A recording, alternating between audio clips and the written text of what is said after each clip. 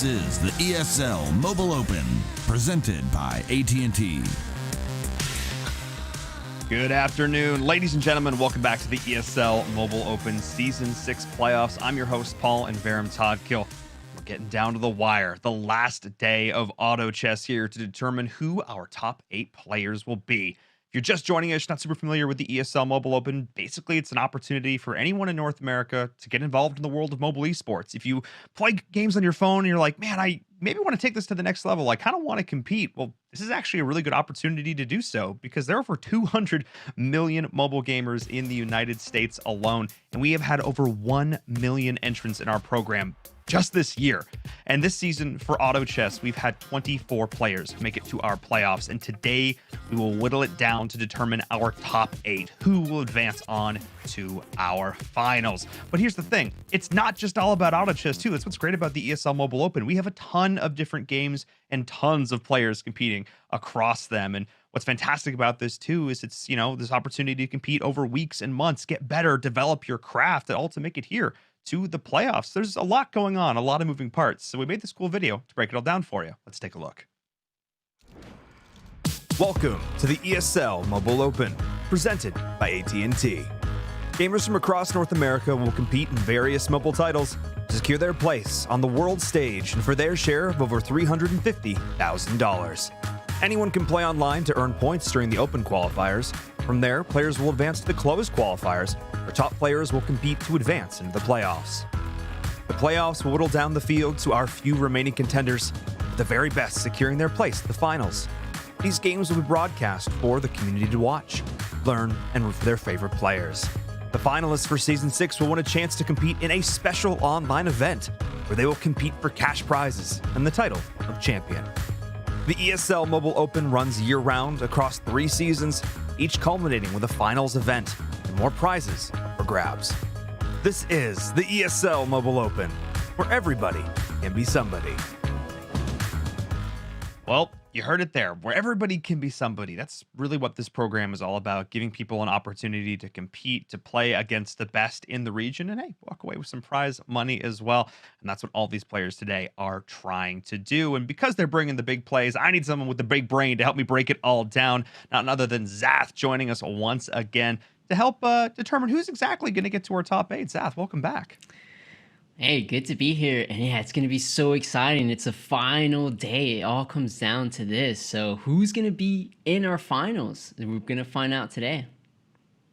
Yeah, I mean, we've seen, players play across different randomized groups across the last few weeks, but now we get to see the final 6 games. Each group is going to play 2 games apiece. We're not going to play any, off stream and any of that kind of stuff. We're going to watch all 6 final games back to back to back to make sure that we know exactly who's getting there. And of course, it's going to come down to the wire. I can already tell you that. It's probably going to come down to a single point. And speaking of points, Zap, let's talk about exactly how these players are going to be scoring those.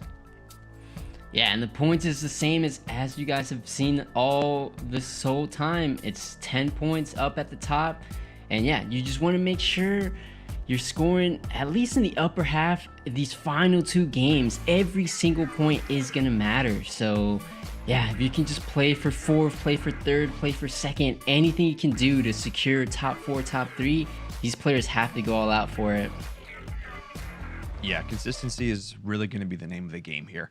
Look, swing for the fences going for first. Yeah, if you're sort of down towards the middle lower end of our leaderboard, that might be the play. But for those who are already sort of on that cusp, consistency is going to be king. But speaking of the cusp, speaking of players, speaking of leaderboards, well, let's take a look at that now and recap exactly where we are in the standings. As you can see on the screen, a lot of names would definitely recognize if you're a fan of the auto chess community. But what's the important thing to note here, Zath? Of course, it's that black line on the right side of the screen. That is our top 8. Above that black line, you make the finals. Below that, and well, you're going home, staying home, something like that. Yeah, that's the line everyone wants to be above. So players like Wills, Leroy, Pearson, Benny, just right there on the cuffs. You're going to be looking for today to have some standout games and hopefully end the day above the black line. Yeah, making it to the top 8, of course. I mean, these players are already in the money, you know what I mean? They've already done a fantastic job even just to make it to this point. But to get into the top 8, all for a chance to be crowned the Mobile Open champion, that's what's really on the line here. But even if we look at the second page of our leaderboards on the left side of the screen, there are still quite a few players who are very much in contention here. A big couple of games from any one of these players could see them jumping up the leaderboards. I am honestly really floored. I did not expect the competition to be this close. I mean, I kind of knew that it was going to get better and better because the scene's really showing up in a big way. Players are improving, but at the same time, we have like 16 players conceivably who could make it into, all within shots of our top 8. So that's just nuts. Yeah, it's going to be insane if any of these players from the second page make it up to top 8. It's going to be crazy to watch. Absolutely. And taking a look at our first group here, this is going to be our first few games of the day. A lot of these players are already looking in great shape. Monty, Legato, Nova, they're pretty much, I would say Monty and Legato are pretty much guaranteed to make it into our top 8 at this point. But there's a couple players there right on the edge, like Betyao and Wills. These are a couple players who are really close. Yeah, they're going to be fighting against the best here to see if they have enough to make it into the final. So definitely be keeping an eye on Wills and Betyao in this first group here. Absolutely. I mean, they're hot on the heels of players like Nova, who we've seen in previous seasons, who's shown up in a big way. Nova, I would say a couple of okay games, going to be in pretty good shape here. I wouldn't say 100% safe, but definitely looking pretty solid. And I always love talking to Nova, just such a fun character, just seems so passionate about the game. We actually got a chance to sit down and chat with him earlier, getting his thoughts going into these matches. So let's take a look. Hey, Nova, thank you so much for joining us. Welcome back to the show. Not the first time we've interviewed you. Obviously got a chance to chat with you last season. Obviously pretty, good competition overall. Lots of amazing players. I feel like this season the competition has stepped up even further, though. How do you feel about the pool of talent in North America right now? Yeah, no, it's definitely tough. We've had a lot of new people come up, some names we didn't have at all last season. And then we've had a lot of people who performed well last season are repeating that. So it's definitely sort of concentrated. We had a lot less people in phase 1, but that actually made it that much more difficult right from the get-go. So you've sort of seen these 24 players and even sort of more pockets within them consistently finish high through all those phases. And it's definitely been tough. I'm kind of glad that we got to not have Zach this time for that extra difficulty, but I'm happy to see him casting.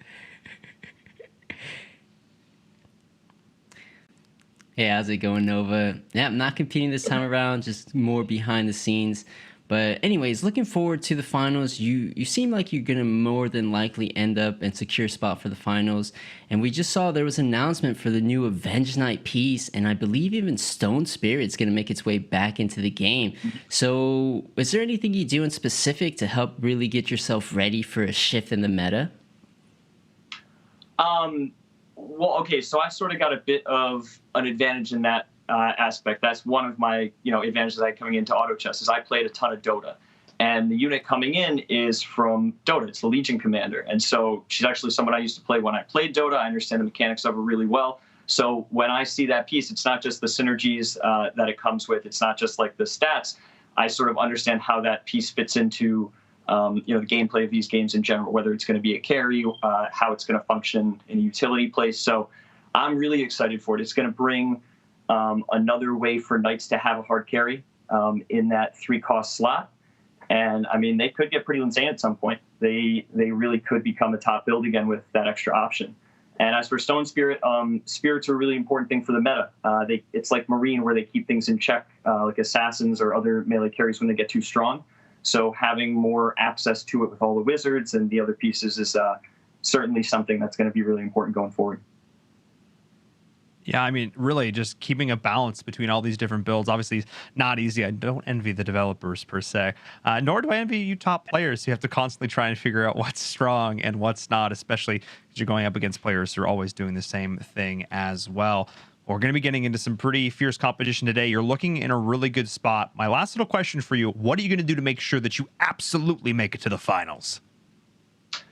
A lot of us players who talk a lot, we think about these positions and we think what's the best play. And really it's not so much play safe, but it's don't play first or last. Don't try to, on the first day I might have gotten a little memey and experimental and gone for a 9 feathered build. You've only had a brief chance to glimpse because it's just that not viable right now in the meta.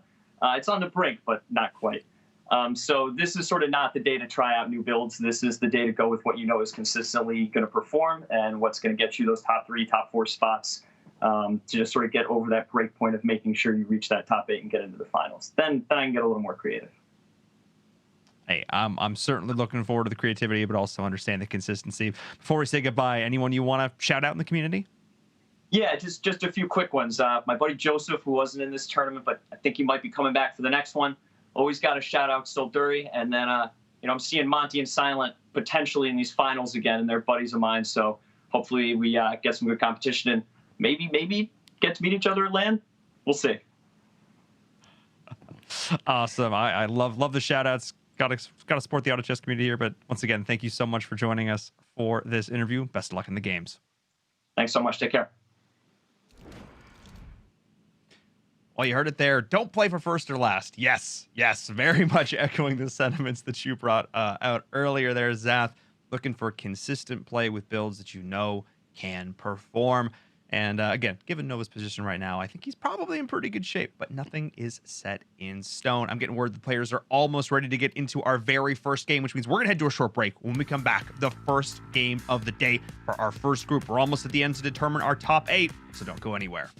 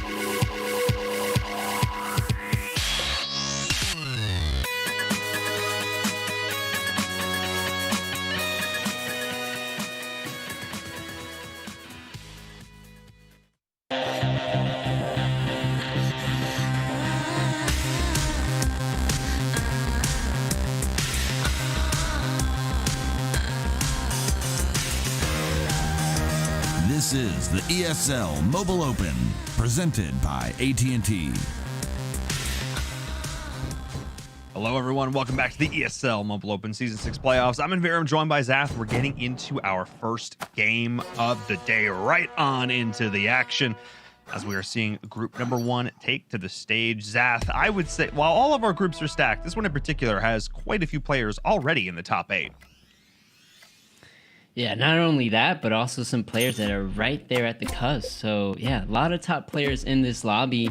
And I am noticing there is an AI player in the lobby. Looks like one of the players that was not able to sign in, it looks like. Yep, JN, unfortunately, not going to be participating here today. Did miss the check-in, so we'll be going ahead on is 7. And the AI player can just, get absolutely demolished early on, as they always do. Not going to be a huge deal, though, for these players, just sort of making sure they get at least one step further up in the leaderboard. Yeah, Nova mentioned in his interview that he would not be trying anything too off meta, anything too spicy. He's just going to go with just what he feels is just consistent and should just secure him a top 4. So let's see what Nova decides to play this game. Yeah, I'd definitely be keen to see what he'll be bringing to the table here as we start to get into it. We'll see if any players do opt to go for a loss streak. Sometimes when you have an AI in the lobby, that sort of changes players' opinions on that, so we'll keep more of an eye on that one. Traditionally, we've seen last season, I feel like we would see like 2 to 3 players consistently open forwarding and going for a loss streak. Usually now we see 1 or 2 going with that route. It all depends who can get the early priest and how they're winning or not winning their first few games, so rounds, I should say. So we'll keep an eye on that for sure. But yeah, let's jump on board with Nova, though. Nova, just a staple in the community. And definitely a player that I think a lot of other folks have their eyes on. Yeah, and Nova's just starting off with a bunch of cave clans, just Swordsman and Skull Hunter. So, yeah, I'm not sure if he's going to be looking for an early 4 cave clan start, which I have seen a lot of players start with, just really good in the early game. He's got to go ahead and find himself a few of these cave clan pieces. Yeah, and I mean, this is already just such a tanky little board going here. Of course, with that Warpwood Sage as well. Just trying to survive a little bit longer here with the little Porcupet just going on in. And yeah, just having that early little burst of additional HP, even if it's only, 200 or 300 here in the early game, does seem to make a big difference. And did make a difference here as we're going to see Nova able to take down Wills there at the start. Going to keep that little or burgeoning win streak alive just a little bit longer. Yeah, I would say anytime you're able to hit a Warpwood Sage round 4, that is just such a good start. Not even if you aren't even close to getting it 2-star. Just the fact that it's a 1-star and the item that he has on it, it's such a strong start already for Nova. Absolutely. And another player who's off to I think is going to be a fairly strong start here is Betyao, going with this Hunter build opening as well. Just going to be getting that level 2 Agarsis Ranger and sort of building around that. Of course, have the Red Axe Chief up there at the front to play tank, and everything else can just sit in the back. Has the Dwarf Sniper as well. So we have seen Hunters do work in the early game, very often transitioned out come the late game, but this start here, Betyao's got to feel, I think, pretty good about it.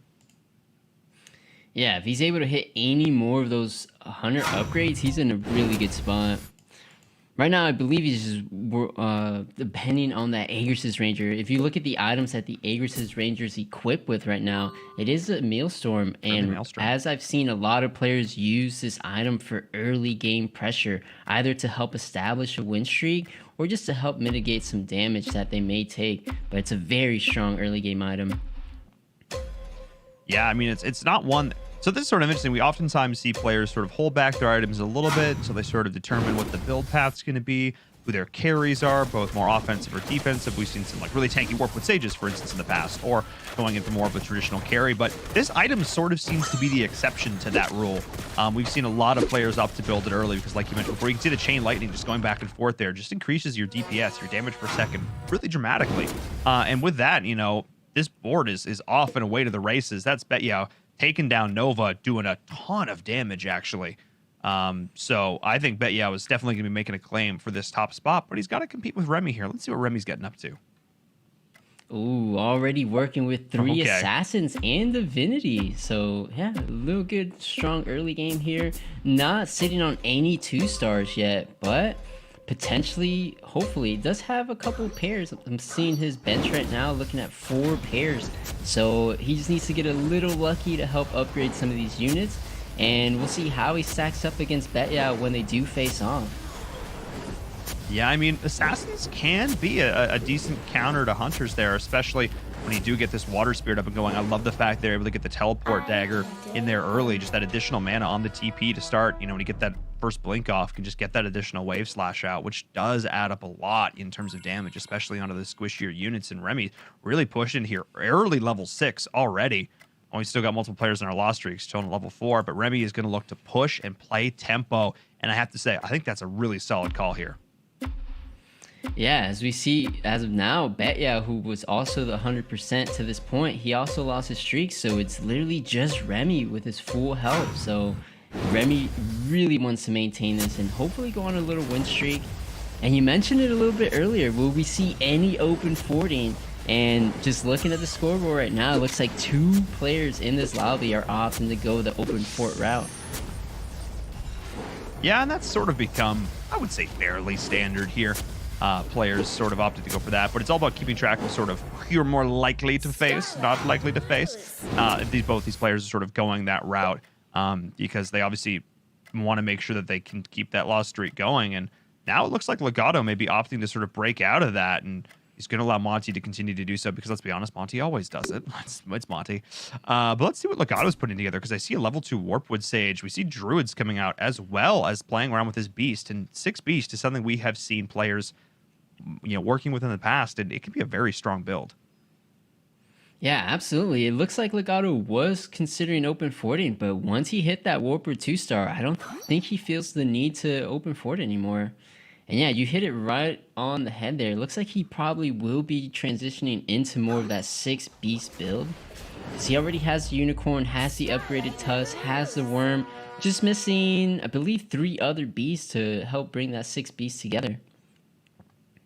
Yeah, so definitely going to be looking to get a couple more of those beasts up and online, keeping an eye out for that. And just having that additional little oomph to your build, I think definitely does go a long way. But let's see, who else haven't we really jumped on board with so far? We've jumped on board with Verenice. I'm pretty sure I've just butchered the name so hard at this point, so consistently, that there's just no hope to go back. So it's Verenice now. Because let's be honest, a lot of the time his play has been very nice, and I just have to lean into it at this point. But opting to go for something a little bit different here, playing around sort of this Witcher sort of demon build and playing around this Fallen Witcher potential carry here. We've seen players have success with that last week in particular.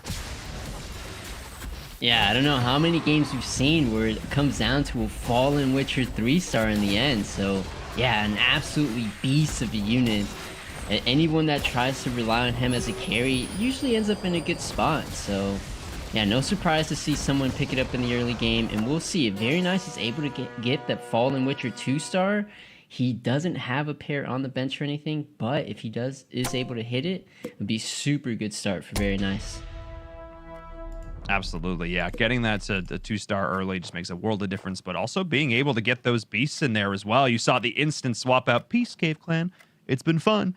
But now just opting to go into this, and of course just having that additional attack. 30% attack, including summons, which is definitely important to note here. And it's percentage based, which is obviously fantastic, not working off of a flat number, which means it's going to scale better into the late game, which is obviously great to see.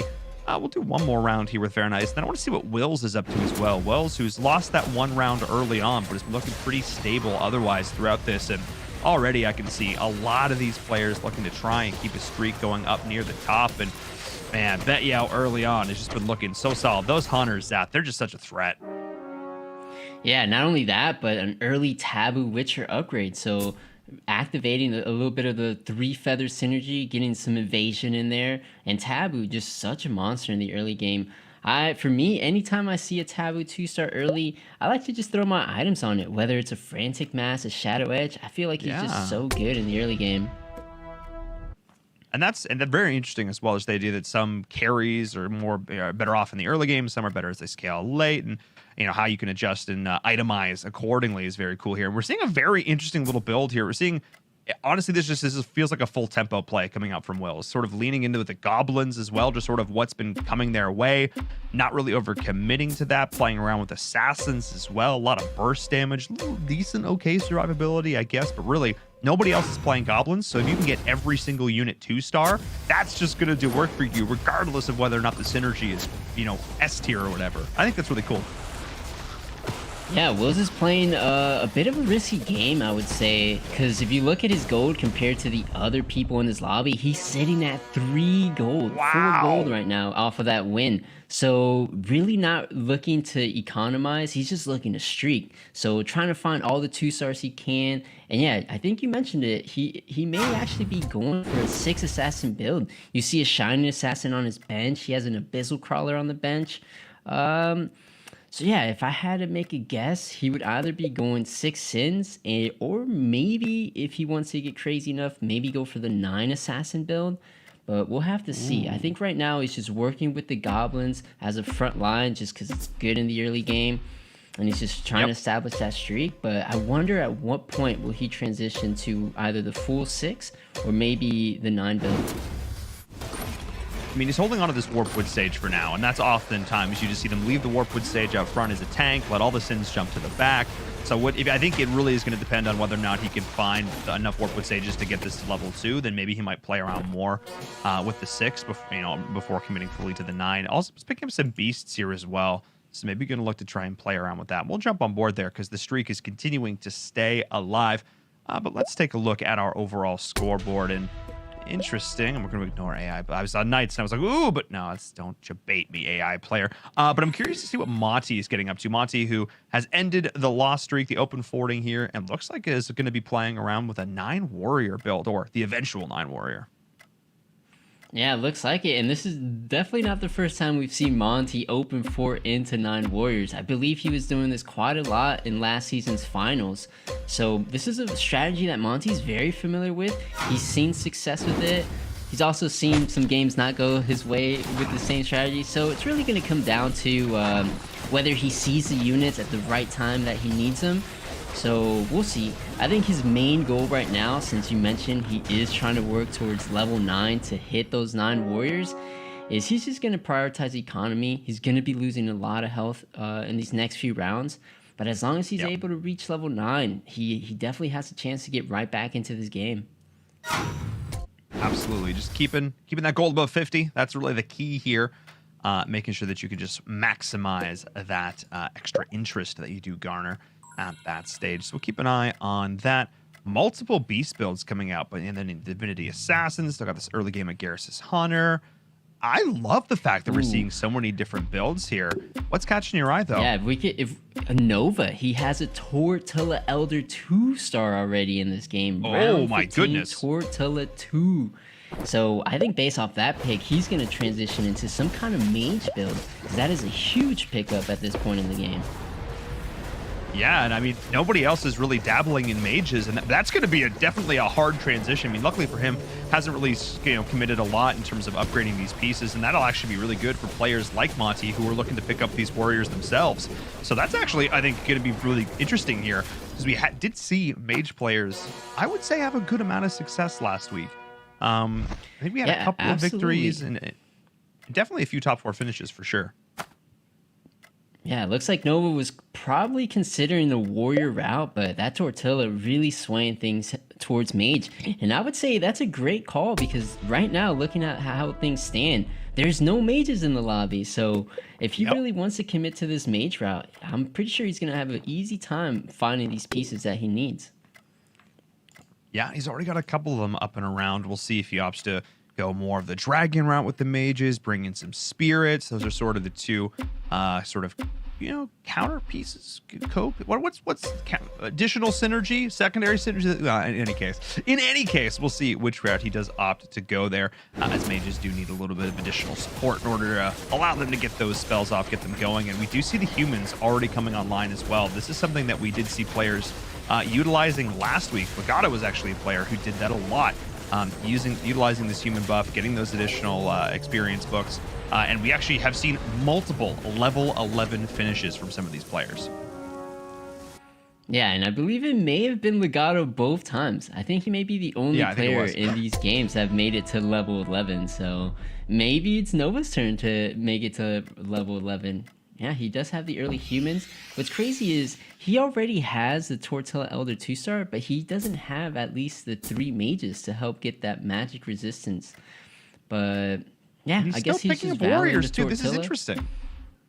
Very interesting. I guess just relying on the human for now to try to get a couple of XP books that would help him transition mage.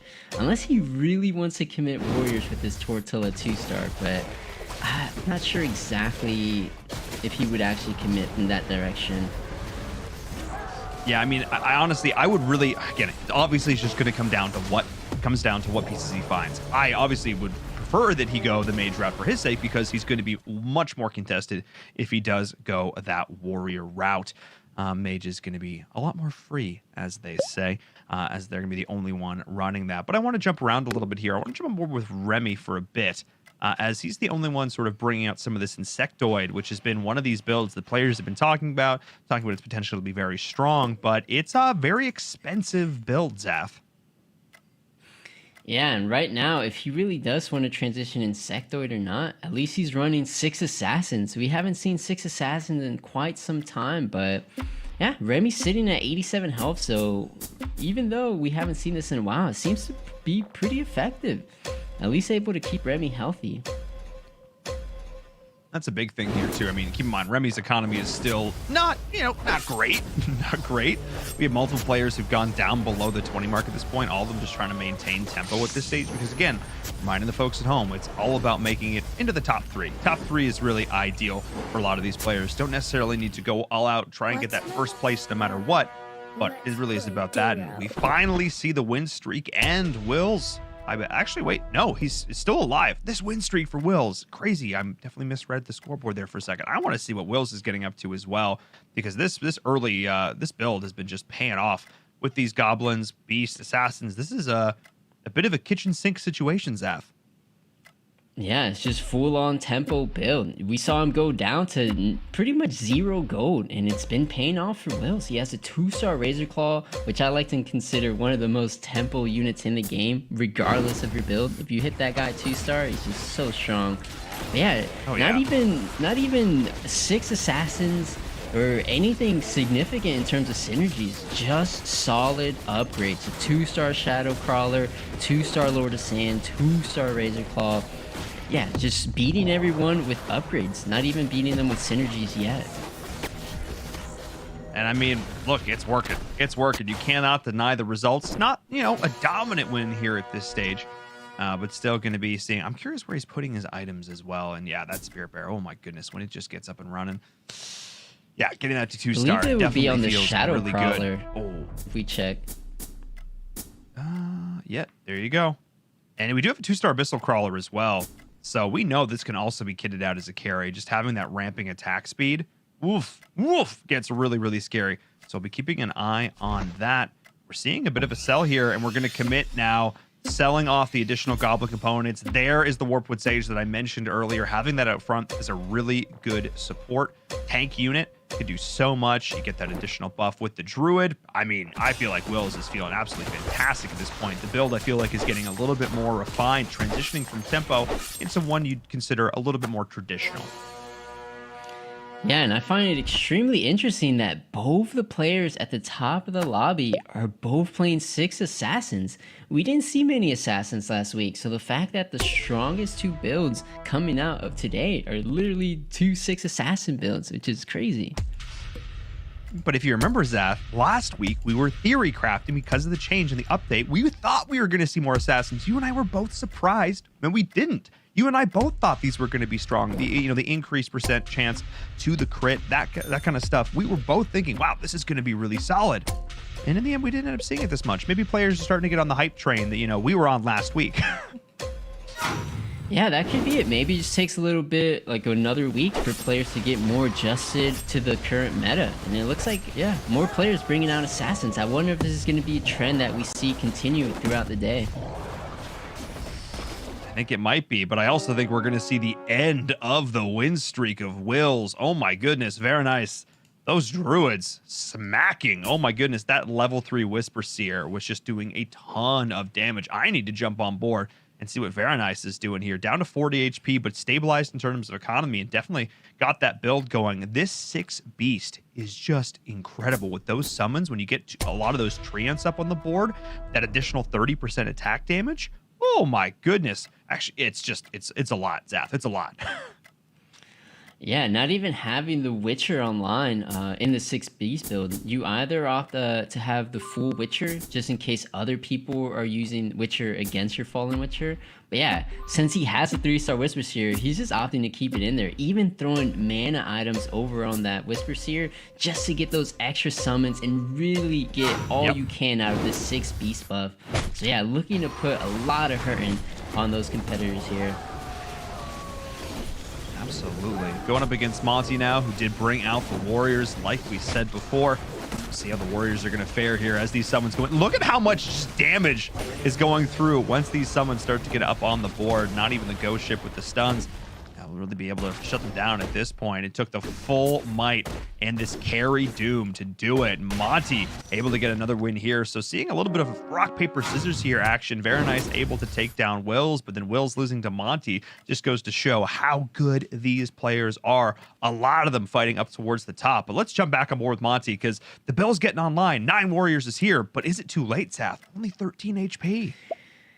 Yeah, that's the thing. So very nice at that point in the game. He was still sitting at 50 gold. Monty pretty much had to go all in just to survive. Only 13 HP left. So this is pretty much all of Monty's strength right now. Luckily, he was able to find the 2-star Doom to serve as his primary carry. But how long can this Doom carry his team for? Because he does not have any room to lose these rounds. So he needs to continue to keep winning to just stay in this game. Yeah, I mean, there's something to be said for going for more of this open fort strategy, and I always say health is a resource. You know, you can spend it. In this case, you basically trade health for gold. You trade health for experience, which is how this works. And you know, at the end, you know, the payment's going to come due. And now with 13, oof, getting down there for sure. You theoretically go down in one dramatically lost round, but looking quite strong here. Getting that 9 Warrior, of course, you get that deflect, which is really awesome. So we'll see how that goes. Nova struggling as well. But one thing I'm also noticing here, we're seeing 4 insectoids coming out. Not full-on 4 insectoid, but we're seeing 4 insectoids being worked into other builds and a couple of different other builds, which I think is really cool. And I also want to note that Nova did end up going Dragon with that mage, not the Spirits. So, you know, that was the decision going there. Dragon's super strong in that build. No complaints. Yeah, what's interesting in that what sets up Monty to potentially have a good comeback is 9 Warrior has traditionally been a really good counter against Assassins. Even before any changes were made to Assassins, everyone knew that just Warriors don't play Assassins into Warriors. It's just a clear-cut counter. So the fact that there's 2 other players in this lobby playing 6 Assassins is some good news for Monty right now. As you saw a little bit earlier, he was able to take down Will's Assassin, so yeah, maybe this is exactly the matchups Monty needs to help him get right back into this game. Yeah, and I mean, being able to get those key upgrades as well. If he could find another Pirate Captain, that would be massive. Able to get the 2-star and the Werewolf. Let's see, so he's putting out committing all the items onto the Doom there. Let's take a look at this scoreboard as well. Zath, is there anybody else that you want to take a look at? Because we're seeing a lot of very even health bars.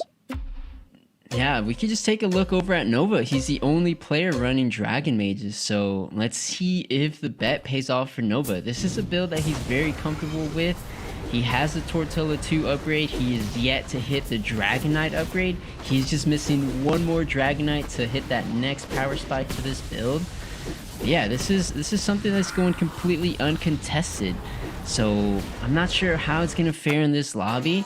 I don't think anyone's currently running any Marine in their builds to help against these mages. So yeah, maybe he gets away with just wiping everyone's board if they're not going to be interested in running Marine against him. Yeah, I think the only ones that might have maybe a bit of an easier time are it's my Monty maybe, because he could flex in with the Abyssal Guard. He could maybe find like a Siren or something for the additional CC, get that a little bit of Marine buff. But yeah, I agree. Not a whole lot of magic resistance in the lobby as a whole. So we'll see how Nova is going to be able to continue to fare up against Lobby. And man, when that Kamehameha comes through and that Tortola Elder goes off, it's just everything melts, Zath. Everything melts.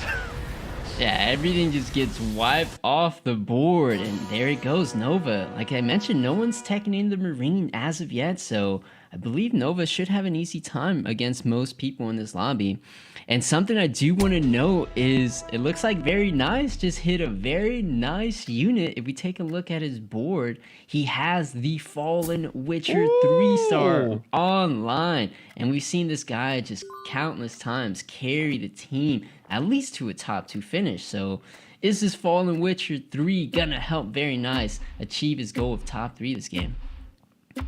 I mean, that's definitely going to be it. And I mean, on his way too to that Holy Spirit Lance, and that's one of those really powerhouse items, especially on that Fallen Witcher. So we'll keep an eye on that. He's able to pick that up. Going up against Betyao, though, who's got this insanely tanky Warpwood Sage up at the front. Look at how much damage that Warpwood Sage is tanking. The Fallen Witcher's getting pretty low, so the carry is going to fall. The carry tank seems to be holding strong. I think this is going to be a win here for Betyao. Very Nice, I think, might need to go back to the drawing board a little bit on this one. Yeah, even with that 3-star Fallen Witcher, just not able to hit this really evasive Feather team here, because that Warpwood Sage just would not go down. And I took a look at some of the items that Betyao has on that Warpwood Sage. It's nothing too crazy. He does have an Ice Plate Mail on the Warpwood, but yeah, it just goes to show just how tanky this unit is, just with 6 Feather alone. Yeah, it's that additional mischance that's really doing a lot here. And I mean, you don't have, I don't think anybody's reached the point in terms of itemization where they're going to be able to completely ignore the mischance at all. Carries just aren't there yet. So we'll see. A lot of players getting down to the wire. Legato and Very Nice both on 9 HP respectively. Remy, I think, still on a bit of a loss streak here. Still going up into the board of Betyao. But, well, again, we'll see. It all comes down to whether or not that Warpwood Sage can survive. And Legato is actually going to get eliminated. You can see it flying across your screen. Copy of Will's actually doing the work there. So Legato going out very early in this game. Kind of surprising given how solid he's looked overall in the tournament so far. Yeah, not being able to figure out exactly what to come together in this game. But something really interesting that Betyao's running is he's running a Feathered Hunter build. And traditionally you see this build ran with a Dwarf Sniper, but he's opting to run it with an Agris's Ranger. And he's actually using the Agris's synergy in this in his build, which is something you don't normally see. So very unique build coming out from Betyao. And I really don't dislike it, because if we look down towards the bottom here of the leaderboard, Monty has been on 13 HP for so long on a massive win streak. But what has he got? Warriors. Having that Agaris is going to help reduce that armor, going to help to counter this. And we can see going up into Nova right now, see how the Warriors fare against the Mages. This has traditionally been a fairly okay matchup all in all, but it seems like the Doom carry is going to be enough here.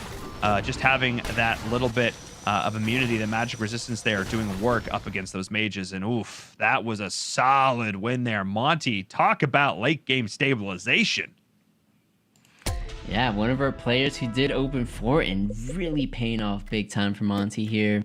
And what's crazy is Nova, the only one looking for this Dragonite, and he's still unable to hit the Dragonite 2-star. That is one of your main carries for that build. So a little bit of unluckiness going on for Nova. So hopefully he's able to finish out his build, so he's able to compete a little better against these other teams. Yeah, I think we saw like 2 Dragonites on that other shop come up just even a couple seconds ago. It's like, oh man, everybody's getting them but me. But we'll see if Nova is going to be able to stabilize here. I also no, Monty is up above 50 gold still. I mean, theoretically, he's confident that even if he does lose a round and lose his streak, he's not going to lose so much that he's going to take 13 damage. Then at that point, he's going to spend roll commit. But that's still a bold move, a really bold move. And also, looking towards getting to level 10 here, I think would also be big for Nova. Being able to get the 6 mages in, I think would be really, really big. Yeah, I believe Monty, with all that gold, should be going up to level 10 this round. Just looking to spend everything out and just really put the pressure on and try to eliminate some of these players that are hanging on for their lives. So, Yeah, goes to level 10, adds a 2-star Venomancer into his build. Okay. Yep. So nothing too crazy, no Marine, just more power with this Venomancer 2-star. But I do want to note, I did mention that he could pick up something like a Siren to go and get that Marine buff if he wanted to. He does have one on his bench. So should he end up in sort of a scrap up against the mages later on, where it's going to be more of a traditional sort of one-on-one scenario, he is going to be able to bring that in, not only for the additional CC of the gaze, but having, of course, that additional MR. 30% MR on top of his already tanky list is going to do quite a lot. So I love the fact that Monty has this on the bench, has that contingency plan built in. I feel like, you know, Monty's coming into the day in second place for a reason. Yeah, knows exactly what he needs to do to prepare for this end game battle. So he's ready to whoever he has to face, whether it's mages, whether it's assassins, whether it's a 6-beast build. Monty's coming prepared. Absolutely. No, I absolutely adore that decision making there. We've seen players in the past do something similar. You know, the transition to spirits back in day one, still blowing my mind to deal with a Veno carry. Like, all those little things just make me so happy, because it just goes to show how far ahead our players are thinking. They're not leaving anything to chance. They want to make sure that they have a response to any question that could come their way. They don't want to be caught with their pants down. Oh, Monty, Wow, no. just like that in one round. Our win streaker, Monty, was win streaking for how long? In one round, 10. it's knocked out. So very nice is Fallen Witcher 3-star. And if we take a look at that Fallen Witcher's items, it really looks like it's just coming online here. So yeah, Yeah, he's I able mean, to hit it was a not fall. only the Holy Spirit, Holy Spirit lands and the Monkey King Cane against Betyo's Feathered. So yeah, I think this Yep. Fallen Witcher is going to take very nice pretty far. Yeah, no, really, really solid play there. Just able to get those kiddos, and that's what I'm saying. You know, you're going to be able to deal with the Feathered now at this point too. You've got shots that are hitting in an area. You've got these split shots that are also not missing. You just look at how much damage. Keep an eye on the right side of your screen and how high this is going to start to ramp up. Just smacking into all these mages in this case. And wow, that is a carry if I've ever seen one. 14,000 damage on one unit. That is insane. Oh my goodness. Okay, well, that's one way to go about it. You just got that additional attack as well, just making such a difference here. Oh me, oh my. And the fact that you're to the point where you put your 3-star Whisper Seer on the bench, that's how good you're feeling with the rest of this. Bringing in this Rogue Guard as well, that's going to be offering that additional buff, that additional attack, which of course is going to scale with the Beast buff. That is such a heads-up play, utilizing this here with your Fallen Witcher. I'm loving the build from Very Nice right now. Zap, I'm digging it. Yeah, it's looking very nice. And I think the only person that could potentially stand up to very nice here is maybe Wills. Wills with the Abyssal Crawler 3-star. But if he's able to take down Wills, I don't see anyone in its path that's going to take down this Fallen Witcher 3-star. Yeah, it's just looking really, really solid at this point. Nova's going to go down as well in 4th place. So Nova and Monty, I mean, 2 players up there in the top 4, out a little early. And Wills, the player who's on the cusp, who's on the edge of top 8, up there in 1st place. But Very Nice as well, coming into today, you know, in pretty solid position overall. So that's really one of these players I'm keeping an eye on, as well as Betyao. Betyao, always consistent. No surprise to see them in the top 3. Yeah, I believe it's both Wills and Betyao that are sitting like at maybe 9th and 10th right now. So both of them really fighting for just to try to see if they can get a 2nd or 1st here. They do not want to go out before each other, because every little point's going to matter to help secure that top 8 spot at the end of the day today. Yeah, and this is big because Very Nice is actually coming into the day in 23rd, you know, the equivalent in 2nd to last place. 35 points coming into today. So a victory here, while less likely, I think to even 2 10-point finishes would not do enough to bring them into the top 8. I don't believe this is taking points away from potentially from some of those other players who are on the edge. Betyao, who's with 47 points, also has to be ecstatic. Betyao wants to make it into the top 2. That would do wonders for the points at this point, at this stage in the game. Yeah, even if he can't qualify for the finals, Very Nice just wants to show that he can keep up with the very best of the best. So if he doesn't make a final appearance, he's just showing us that he came to play today. I mean, just played this game. So, I mean, so many players in this lobby played this well, getting creative with their builds, playing tempo, adjusting to what's coming their way. I mean, 1 2-star Tortola Elder, a complete build shift, still ended up, doing fairly well. And now we're just seeing very nice up against Wills. You called it. We saw it in the last round. I think this is going to be a 2-round KO of Wills here. I don't think there's anything that Wills is going to do.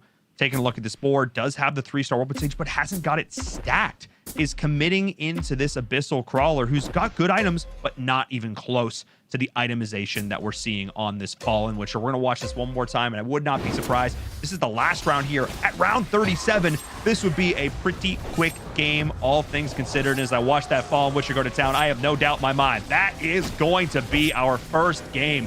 That is going to be the GG. Oh, me, oh, my. Very nice. Taking game number 1. Yeah, that was incredible. Woo. And we saw it there. Wills playing full tempo all the way and secured himself a top 2. So not necessarily looking to win with the 6 cents, but yeah, securing himself top 2. Super solid placement there for Wills. Yeah, and Wills, who's in 8th place coming into the day, just on that line, needs to continue to have those top 2 performances. And while you definitely would have liked to have walked away with the win there, 8 points are going to feel oh so good, especially considering, I'm not saying he was flying by the seat of his pants, but I'm also not saying that. Great adjustments, great adaptations along the way, and we've heard from all the top players consistently that that's the way to get that W. Not being afraid to change up your build on the fly, not being afraid to adapt. But oh my goodness, that's our first game of 6. If they're all going to be as exciting and dominant as this one, we are in for one heck of a day of games. We're going to head to a short break, but before we do, I need to remind all you folks at home, if you're not following us over on social media, if you're not staying up to date with all things ESL Mobile Open, you should definitely be doing so. Updates on the finals and all the stuff we got coming down the pipe. Definitely be sure to go do that. !social in the chat. Make sure you're following us on Twitter and Instagram. Seth, doing some cool behind the scenes stuff there as well. So definitely want to go check that out if you're not following us on Instagram. And of course, if you haven't joined in our amazing giveaway, 12,000 donuts. So many donuts that if I would eat them, I would die. Order their in-game currency. You can spend them as in-game. That's probably don't eat them and don't do that. But you can win them. You can win them. $200 worth of in-game currency, and use the secret code that we're doing today, of course, right there on your screen. Mobile Day 3. If you want to get some extra entries into our giveaway. We're gonna head to a short break though, Zath. When we come back, we'll break down that first game and see the last game here for group number 1. It's getting down to the wire for these players. See you in a few.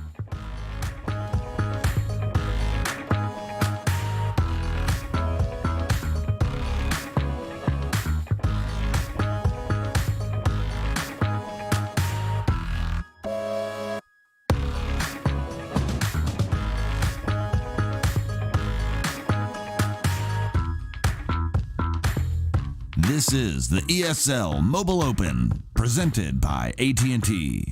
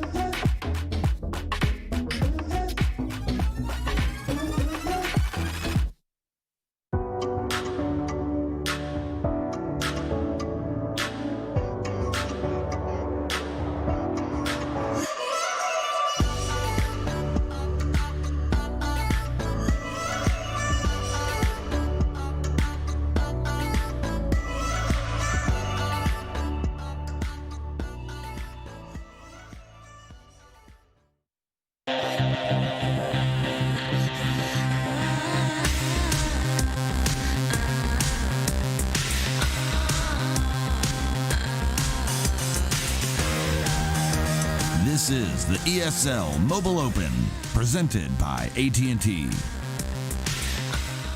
Hello, everyone. Welcome back to the ESL Mobile Open Season 6 playoffs. I'm your host, Paul and Varum Toddkill. We just saw our first game of the day. Pretty quick one and a solid showing. Overall, really, really good. I'm excited to see what new builds we're going to see coming out today. A ton of variation in strategy, and I expect that's going to continue as the games go on. But before we get too much further into it, I have to give a huge shout out to the presenting partner of the ESL Mobile Open. Of course, I'm talking about AT&T. They've been with us since the beginning, supporting the grassroots of mobile esports and helping us to put on this tournament.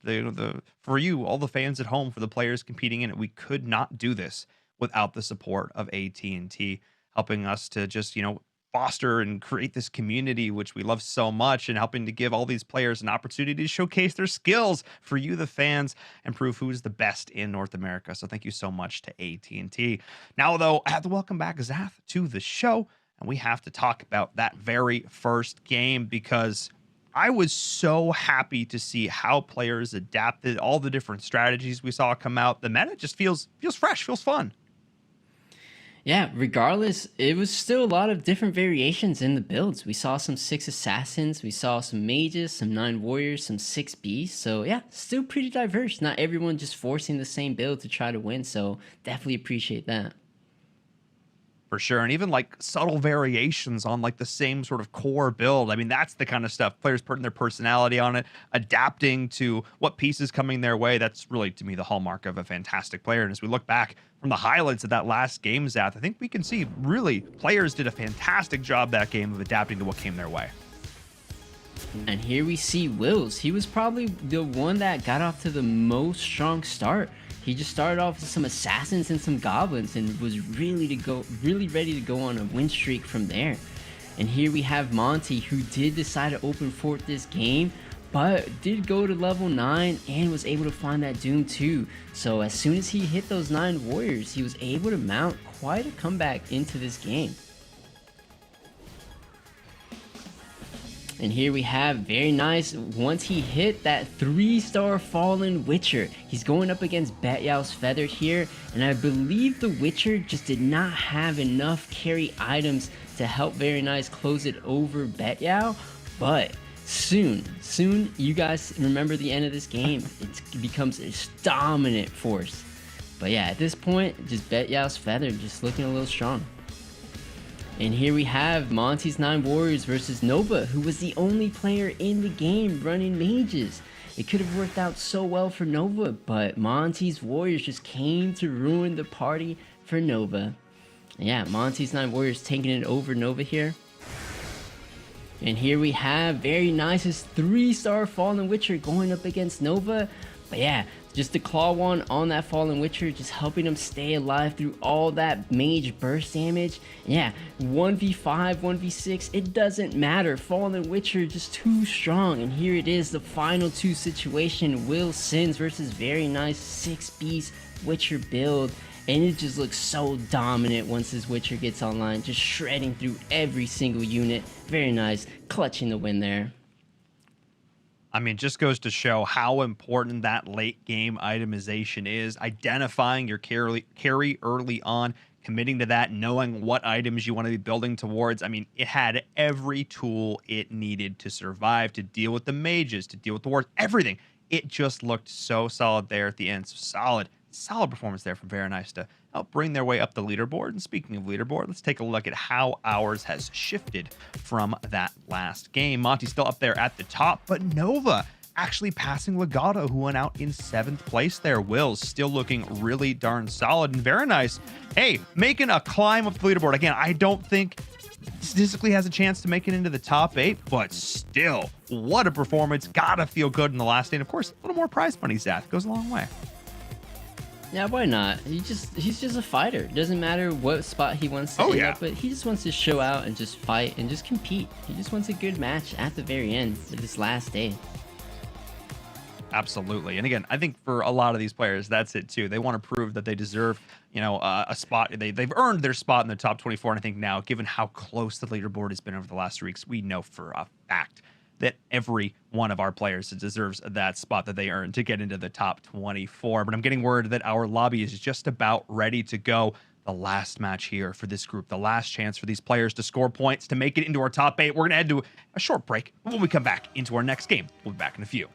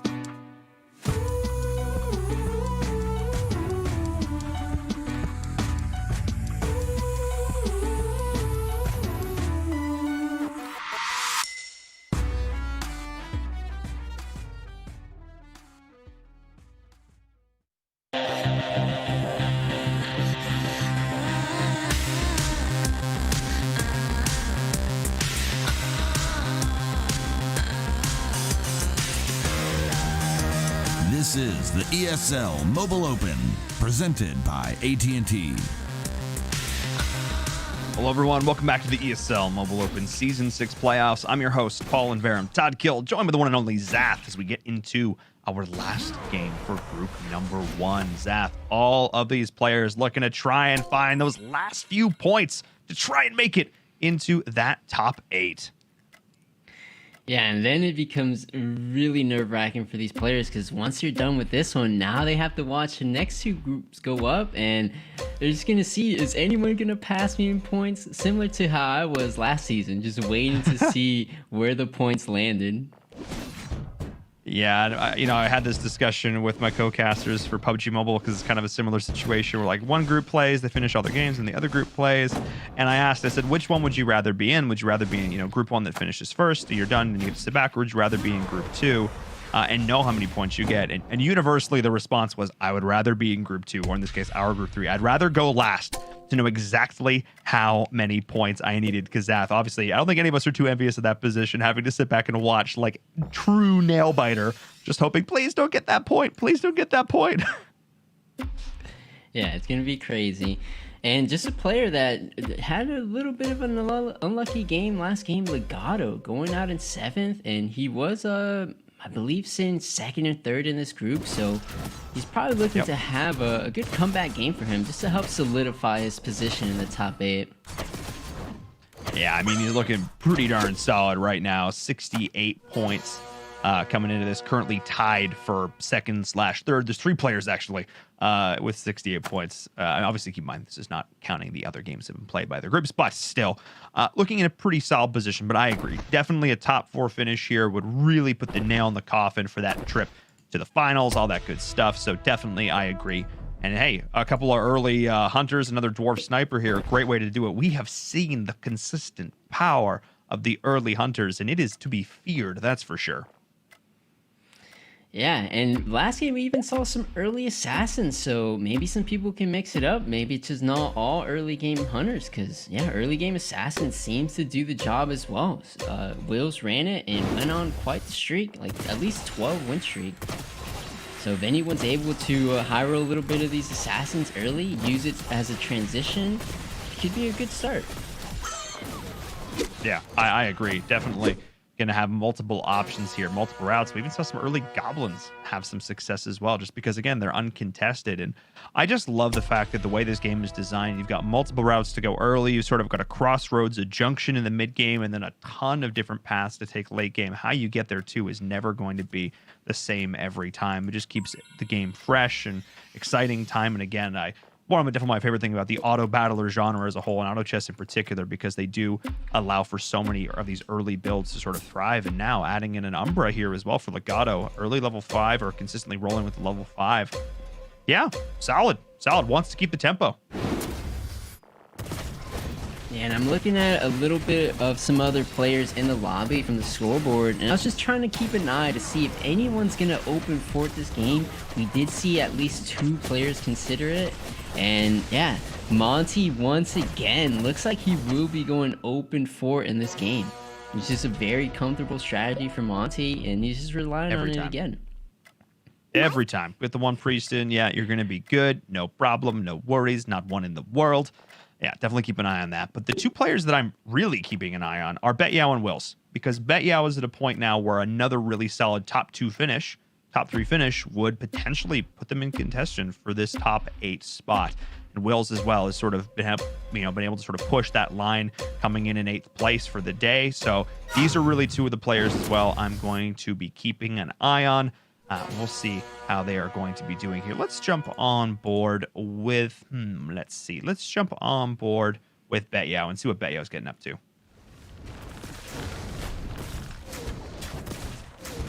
Yeah, it looks like Betyao had a God of War and maybe some mages in there. He had a Flame Wizard in there. Yeah, this is sort of I talk about the kitchen sink, and what I mean by that is that it's just a little bit of everything. Look at a little bit of warrior action going on here. Potentially going to go... probably not going to commit to the 9 warrior. Yeah, we're going to see a Fallen Witcher put in here. Early Maelstrom use as well. And hey, We've seen this before to great success. That additional early game DPS makes a huge difference, especially if you're trying not to go on a loss streak, which is what BetYao looks like is the attempt here at least. Yeah, and we mentioned it earlier. There was so far 2 people in the lobby open porting, but Very Nice is adding one more player to that. He's also looking to open port. So I don't know how it's going to work out for Wills or Monty, but yeah, 3 players in this lobby looking to go on that loss streak. So it normally doesn't work out that way. One of these players are going to have a broken loss streak and be in a very rough position.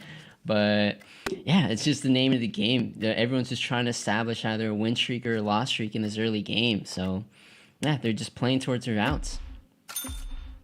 Yeah, and I think one of the things that's really interesting to keep in mind here, of course, is we talk about open fort. We've been like, there's like, single priest open fort. Now it's going to take the reduced damage. But then additionally, on top of that, if you true open fort, like this is what we're seeing here, just with that Goddess of Light. But if you true open fort, you're going to win that, quote unquote, win that by losing. But it also means that you're just going to take even that much more additional damage. So you're trading out the security of the guaranteed income from the loss streak for that additional HP that you're losing. So it's sort of a risk reward thing. You know what I mean, Zath? It all depends on like what pieces you find on your way to get there. And really is that risk going to pay off? So that's definitely a risky strategy, but in this last game, risk it for the biscuit. I can't hate it. Yeah, this is it. This is the last game for these players. So yeah, even a player like Wills, who's right on the cusp there, even relying on that open fort strategy, but looks like he's no longer open forting and recognizes that some other players in the lobby that are looking to break his streak, like Very Nice here, who was open forting but is also fielding. And yeah, right here, Wills is gonna be breaking his loss streak, and already has the Warper 2-star, has Divinity, and has a Water Spirit. If I have any idea what Wills is considering this game, I think he's definitely going to be going that Divinity Water Spirit build. He's very comfortable with it. He constantly runs it on his stream. So yeah, for this final game, he's just going to lean on something he's very comfortable with. So we'll have to see how it works out for Wills this game. Yeah, and I really don't dislike that decision at all. It's a super strong build, assuming you can get that Water Spirit up in terms of stars and get those items for it. And yeah, a bunch of players now sort of flip-flopping on whether or not they want a loss streak or not. Very Nice is the only one that's sort of been able to keep that going. And we've got 2 up at the top as well, Nova and Legato on a 6-win streak, both at 100 health. Which one would you like to watch going into this next round, Zaf? Let's take a look at Legato. Legato is looking to have a more standout game than he did in the first one.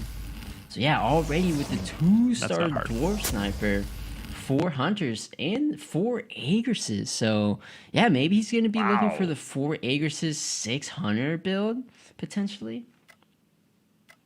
And also keeping some humans on the board here as well. So I wouldn't be surprised to see him sort of find a way to fit humans into his build just to get those additional XP books, because that's something we've seen him do quite a lot. And ooh, decisions.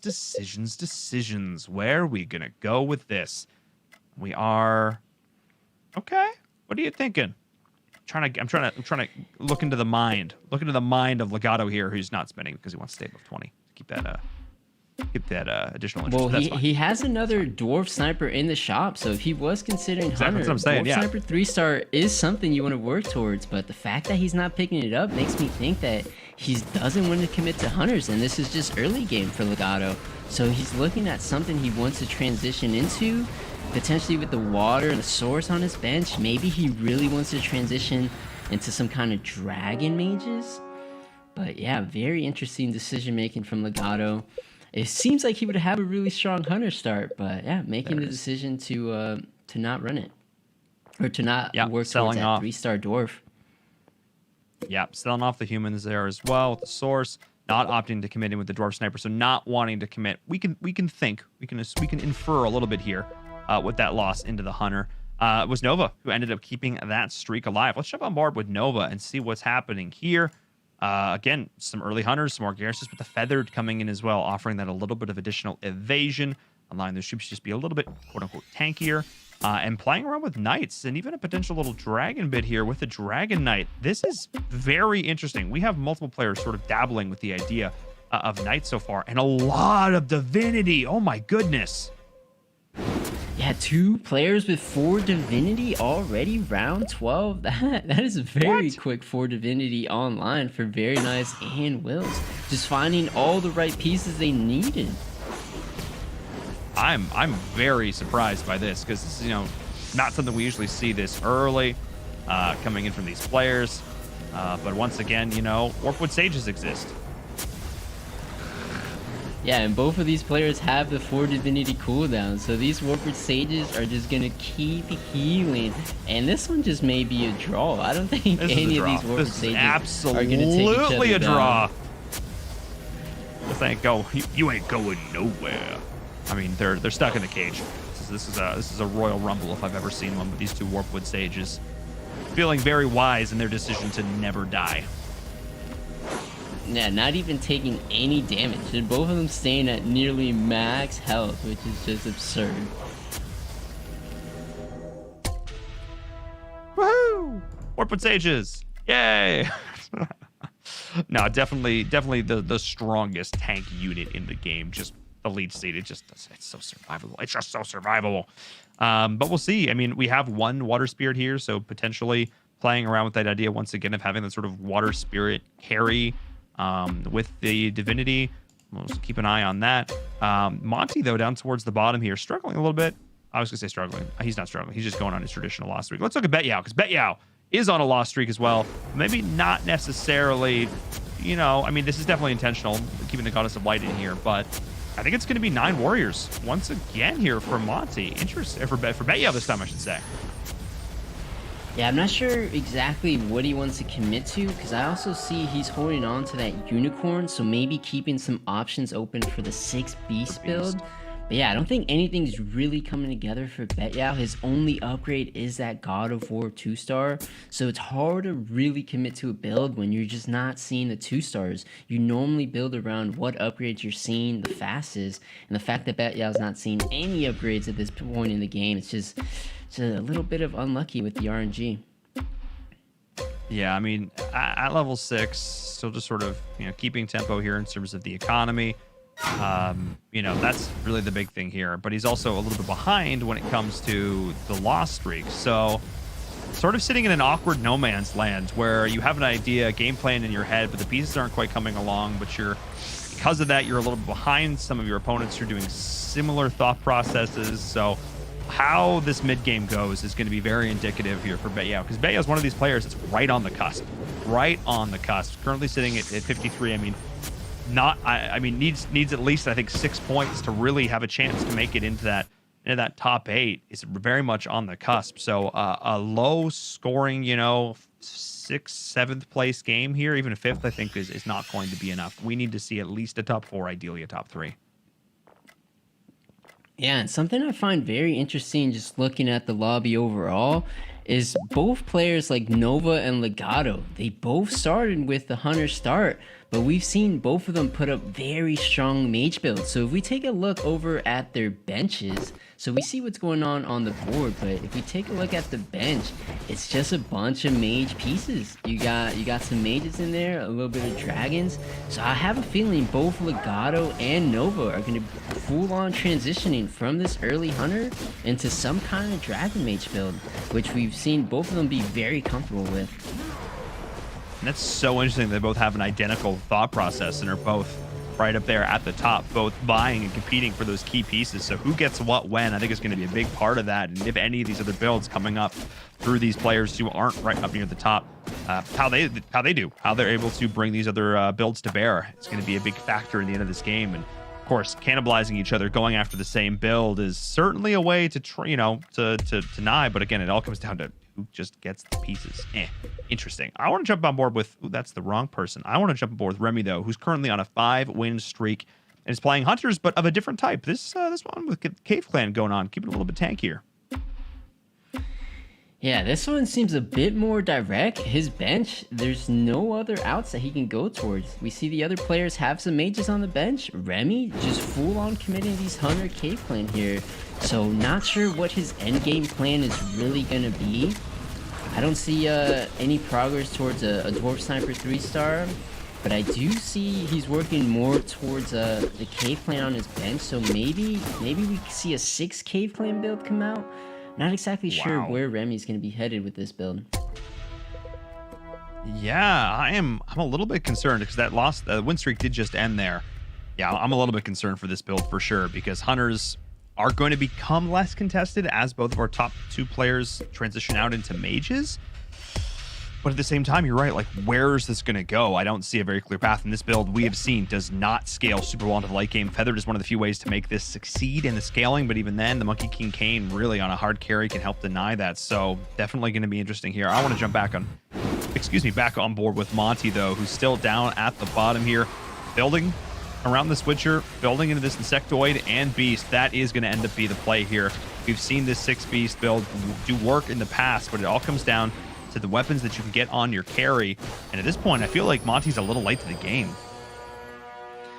Yeah, he's definitely going for the 6 beast build, but he's missing the Razor Claw to bring it all together. It's just the final one. It's usually the hardest one to find since it is a 4 cost.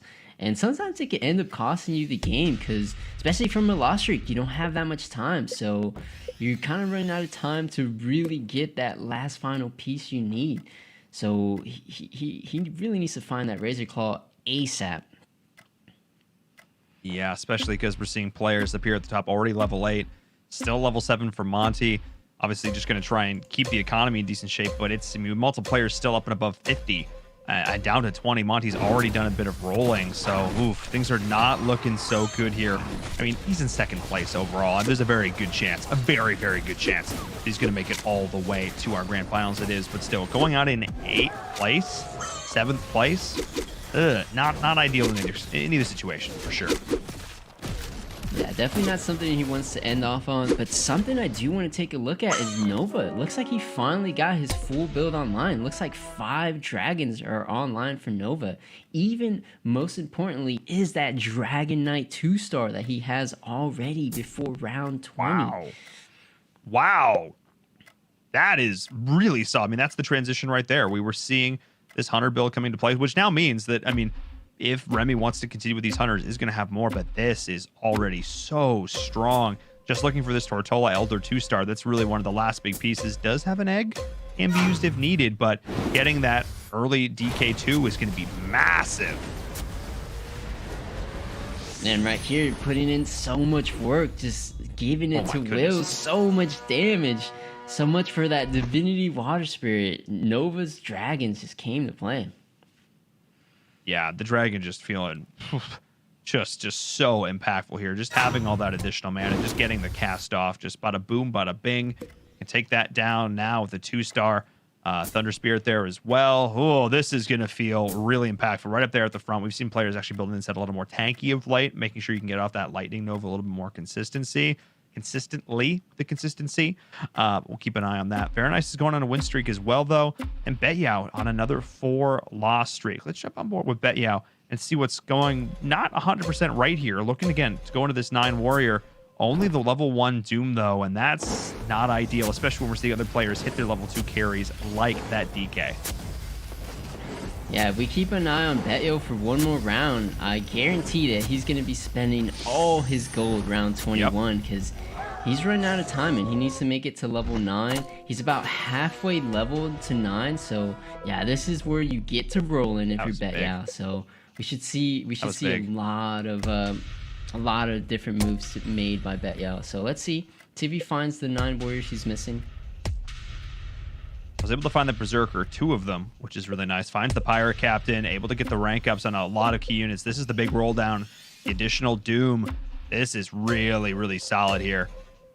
Looking to try and get this going. Still isn't 100%, I think, sure. I mean, still wants to keep the Divinity bonus, of course, as well. But also having that Priest is going to hurt as well. I think not still feeling like they've 100% hit their power spike, but going up against Monty, this will be a really interesting test of 2 players who are sort of struggling down towards the bottom of this particular lobby. Yeah, this was not a good situation for Betyao because he rolled all his gold and was still unable to hit the 9 warriors, and you really needed that spike on round 21 because everyone else is getting extremely strong at this point in the game. So he really needs to find himself that last warrior, and he's down to his last gold and no 9 warriors for Betyao. This is such a devastating situation for him.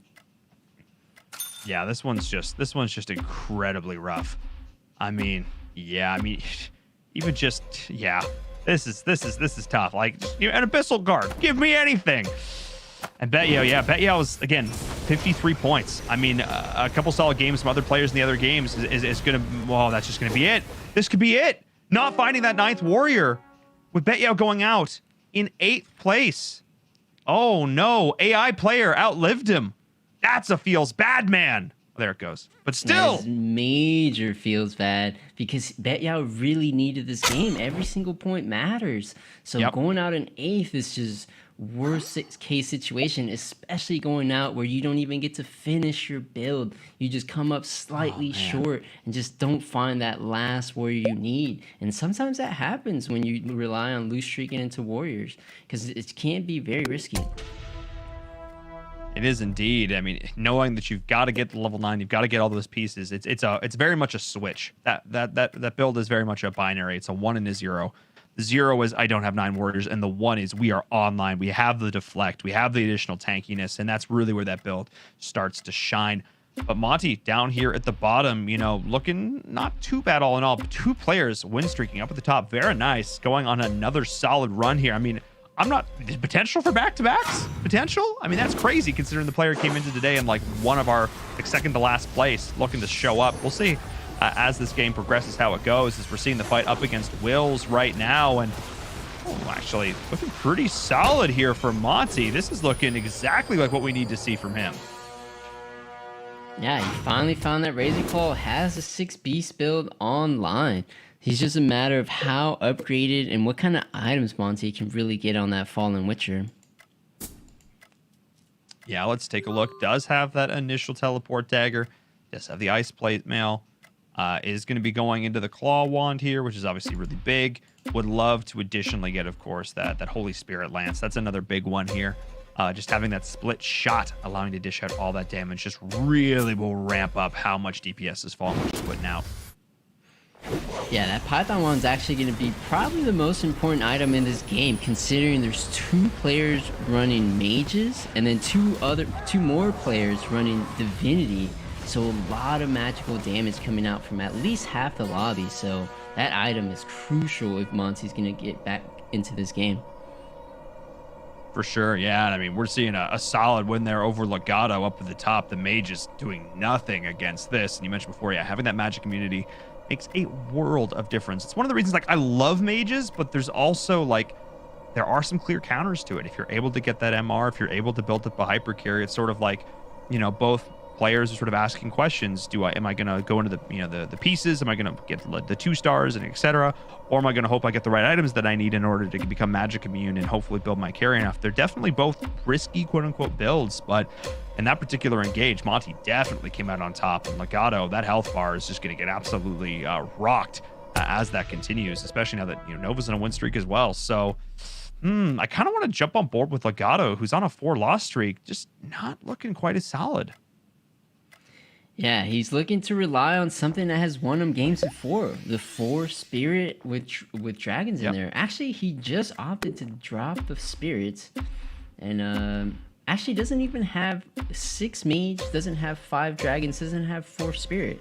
So a little bit of a transition right here for Legato, because I'm not sure, he doesn't have finalized any bit of his build.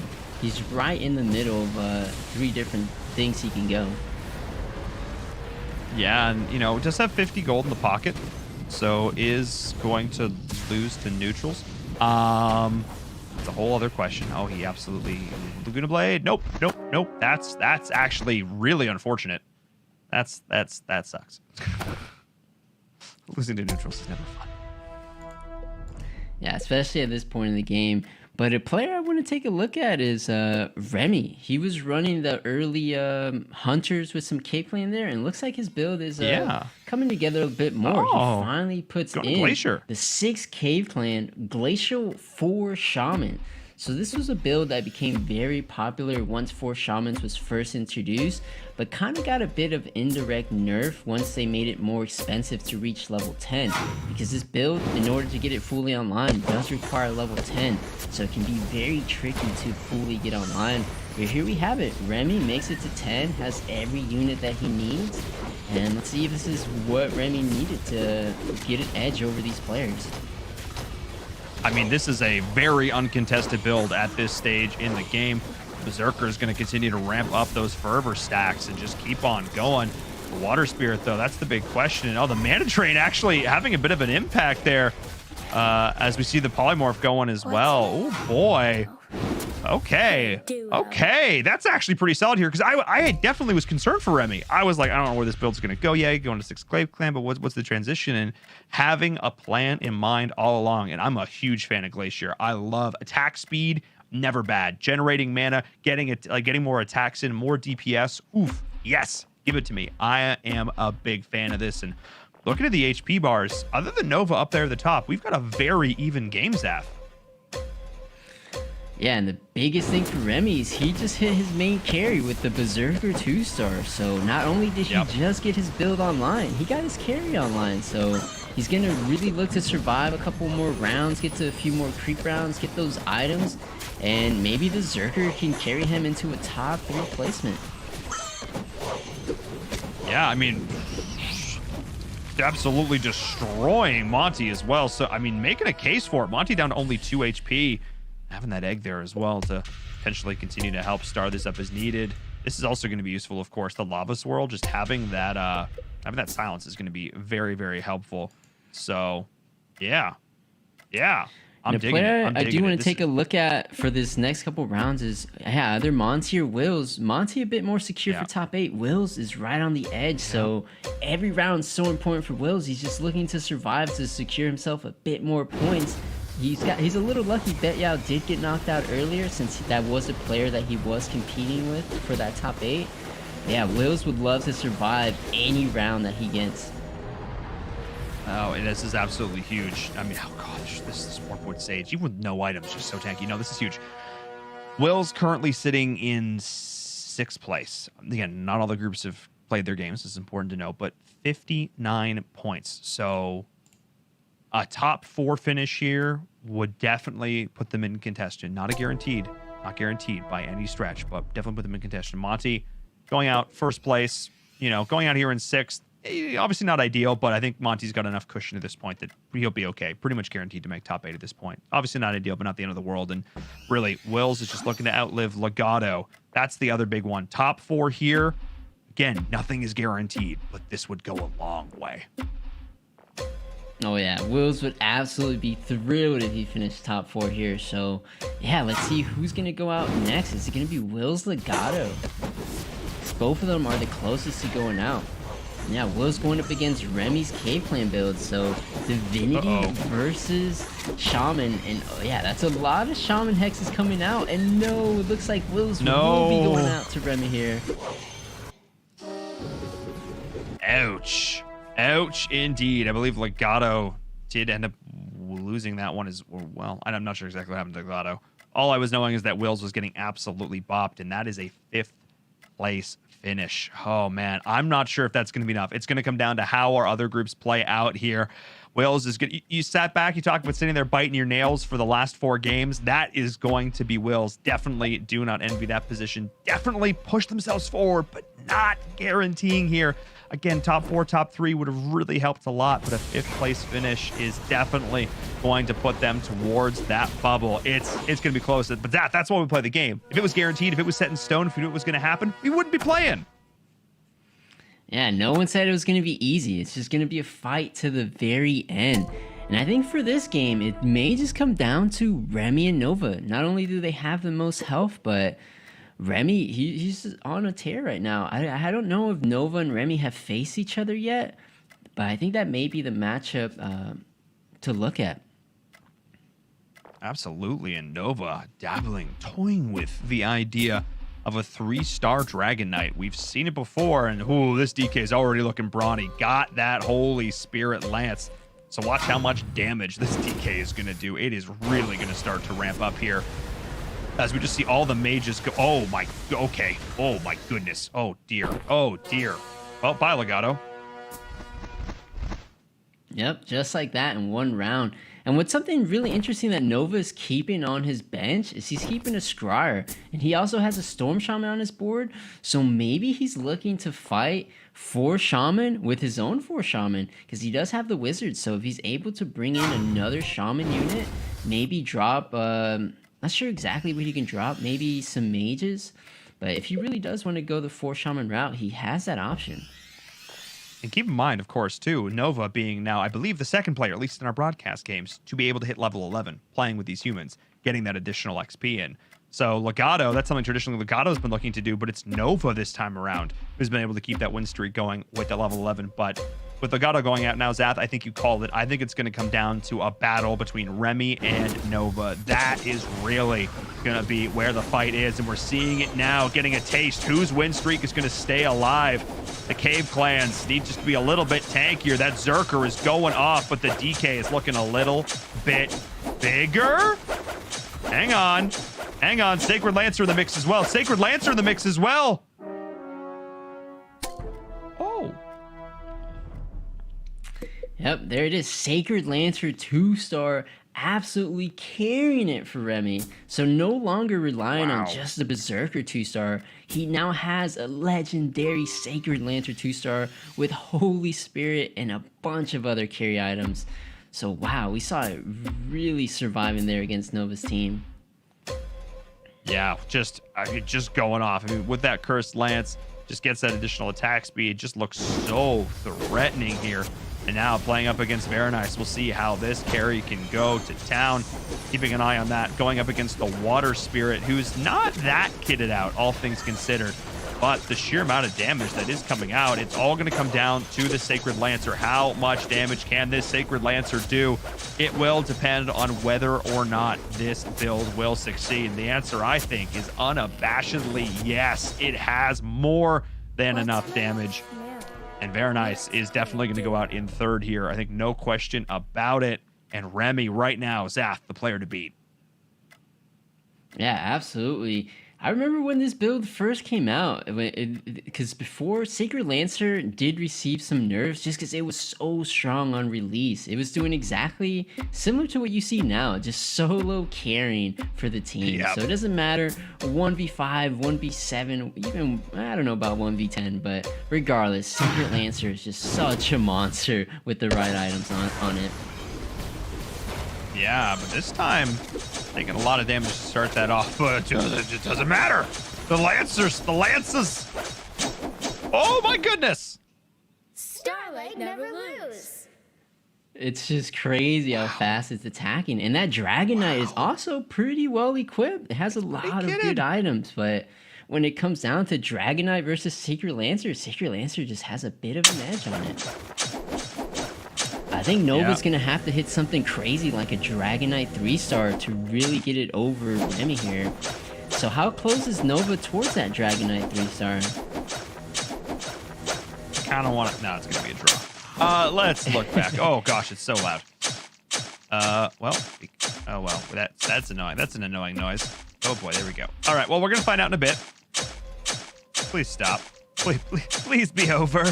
Just this never-ending loop of spears. Oh my gosh. Okay. Not close. He sold them. And how kitted is it? Okay. Well. Yeah, still super solid carry. Does have one tier 3 item. Yeah, most important one, Holy Spirit Lance. But yeah, it's a creep round. Can he make another tier 3? Is that going to help him get him over that Sacred Lancer? The thing is, if Dragon Knight's able to get a new item, so is Sacred Lancer. So it really depends what both of these players get on this creep round. Yeah, we're getting along now. Round 35. It was a 37 round last game, so we're looking to get down to that point now. Nova still has 77 HP to go, though, so this game is definitely going to go on quite a lot longer. But yeah, again, Remy with that Sacred Lancer, definitely the carry to beat. What item are we going to see on this DK? Ooh, we ended up picking up the Halberd of Judgment, that evasion, and the disarm. That's pretty big.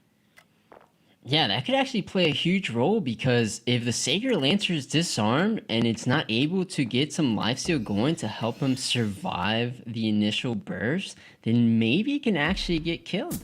Because right now it's surviving the burst and then just constantly healing with the lifesteal it has. So if it's disarmed, maybe it can't heal. Yeah, that's really what we're looking towards here. How that Halberd gets off. We're keeping an eye on the Sacred Lancer here on your screen. This time they're going up advance. Very nice. So I don't think we're going to see that Halberd come into play. Instead, it's going to come down to, well, just trying to shut it down in other ways. Ooh, hang on a second. Yeah, and Very Nice it's actually still even has the Lava Shaman 3-star, which you don't normally see in those Divinity builds.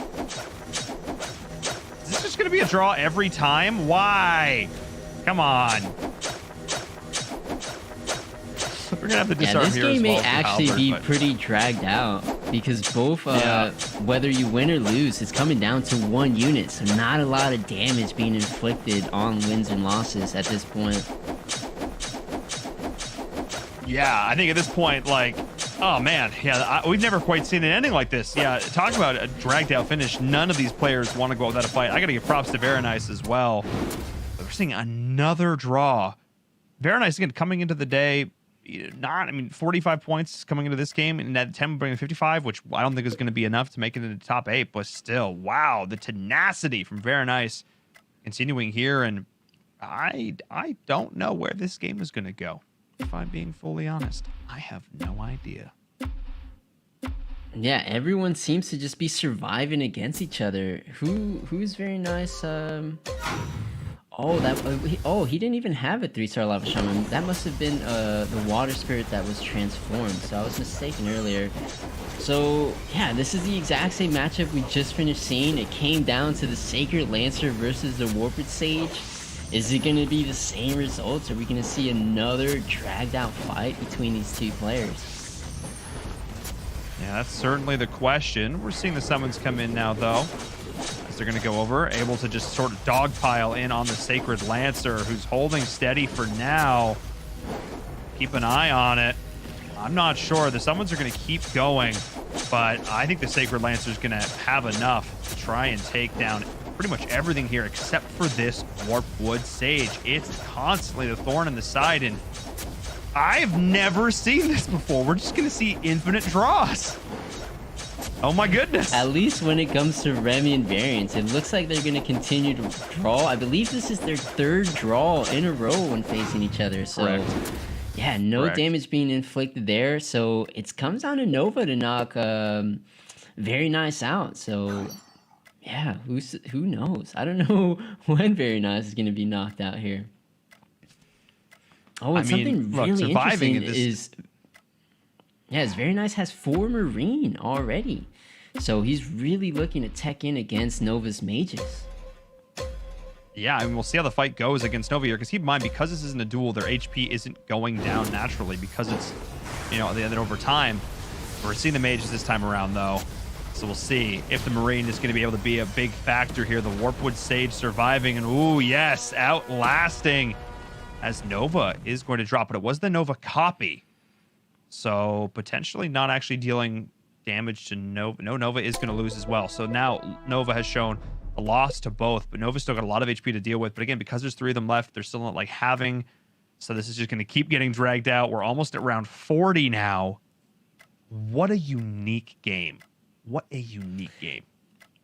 Yeah, we thought Very Nice was going to go out in 3rd just super quick, but Very Nice with some super tech decisions, throwing in the 4 Marine to survive against Nova, and then just holding on against a Sacred Lancer with the Warped Sage. Very Nice just doesn't want to lose. He's currently beating Nova and Remy, so is he gonna make the full-on comeback here? That is certainly the question. It all comes down to whether or not this Warpwood Sage can survive. This time around, judging by the positioning, I'm not sure if that's going to be the case. Got to get off these key Leech Seeds. And of course, has to be able to try and out-sustain this Sacred Lancer as the damage is going back in once again. Oh, yeah. I don't know. I mean, no. Another draw. Another draw. Another day, another draw. Yep, the exact same 2 units. This is the 4th time we've seen them go up, and they just refuse to kill each other. Sacred Lancer just keep throwing out those Lancers, or those Lances, and Warpwood just keeps on healing. Seems to be the story of this late game right now. I mean, you know, unstoppable force meet immovable object. I mean, that's really where we're at right now. It's honestly, it's just going to come down to Nova losing and us getting into a final 2 situation, I think, between these two, because both players have shown they can beat Nova. I mean, unless you make a drastic change, like Veronice has been spending. Nova's actually been saving here, up to 30. So I'm curious what the tech decision is now from Nova to try and change the fortune here. Opted again to go into spirits to try and deal with all this, but we'll see. This now becomes more this is now where my new question is. Yeah, I think something Nova can do is, since Very Nice is teching in for the magical damage, is he can consider dropping some of these mages, because he no longer needs 6 mages against Very Nice. So maybe throwing in stuff like a Devastator to mix it up with some physical damage, maybe another Dark Spirit for more pure damage. He just needs to get away from all of his units doing magical damage. He already has a Dark Spirit 2-star, so that should help a lot against the 4 Marine, but the more the better. Yeah, having that percentage-based HP damage goes a long way, for sure. But a lot of it also is going to come down to what items going in on the DK here, and now going to the Mjolnir. So that's going to be nice, just having that additional attack damage. And hey, another DK. So maybe a 3-star DK is going to come out after all. Questions. But no matter what, this game still has a lot more rounds to go. I can already tell. Yeah, and the later it gets, the more potential that we will see this Dragon Knight 3-star. Just Nova still sitting with some good amount of gold to work with, so maybe we'll get lucky and see this Dragon Knight 3-star. But this is going to be a big round for Nova. Let's see who he faces off against. Going up against Veronice. We'll see if these slight adaptations pay off at all. No. That DK just not nearly effective enough in this scenario. Just seeing again such a tanky Warpwood Sage, the Devastator, Devastator with a Holy Spirit Lance. Yeah, and an orb of refresh. That is many bombs going off. Yeah. Oh boy. So I mean, Nova's loss streak would be so much longer if Veronice and Remy didn't keep facing each other and drawing. And we're seeing the spend now. We're seeing the buyout come in. Multiple Tortola Elders, multiple Dragon Knights. So looking to try and find the 3-star. Yeah, I can sell those off. Continue to try and find the 3-star DK. That's what it's going to come down to here.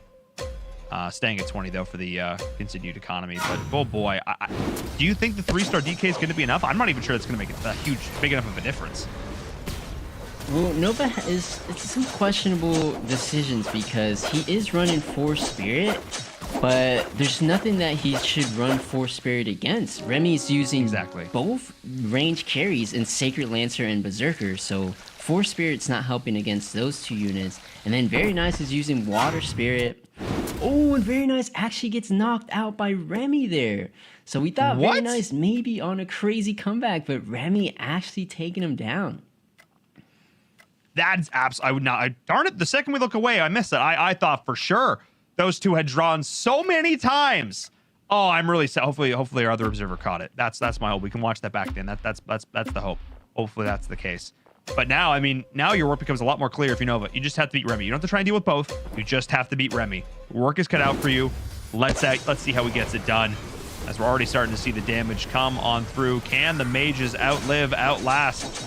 As we do see, that the proc did come through just a second there for the Sacred Lancer when she got in the melee range, but not enough at all. And yeah, I think at this point, the transition out of spirits might be the call, but what would you transition into at this stage?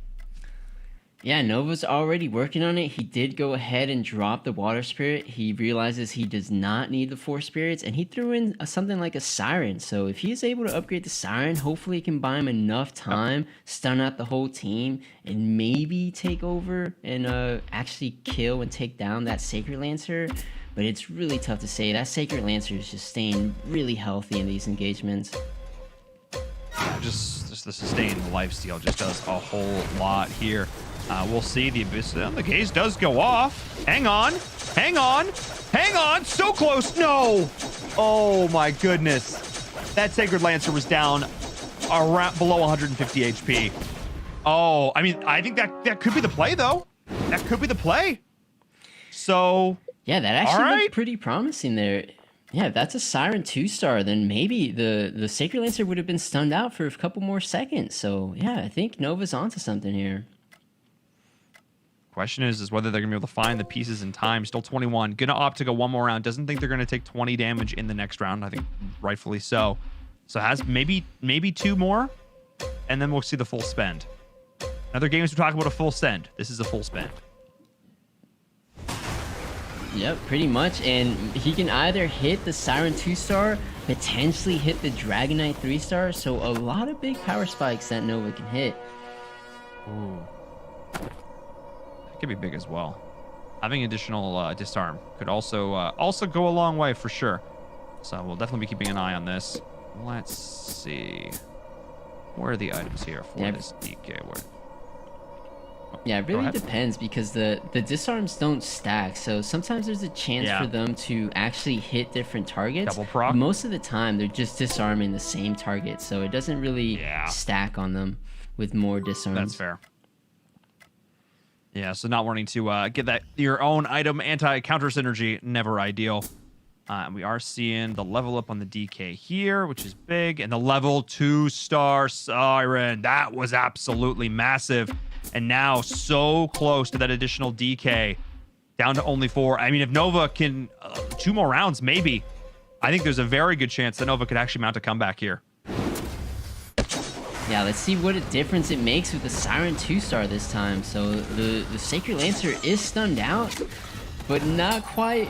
He's still sitting with half his health, and I think the Sacred Lancer is just going to clean up. You have to kill it during the Stone Gaze of Siren. If not, I think it's just going to survive and keep doing the same story that we've been seeing so far. Yeah, over and over again, we're watching, looking, trying to find the Dragon Knight. And the full sell to get it. There we go. Finds the egg. Oh, sells out the Frostblaze. Commits to the 3-star. We'll see if that is going to be enough. I mean, that was 100% the correct call there. Nova now on an 8-loss streak. All the HP that was banked. It all comes down to this. How much damage can Remy do? And how long? I mean, this is death by 1,000 cuts. Yeah, let's see if the Dragon Knight 3-star was everything Nova needed to come back into this game and take it over Remy. But looks like the Dragon Knight did get Shaman stunned at the very beginning of this fight. Yeah, DK3 going up against Sacred Lancer and taking him down with the Devastator. That was huge. The combo burst damage with the Devastator as well was able to do an... Wait, did he get one of his units transformed into a Devastator and that actually helped? Oh, boy. Yeah, I believe the Dark Spirit got transformed because remember, Remy is still running 4 Shamans, so whatever kills the Shaman units is going to transform to an entirely different unit. So I believe the Dark Spirit 2-star transformed into a Devastator 2-star, so not a bad transformation there, helping Nova really come out on top against Remy there.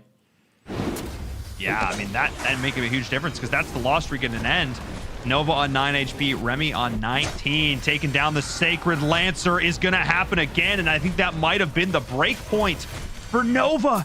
Getting that 3-star DK, getting that Siren level 2, that slight adaptation, realizing the spirits weren't going to be nearly as important, instead needing to deal with that hyper carry of Remy, who's surviving on 1 HP as the dual damage is also starting to tick, tick, tick away. And Nova spending it all. Oh, boy. This is a close one. Yeah, Nova has a Dragon Knight 3-star, but Remy, we missed it, but he has a Berserker 3-star on his bench. So 2 3-star 4-costs in the game, which is insane to see. Yes, indeed. Here we go. Show it to us. Get into this game. Here we go. As we are seeing the final potentially battle here, as it is the Sacred Lancer versus the DK. The Sacred Lancer didn't get stunned up enough this time, and the Sacred Lancer, after all that, after all the hype, ends up doing enough. as we come down to our last round, well, second to last round, because we've made it to 50.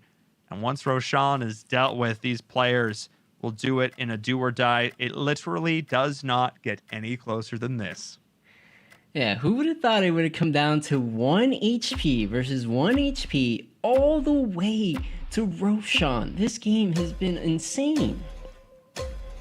And these are two players, like, I mean, Nova right up there near the top, like, wants to absolutely make sure that this journey to the finals is guaranteed.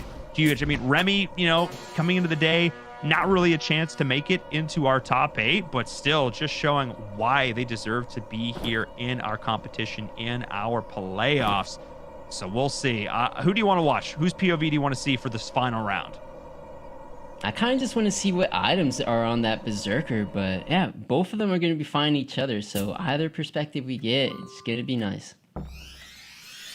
Yeah, we're seeing the Claw one coming out now. We're seeing this Sacred Lancer about as stacked as one can humanly be. Got a heart, Holy Spirit Lance, Ice Armor, MK, like Mjolnir, everything. Oh my goodness. All right, here we go. Last round. Zath, you ready? Yep, let's see how it goes down. And it's crazy he's putting the Sacred Lancer up towards the top, so normally you keep it in the back, but liking it in the front.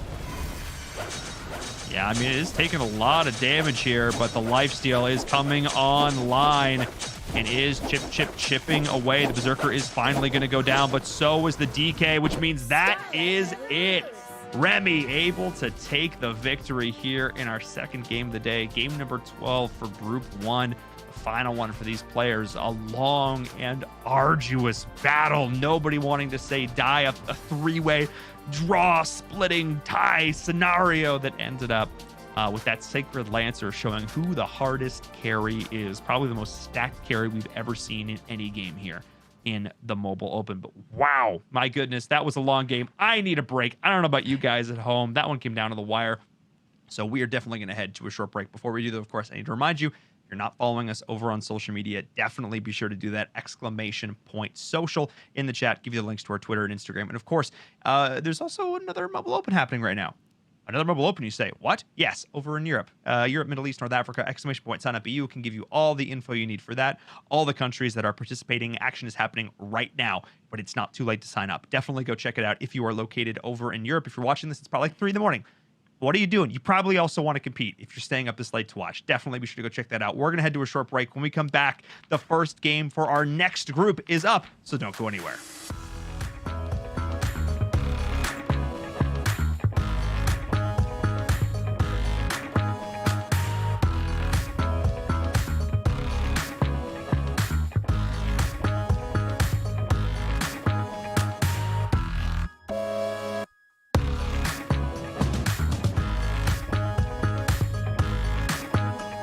This is the ESL Mobile Open, presented by AT&T.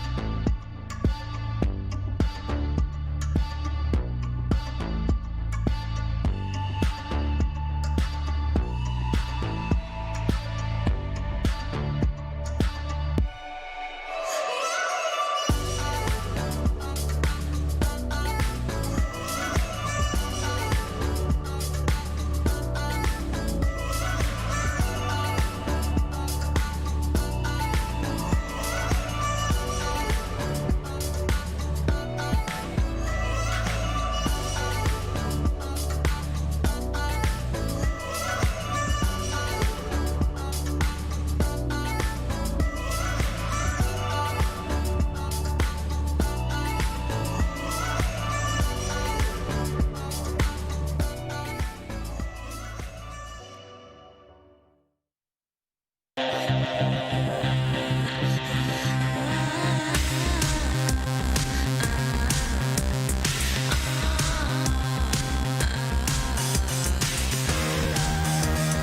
is the ESL Mobile Open, presented by AT&T. Hello, welcome back everyone to the ESL Mobile Open Season 6 playoffs. I'm in Varum, that's Zath, and wow, that was a game. What a finale for the players in that group, Zath. It was like neck and neck's an understatement. Yeah, it honestly couldn't have been any closer. It went 1 HP to 1 HP to round 50. You can't even make this up. That's just insane for that to even go down. Yeah, I mean, it just goes to show how good, there's no other way to put it, how good these players are. And as we take a look back at the highlights from that last game, we can just show the story of that match, how those players wove their way through, how they were able to make it all the way to the end. Yeah, and here we have Nova and Legato. Both these players started with the early game Hunters. We did end up seeing them go into some Mage builds. And here we have Very Nice, able to hit the early 4 Divinity, even with the Warped Sage. So I believe Wills and Very Nice hitting the early 4 Divinity and helping them out in the early to mid game there. And here we have Betya, who had such an unfortunate game. Goes to level 9 and still unable to find the 9th warrior and just going out early to Nova. And here we have Nova, who was on such a strong streak with the early DK and his dragons. And here we have it, taking down Monty, who's trying to put together a 6 beast build, but just coming up short to Nova. And here Remy, the only player to bring out Cave Clan Glacial Shaman. We haven't seen this build perform too well in previous games, but Remy brought it out and it was insane off the back of the Berserker and eventually the Sacred Lancer. Just such a strong game for Remy. And here we have it, Remy versus Nova. And these were just super back and forth. I think as soon as Remy found the 2-star Sacred Lancer, just started to look really good for Remy. And the freaking story of the game, just all these draws, Very Nice versus Remy, they just kept on drawing. It just kept going down to the Warped Sage 3-star versus the Sacred Lancer 2-star. Just as Inverum mentioned, an unstoppable force versus an immovable object. They just kept on drawing back to back to back. It was insane. Yeah, and at the very end, even though these two players were drawing, just Very Nice off the Ghost of Remy actually gets taken down. The Sacred Lancer and the team actually able to take down this Warped Sage, who just was staying super tanky. But finally, Very Nice was taken down, ends up in third here. And then the final two situations, such a close game. Nova was in the lead, but then Remy came back on him. And yeah, and eventually Nova was able to find this Dragonite 3-star and finally get a win under his belt against Remy. But Remy was able to fight right back, finds his own Berserker 3-star alongside his Sacred Lancer, and eventually coming down to a 1 HP versus 1 HP, Remy securing it off the back of the Sacred Lancer. GG to Remy. Seriously, I mean, what a phenomenal finish there. And again, players who aren't necessarily the ones vying for the top 8, showing that they are still just as good as anybody else in that lobby. I mean, I wish we could take 16 to the finals. I really do, because there are definitely 16 typically top tier players here in our lobbies. But for now, they're going to have to rest. The players have done all they can. They get to sit back and watch now as the rest of the groups play out. But before we get into our next group, I need to remind everybody, but any key in the Good Luck Have Fun pledge. If you have not signed the pledge yet, I definitely recommend you do so. Basically what it says is when I play online games, I'm just going to be a nice person. That's really what it comes down to, being a better online digital citizen, trying to create a more welcoming and inclusive space when we play the games online that we love, not just here in auto chess, but across the board in mobile esports and beyond. Anykey.org, !GLHF in the chat. I definitely recommend you go check it out. Our goal is to hit 1 million signatures by the end of the year. We're well on our way. Over 800,000 people have already taken the pledge. I had a chance to sit down a while back, talk to some veterans of the esports industry, get their thoughts on the pledge. So let's take a look at that as well. My name is Jordan Gilbert, aka Nothing. Hi, my name is Sue Lee. My handle is Smix. I think it's important for these initiatives to happen. Empathy really, really goes a long way, and it always means so much to us, and I think that's where initiatives like this really help. I encourage everyone in the community, anytime they see bullying, anytime they see someone getting called names, I encourage you to step up and say something. Good luck, have fun. Good luck, have fun.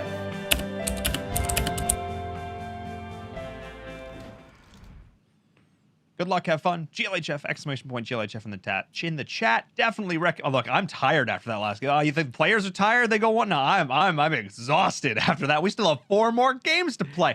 And speaking of games, let's get into our next one. Taking a look at how this is going to continue to shake out as we take a look at our leaderboard as well for group number 2. Silent up there at the top, all the way down. Dog Bun down there at the bottom, but definitely more players, I would say, within striking distance. I would say everybody Radical and above definitely going to be up there. Riona, unfortunately, not going to be competing today as well, so that's another player that they're not going to have to deal with.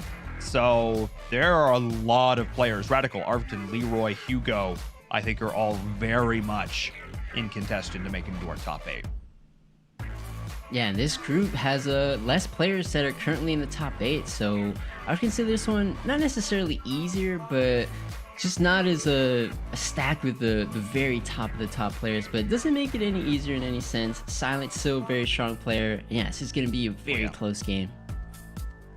Yeah, I think I honestly almost more on the line here in group number 2 because we had players in group number 1 who are already more or less safe, quote unquote, up there at the top. More players here, I think, with something to lose this time around, but I don't want to keep you players waiting too much longer. I'm getting word the players are starting to load into the lobby, which means it's time for us to go to another break. When we come back, the first game of group number 2, their second to last game of the tournament. You do not want to go anywhere. We'll be right back.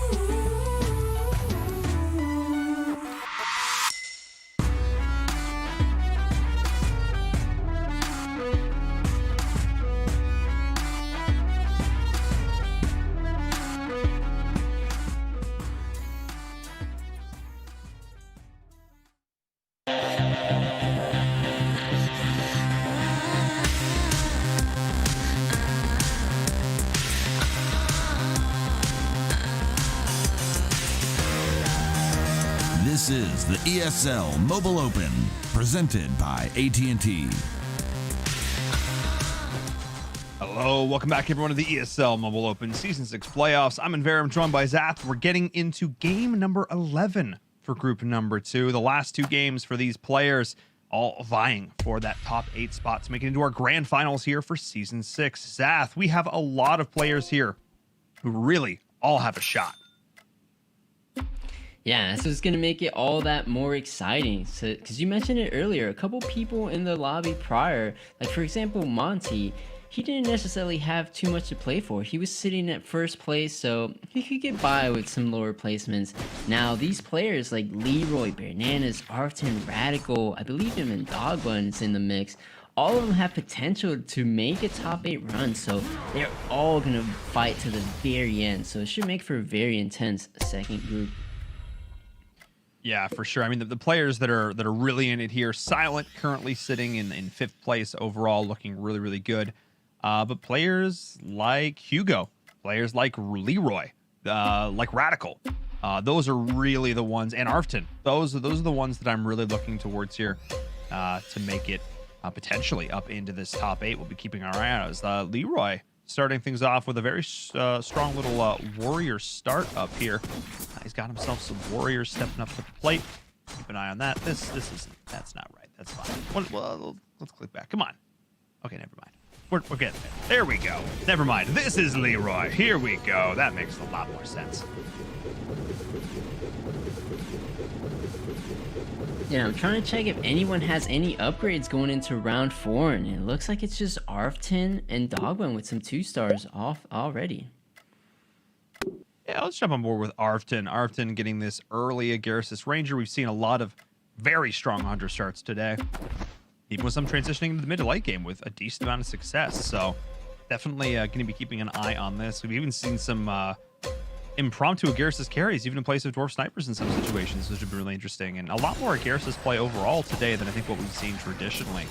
And of course, having this Black Ice Lance as well, you can see it just helping to keep this Ranger alive a little bit longer. Definitely having an impact here. I don't think it's going to be quite enough to walk away with this round, but definitely going to be close. Yeah, kind of unfortunate for Arfton. He faces the only other player with an upgrade, so it could have been anyone else besides Dogman, and he could have maybe secured that first round, but actually it's going to be close. That was big. The Treant actually causing the shield bash to turn direction. I think that would have actually killed I actually think that would have killed the Ranger. That was actually really big. And now able to get the feathered bonus coming in here as well. All right, Arfton holding on. I dig it. A little bit of luck going his way to start this off. So gotta be happy about how that one went. Yeah, levels up, throws in 3 feathered and 2 Aegrises. Doesn't quite have 3 hunters just yet, but yeah, making it work for Arfton.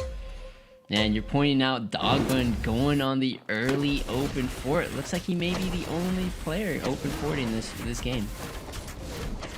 Yeah, not quite working out in that first round. Gonna opt instead to go for a loss streak, build up the economy that way. A lot more easy to manage, but of course you do give up a lot of that HP in the process. Oof! Oh my goodness. That Wind Ranger going in there with the additional move the Black Ice Lance over there. So going to be having that little bit of additional oomph to take down and deal with those opponents. And early level 5, or continue on with level 5 here for Arfton, wanting to maintain the tempo of this build. So looking pretty solid. Let's jump on board with some of these other players, though. Silent, of course, the lobby leader coming into this, is also going to be playing with some Hunters. Yeah, just starting off with some 3 hunters, has 2k playing 2 Aegrises, so just trying to optimize as much as he can, honestly. He doesn't have any 2 stars, just trying to get away with what synergies he's able to put in. And that's sort of the name of the game for a lot of these players early on. They're just sort of, like a ship, the sail, the wind is blowing that direction, that's where I go to. And, not really surprising here. I don't think anyone's going to try and force anything this early on, because it's sort of the one name of the game, the consistent thing. But if you're a player in auto chess who's looking to get better, don't try and force builds. We've seen a few players try and do that. Glacier, Knights. Anyway, and it hasn't worked out traditionally super, super well, trying to force the same build every single time. So definitely being flexible and adaptable is the name of the game here for a lot of these players. Yeah, now I'm always curious, whenever we have an AI player in one of these games, it's always tricky because I always wonder because the AI has to indirectly grieve somebody, right? So it's gonna pick a build, and if someone is contesting those units, it's kind of like you just got even a little bit more unlucky with the RNG there, because maybe you could have been running a build on your own, but the AI player decides to run something you're running, which would just be just super unlucky. And the whole time it's like, please go out. Please get knocked out. Please get knocked out, please. And just like hoping that it just gets knocked out ASAP in order to free up those units. We'll keep an eye here, though. Potential mage play coming in. Holding on to a couple of Flame Wizard coming in there, as well as that Ogre Mage. So keep an eye on this here for Silent as the potential transition out of this now open fort. Let's jump on board, though, with Radical, who's up at the top here, playing around with some Divinity coming in. And potentially a little Argali Knight carry action going on here as well. Haven't seen any of that today, but it's definitely something that we have seen in the past. Yeah, does Radical have any mana items on that Argali Knight? Or where's Radical's early game items on? Yeah, it looks Basically like it's nowhere. just on the Heaven Bomber. Yeah, the 1-star Heaven Bomber, that's interesting. You would think you would stack the Argali Knight. Just Argali Knight ult seems a little bit stronger than the Heaven Bombers. I mean, there's definitely a lot more positional in that regard, and only doing the 200 pure damage at this point versus the tracker missiles, which are going to do 450. But of course, then there's MR to take into account. So yeah, I think that one's sort of up in the air. I think you could definitely justify giving it to the Heaven Bomber at this point.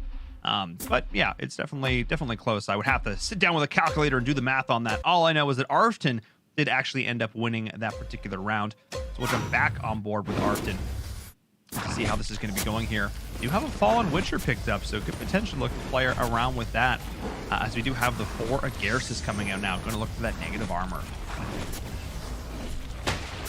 Yeah, and we did see this in the past. I believe Legato also started with some 4 Aegrises, but was doing it with more Hunters.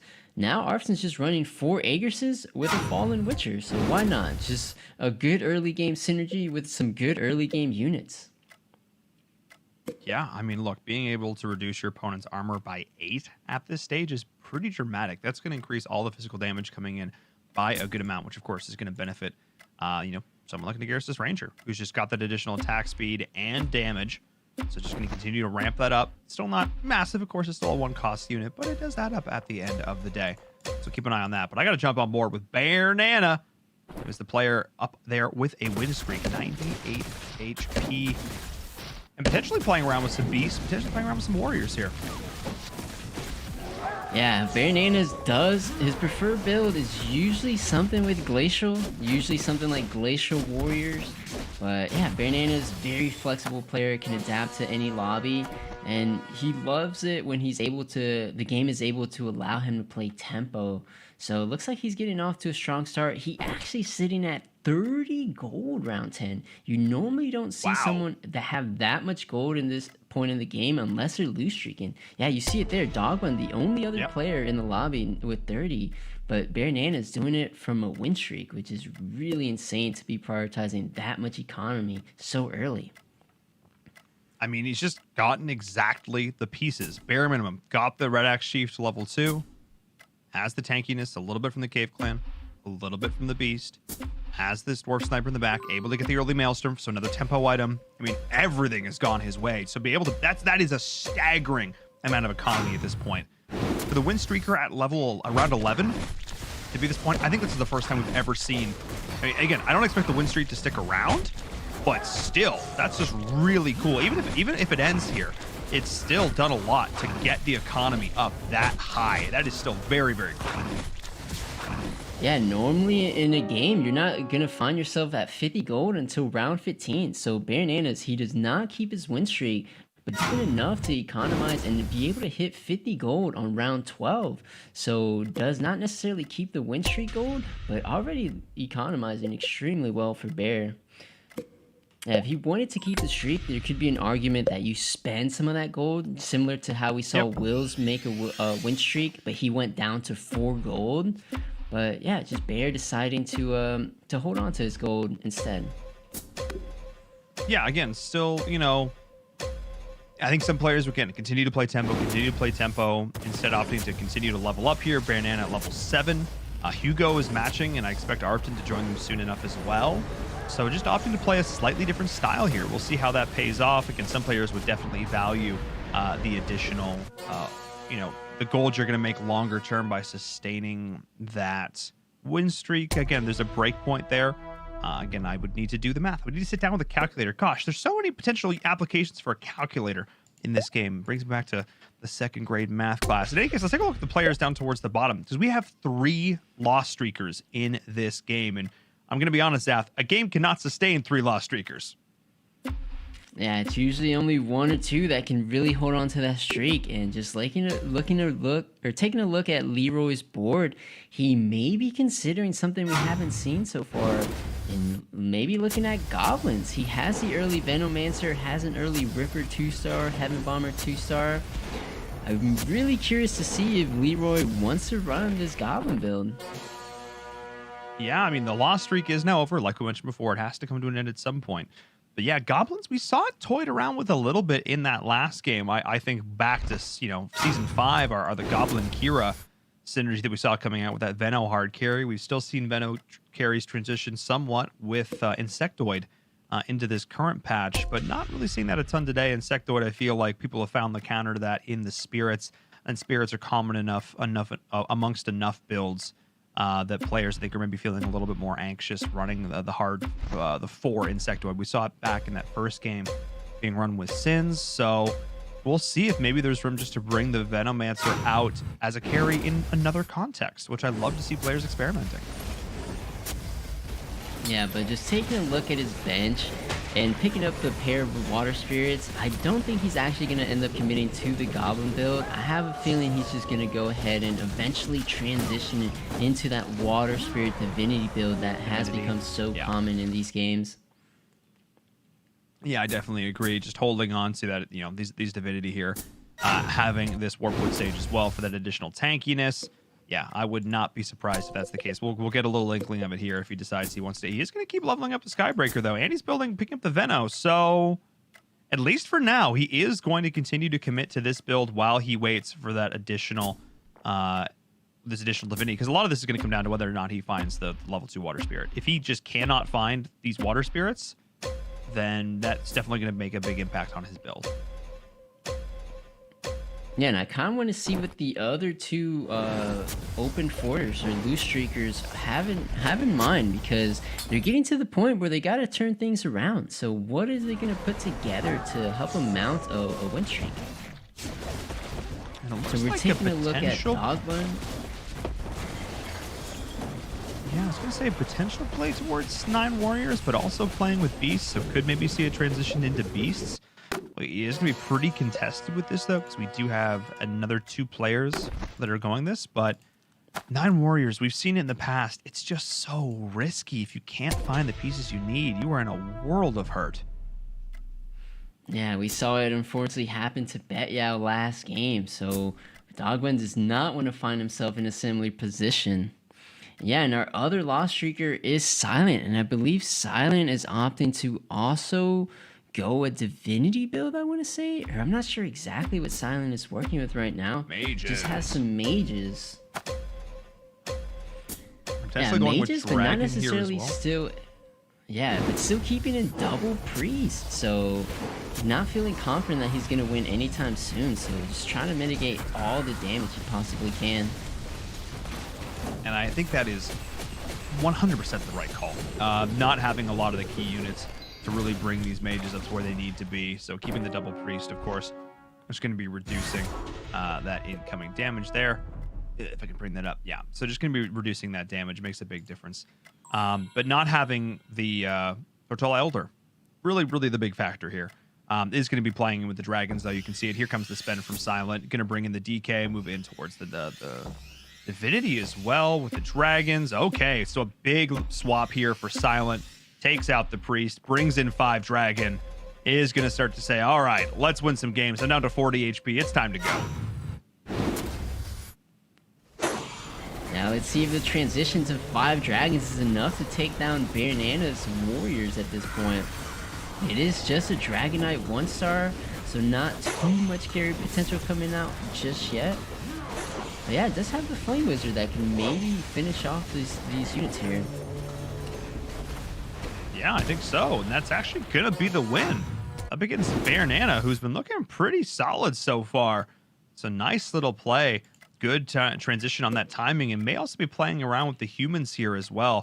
Potentially look to bring in some of those XP books. We saw that before. I mean, the ability to get to level 11 could be massive. Maybe thinking a little bit far ahead here for Silent with only 40 HP, but solid. I mean, not a single streak to be had on this board right now. That is so interesting to me around 18. No win streaks, no loss streaks, at least in this exact moment. It just goes to show the players are still trading blows. Yeah, it's going to be a very close game. And someone I do want to take a look at is Silent has the 5 dragons, but Radical has 6 mages already ready to go. So found himself a Tortilla Elder and a few other mages. So pretty early to have 6 mages online by round 18. Oh, for sure. And we're seeing the interesting sort of hybrid build coming out from Arvton. Ooh, the Laguna Blade's going to get it. Nice additional win there. But yeah, oh, and the DK, that's actually going to be massive as well. But we are going to jump over to Radical, like you mentioned before, and see what is happening here. Playing with the spirits as well, because we did see some Insectoid coming out a little decent, coming out from Arvton there. So this could be an answer to that. Any of these sort of melee carries, any of the warrior play that's coming out, whether it be from Dogbun or from Hugo as well, could be countered out here by these as well. But still bringing in the dragon. So yeah, spirits is going to be secondary. Dragon Mage again for these players. That seems to really be sort of the golden ticket right now. With all these range carries in the meta, spirits are just so much less prioritized.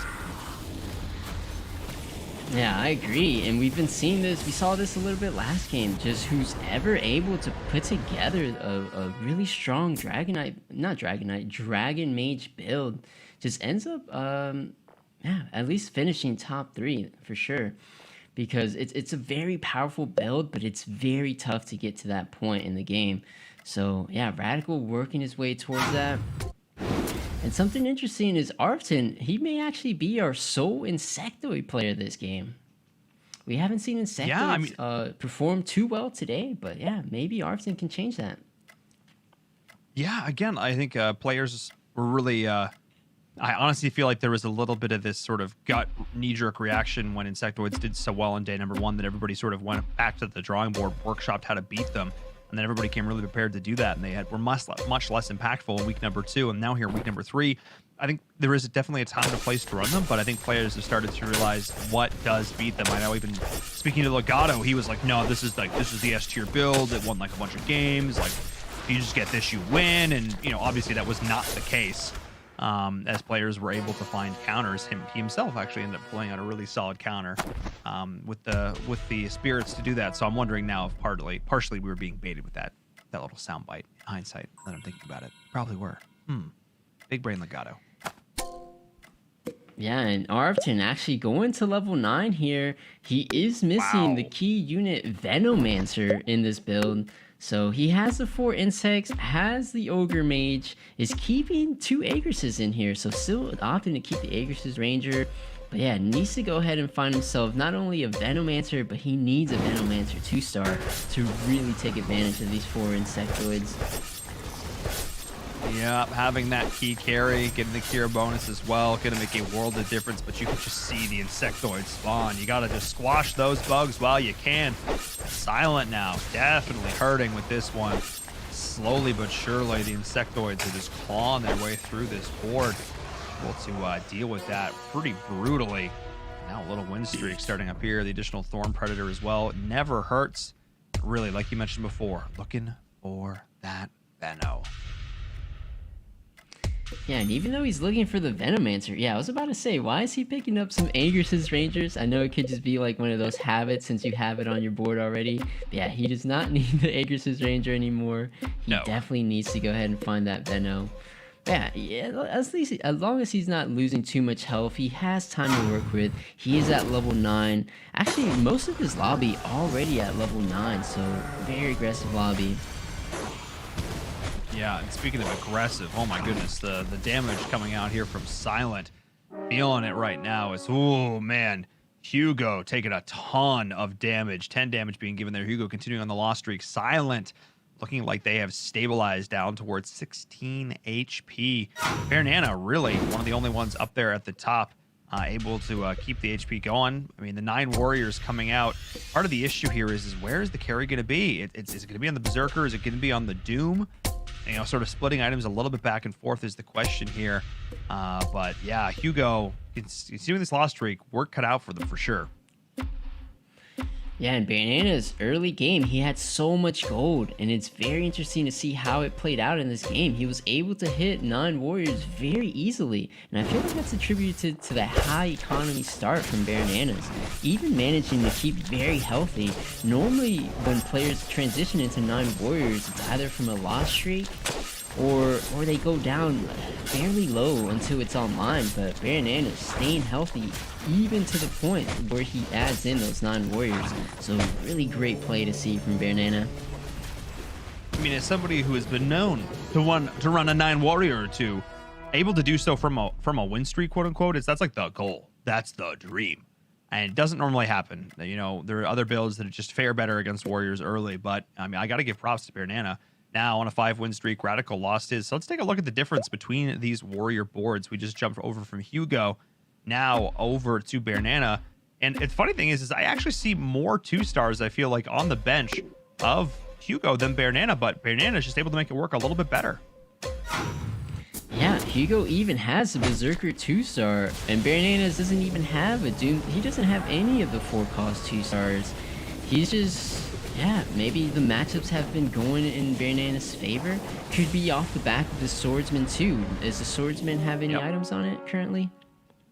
We will take a look when they respawn, because that was the end of the win streak there up against Radical this time, who just lost their win streak. The mages here, so definitely back and forth, back and forth. Silent actually goes out during that though, losing to Dog Bun. So Silent, the player coming in number 1 in this lobby, out in 8th place, out before the AI. How you doing, AI player? Wow, that is well? Tough to see. Yeah, the AI player always, like, I feel like 90% of the time it's just playing Glacial Knights. Feels bad. But yeah, a little bit less diversity coming out in this lobby. There's actually 3 players running 9 warriors, and there was, I believe, 2 other players running the mage build, and then 2 people running insectoids. So a lot of overlap in these builds. Yeah, I feel like we saw a lot of build diversity. We saw 4 or 5 other builds, per lobby in games 1 and 2. But now getting into group number 2, a totally different set of players, of course, prioritizing, I think, what they think is strong here. Only 1 mage player now, though, 2 insectoid players, and then 2 warrior players. So yeah, I mean, we're seeing, again, enough players to sustain a build, to live on a build, no problem. That's fine. But any more than 2 is when things start to get real dicey. But a couple of key upgrades there. The level 2 Abyssal Guard, the level 2 Pirate Captain. That's going to feel pretty good for Baronet, or so for Hugo here, I should say. Yeah, so yeah, Hugo using all his gold to just finish up his upgrades, but Bananas with the same build deciding to go all the way to level 10. So Bananas really, off the back of that strong economy, able to go to level 10 before everyone else in this lobby. And still has 50! And still has money in the bank! Like, that's just incredible. Wow, and now we're seeing Hugo, getting cleaned up by these mages, and that's just, the Dragon Mage build, I mean, that Radical's putting together. I feel like that's really looking to be the one to beat. We'll see how players opt to work in Marine around that, as well as the Mage community in terms of itemization, because Radical really starting to look like the player you need to contend with in this lobby. Yeah, and if we can jump back over to Arthur's board, we saw a little bit of how his Insectoid build is coming along. Let's see if we found the Venomancer. Yeah, it looks like he has a Venomancer with an Axe of Fury, so really good to see that Arthur's build's finally coming together here. Yeah, that pure damage splash, that's really good, because you're going to get the attack speed going with the Kira, and then everything ramping up there with the Insecto. I mean, this is definitely looking like another top-tier build. Let's see how Arfton does here. Part of the issue, of course, though, is I'm facing up against another Insectoid. Uh-oh. Let's see. And we have another 2-star Venomancer as well. It might just come down to these last 2 carries just wailing on each other. Except Leroy's Venomancer has a Frantic Mass on it, which I believe that is silencing his Venomancer and not allowing it to get his Armor Shred ability off. So yeah, I'm not sure why he's choosing to silence it. I feel like the ability is pretty important. But yeah, even with the silence, the Venomancer is doing enough. I mean, the Venomancer, that one did end up going down here.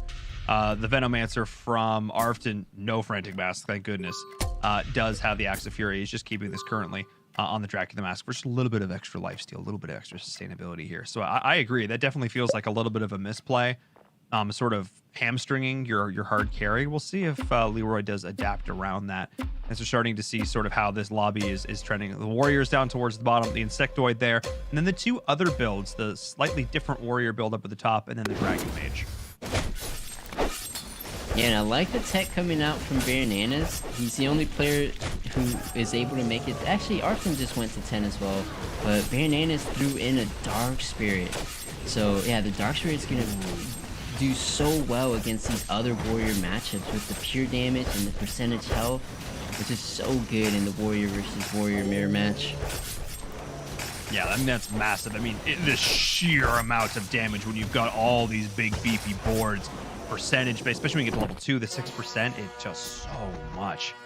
As we're taking a look now, Dog Bun going to be getting eliminated. Hugo down to 5 HP, and Hugo's one of these players that's really, right up there in contention. I mean, Hugo, currently at 51 points, 2 games left, going out here, definitely top. I mean, a lot of these players are the ones actually, pretty much all these players are the ones looking for top 4. Baronan is really the only one down towards the leaderboard, but otherwise, these are all the players that are right there in contention. Whoever can win this lobby is almost guaranteeing themselves top 8. Yeah, that's literally every single one of these placements is gonna pay off. So they're just fighting to the very end here.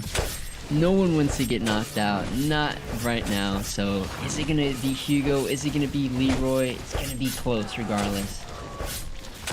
Yeah, we're seeing Hugo fighting up against Arfton now. This one's going back and forth. This one might be a little bit too early to call.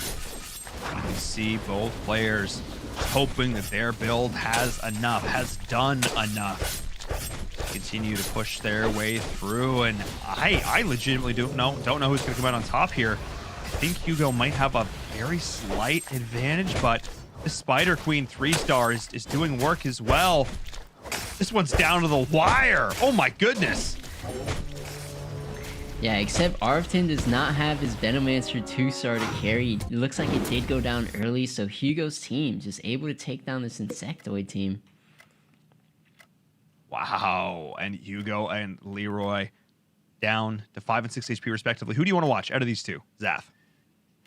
Let's take a look at Hugo. Hugo just beat the Insectoid, so if Hugo's going up against Leroy, he may have a bit of an edge. Has the Holy Spirit Lance on the Berserker 2-star. It looks like that's the reason he's hanging in there. Just it's hard to get through that Zerker. Yeah, it really is. I mean, again, once those fervor stacks start going up, makes a big difference there. Having, of course, the split shot, and then the additional CC from that ghost ship. Opting to prioritize this pirate captain a little bit as well, just getting that a little bit of additional mana and damage in there just to make sure he gets that cast off, and potentially Heart of Taras coming in there. Ooh, that could be interesting as well. So definitely keeping an eye on this. Yeah, as we can see here, having that addition. Oh, and getting the Doom. This is huge. Getting that additional Doom 2-star. Oh, that's going to be pretty darn massive here. Yeah, and really interesting to see that he opted to go for the Heart of Taras over a Frantic Mass. Used to be back in the day, you would always want to see a Frantic Mass on a Zerker. But yeah, the Heart of Taras did receive a bunch of buffs recently, so much more powerful item. And it looks good to see players picking it up. Yeah, no, having that additional aura for your allies around as well in a grouped up warrior build like this, definitely making all the difference. But part of grouping up is that you're also going to take a lot of splash damage, and mages are the ones to dish it out. Fighting up against Radical probably was the worst option there as Hugo goes down.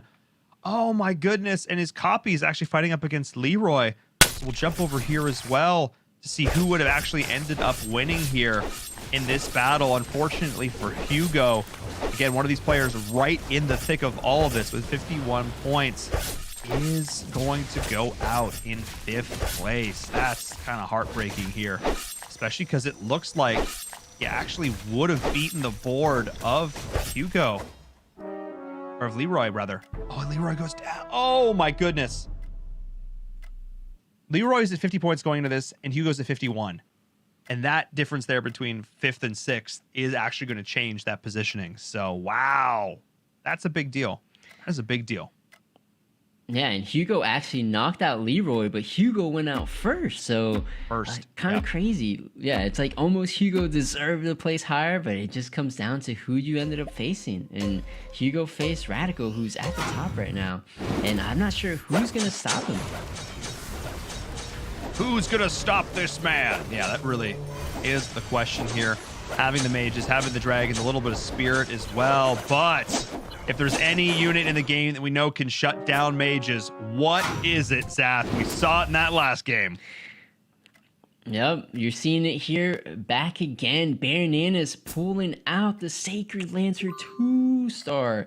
So not even a Zerker 2-star. He just found the ultimate glacial piece, the Sacred Lancer. And looks like he's stacking all his items on that Sacred Lancer. And he's hoping to have it carry him to victory. And is only one piece away from finding the Berserker 2-star as well. But having this Dark Spirit with the Origin one in here as well, definitely helping to supplement that damage. We'll keep an eye on where the damage is on the right side of the screen here. Obviously, this, Sacred Lancer with the Holy Spirit Lance, it's like they're, meant to be together. But you can see the damage continue to stack up here. Going into the Insectoid, though, it's definitely a different kettle of fish than the mages, but I think still going to have a world of success. It all comes down to which carry can come out on top. Will it be the Venomancer or will it be the Sacred Lancer? That is the question. And in this one, in the 1v1, I actually think the Veno is going to come out on top. Wow, so Bananas beating Radical, but actually going down to Arfton. So a little bit of back and forth here. Very interesting. Yeah, I mean, that, again, in sort of that one-on-one fight, the Sacred Lancer definitely not having as much success. The question is now going to become, can Radical beat Arfton? Because Radical as well, another one of these players right on the edge. Top 3 is still amazing. But again, whichever one of these players is able to walk away in first place, that's huge. I mean, 47 points for Arfton coming into this. Radical is sitting not too far above that with Banana in there as well. Banana's down towards the bottom at 44, so Banana's really the only one that is not super in contention for this. But so him winning out of the other 2 players, that would actually be huge. Yeah, and Radical, who was once at the top, just keeps losing to both of these players. And maybe actually going out in 3rd here. So what looked like an easy first place for Radical, just not coming together in these later rounds. Yeah, and I do actually want to note, Radical's only 2 points above Banana here. So, there's so many different permutations of where this can go. All I know is that if Arfton's able to get the win here, coming into this with 47 points, they are all so close, these players. That would be absolutely massive. Oh, man, this one is... Again, there's we could conceivably see like a 3 or 4-way tie for 8th place. Like it could legitimately be that close. I don't envy our admins who have to try and crunch out all the tie break scores. And that's something you were familiar with, of course, from last season, because it can just get that close. Yeah, absolutely. Every single point does matter. But something Radical can do here, I believe he just went up against Bananas, so Arfton should be up next for him. And I see he has a Water Spirit on his bench, so we have seen how Force Spirit can really take control over Insectoid. So I'm curious to see if Radical opts to put in 4 Spirits for the Insectoid matchup.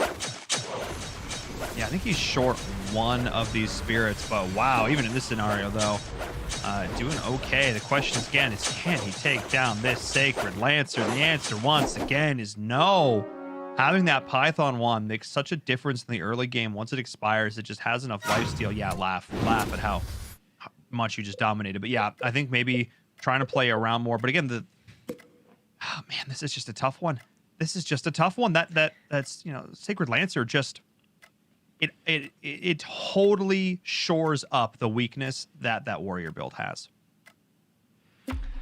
Yeah, the Sacred Lancer is looking really strong against the mages, but Arfton just kind of destroyed the Sacred Lancer when it faced up against Bananas. So this might actually be Arfton's game to win. I believe he's beating both Radical and Bananas at this point. Yeah, I mean, like the Warriors there end up countering out the mages, but then the Insectoid counters out the Warrior, and it's sort of this rock, paper, scissors scenario that we often find ourselves in here at the end. And with that, I think Radical is going to be down and out in 3rd place. That's absolutely huge. And now Arfton versus Banana. The question now becomes, can Banana deal with Arfton's Insectoids? Can the Warriors get it done? Going to be shifting around. And at round 38, with only 8 HP left, this could just be it. Arfton's been on a tear. We heard about, I joked about, people finding the counter to the Insectoids. Do people know how to do it?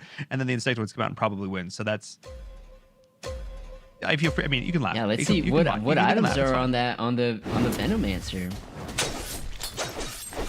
Well, let's find out. Where are we, Venom? I mean, interesting. I'm needing to find.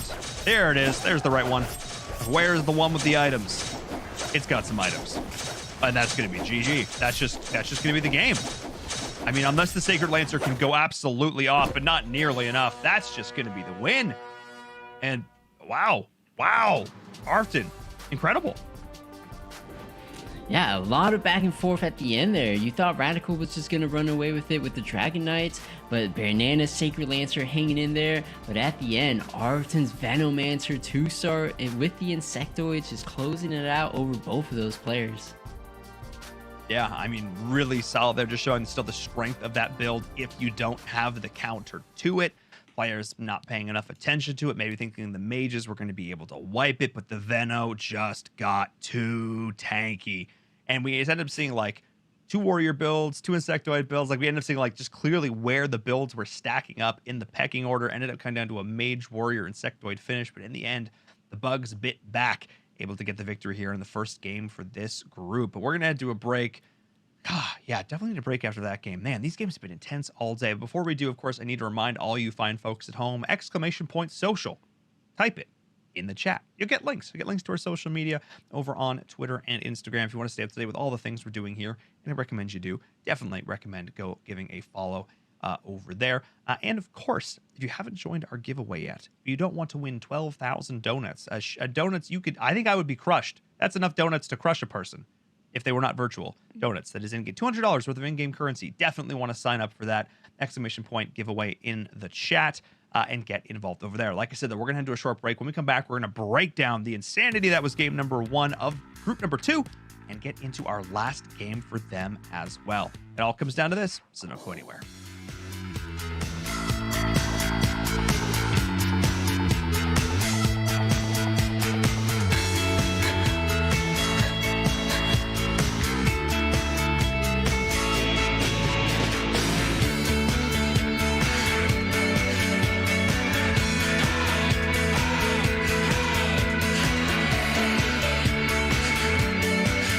This is the ESL Mobile Open, presented by AT&T.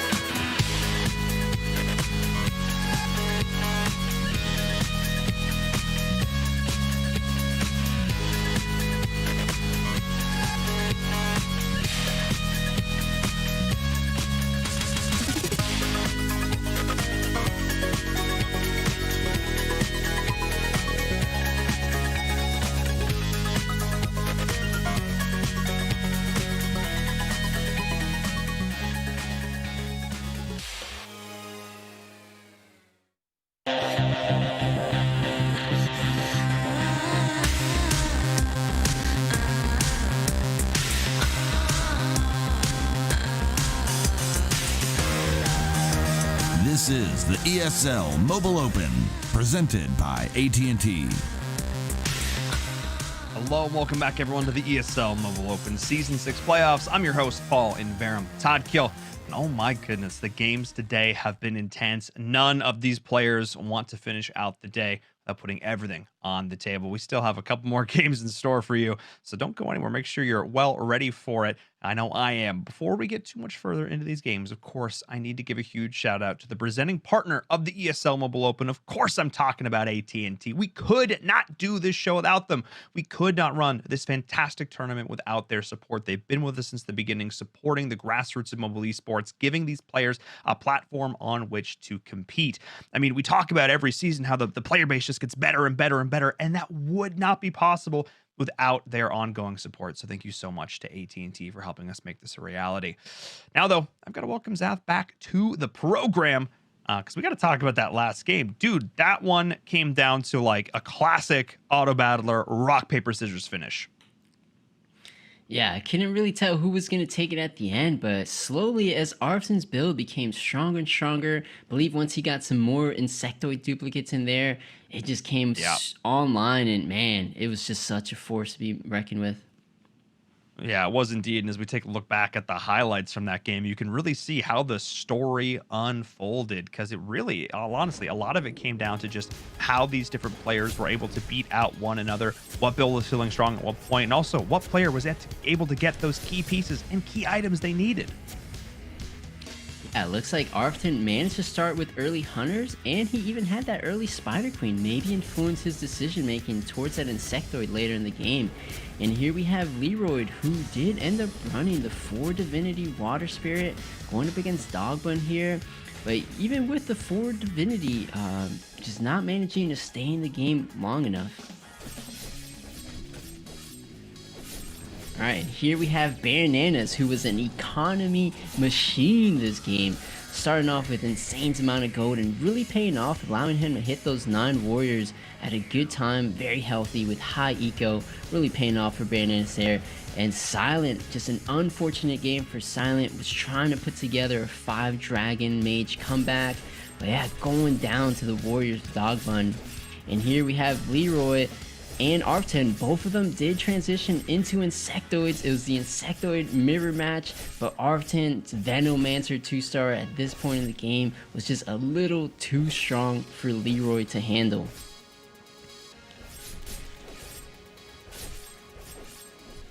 Yeah, and here we have Dogbun on his last breath against Arfton. Yeah, it's just Insectoids versus the 9 warriors, and just this Venomancer refused to go down. So Venomancer's just staying healthy, just every single warrior in its path. It's just beating it down one by one. Eventually Dogbun goes down here. And here we have Hugo versus Radical, and Radical was looking so strong in this late game with the dragon build. It looks like he was just wiping everyone's board and just destroys Hugo in this exchange. Yeah, but as Radical beat Hugo, literally seconds after Leroy gets beat by Hugo's Ghost, which actually ends up costing Hugo a placement, because if Hugo would have gone up against Leroy, Hugo would have been just one place higher, which who knows can come down and make a difference on these standings. Yeah, now in our final 3 situation, it was Radical who had to face up against Arfton's Insectoids first, and just the Insectoids just doing so much against these mages, not even the burst can stop it. The Venomancer just pushing forward, knocking Radical out.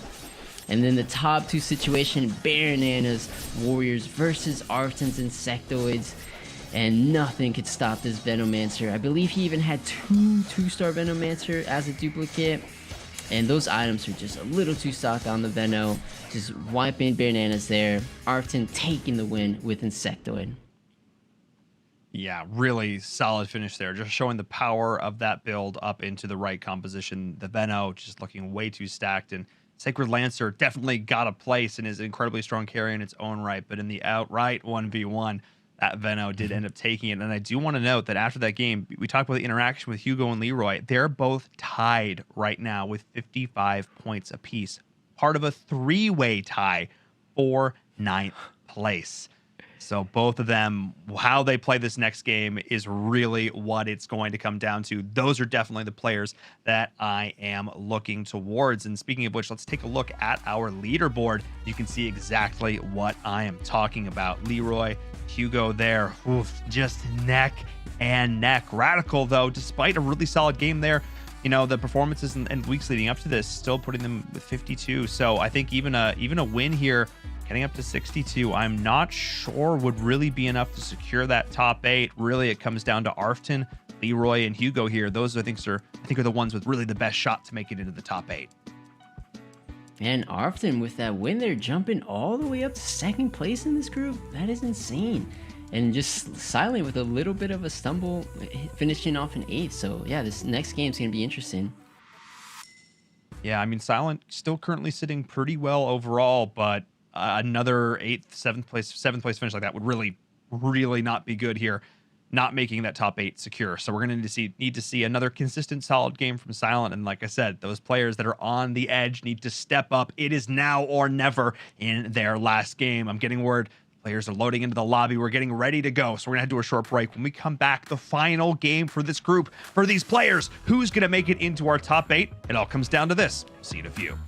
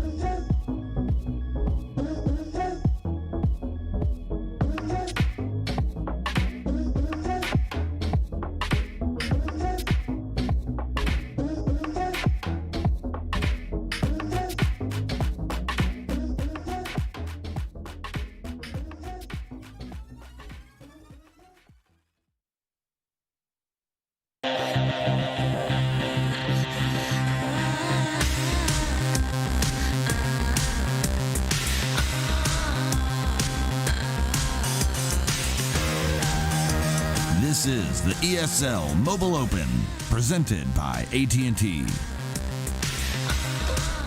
Hello, everyone. Welcome back to the ESL Mobile Open Season 6 playoffs. I'm your host, Vera. I'm joined by Zath, and we are getting into game number 12 for this group, the last one for these players, and game number 4 for us today.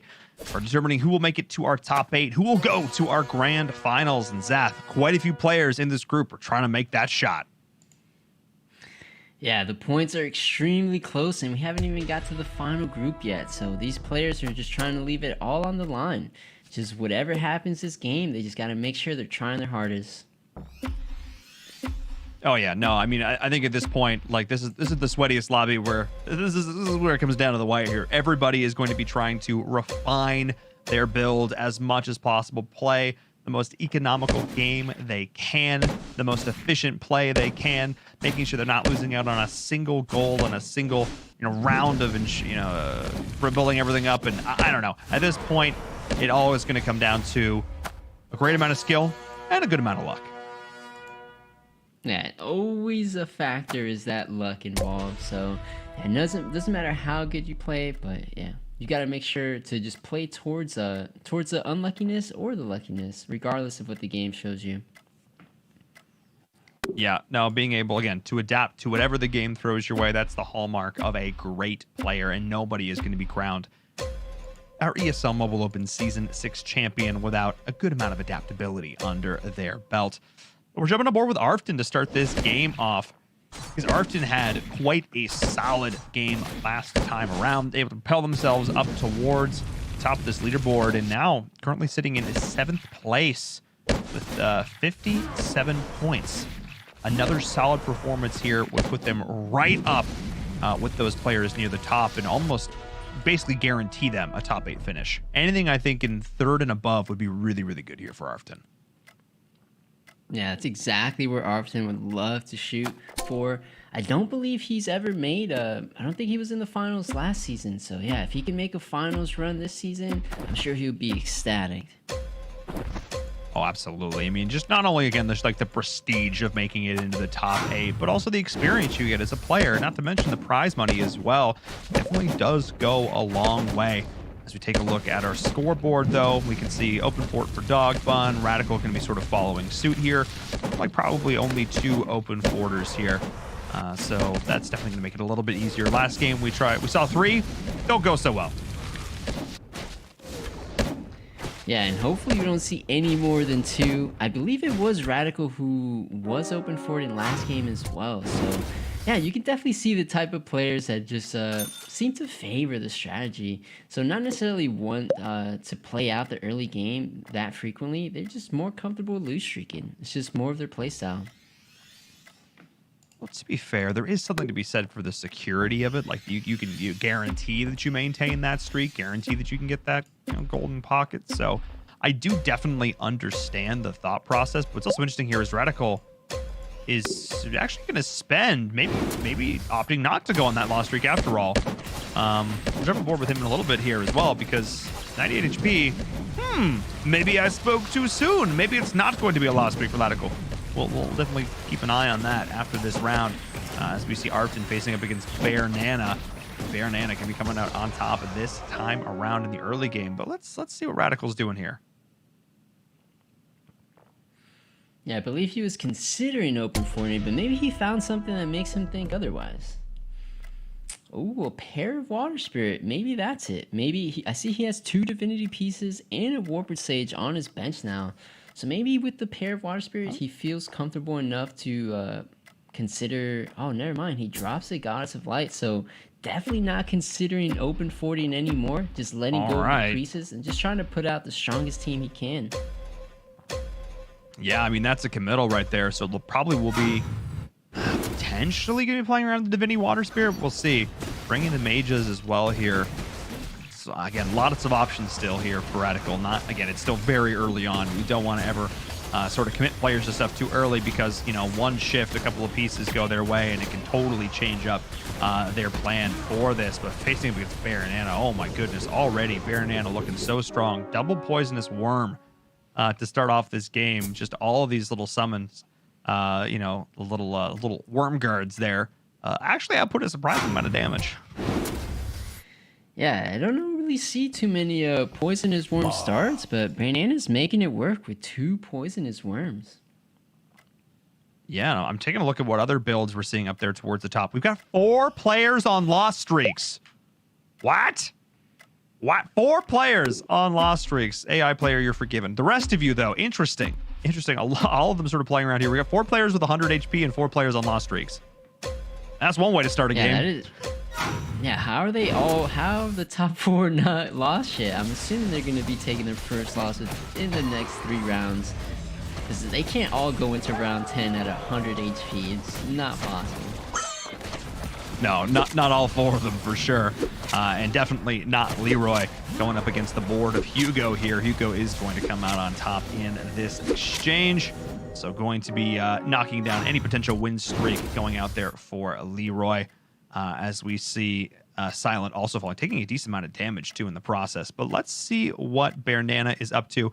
We mentioned it before, the double poisonous worm start. Going to be a beast play, I think, coming out here, at least to start, already at 4 beast with the level 2 Tusk champion, solid in the early game, all in all, with that punch, having that obviously damage and then the CC from that as well.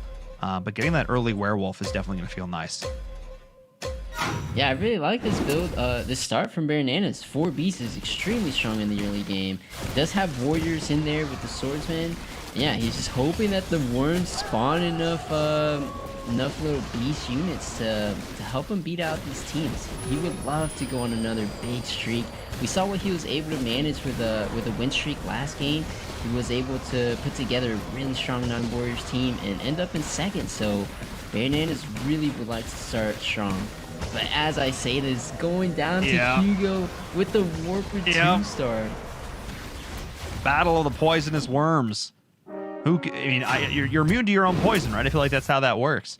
And in that case, we saw Hugo end up taking that victory there. Dogbun, the only one still on a loss streak down towards the bottom. Hugo now the only one up with that win streak towards the top, getting into round 9. Things did stabilize. The level 2 Warpwood Sage with an early Ice Plate Mail. Well, that'll do it. Yeah, it's already a tanky unit, and that's probably arguably the best item, at least the best early game item for Warped Sage. It just makes him not only tankier, but just harder to hit with that evasion, so easily one of the best items for Warped Sage. Yeah, and of course, just, being able to slow down that attack speed. 50% doesn't seem like a lot, but over the course of an entire round, it definitely does add up. Of course, one of the best ways to deal with that, of course, is burst damage. Who better to do that than the Laguna Blade of the Flame Wizard with that additional damage of the Maelstrom. So, back and forth and back and forth. No good deed goes unpunished. The second you win, you feel like you're stabilizing. Banana goes down as well. So just a ton of back and forths here. Dogbun is taking quite a lot of damage, though, as we take a look at our scoreboard. Playing around with Insectoid here, decent amount of Feathered with some Hunters, but really the early Beast play seems to be what is facilitating the most early game wins. Yeah, both Bananas and Hugo opting to start with 4 Beasts, but Silent actually ended up breaking Hugo's streak, so no one going into round 10 at 100%, no one win streaking as of yet, and Silent, the only person in the lobby positioning towards mages at this point in the game. So, I believe Silent went for, I'm not sure, a 6 beast build last game. I don't actually remember. But he may find himself being the sole mage player. Yeah, because was Silent the one who tried to make the late Dragon Mage work but couldn't get it done? Radical had already got enough. He didn't get the Tortola Elder. Am I thinking the right? I'm going to be honest. They're already all starting to blur together in my mind. You might be right. He may have actually gone the 5 Dragon Mage build. See if that's going to be the case here again. As I want to see. I want to see what Silent's getting up to. Let's take a look. Let's see how these mages are stacking up here.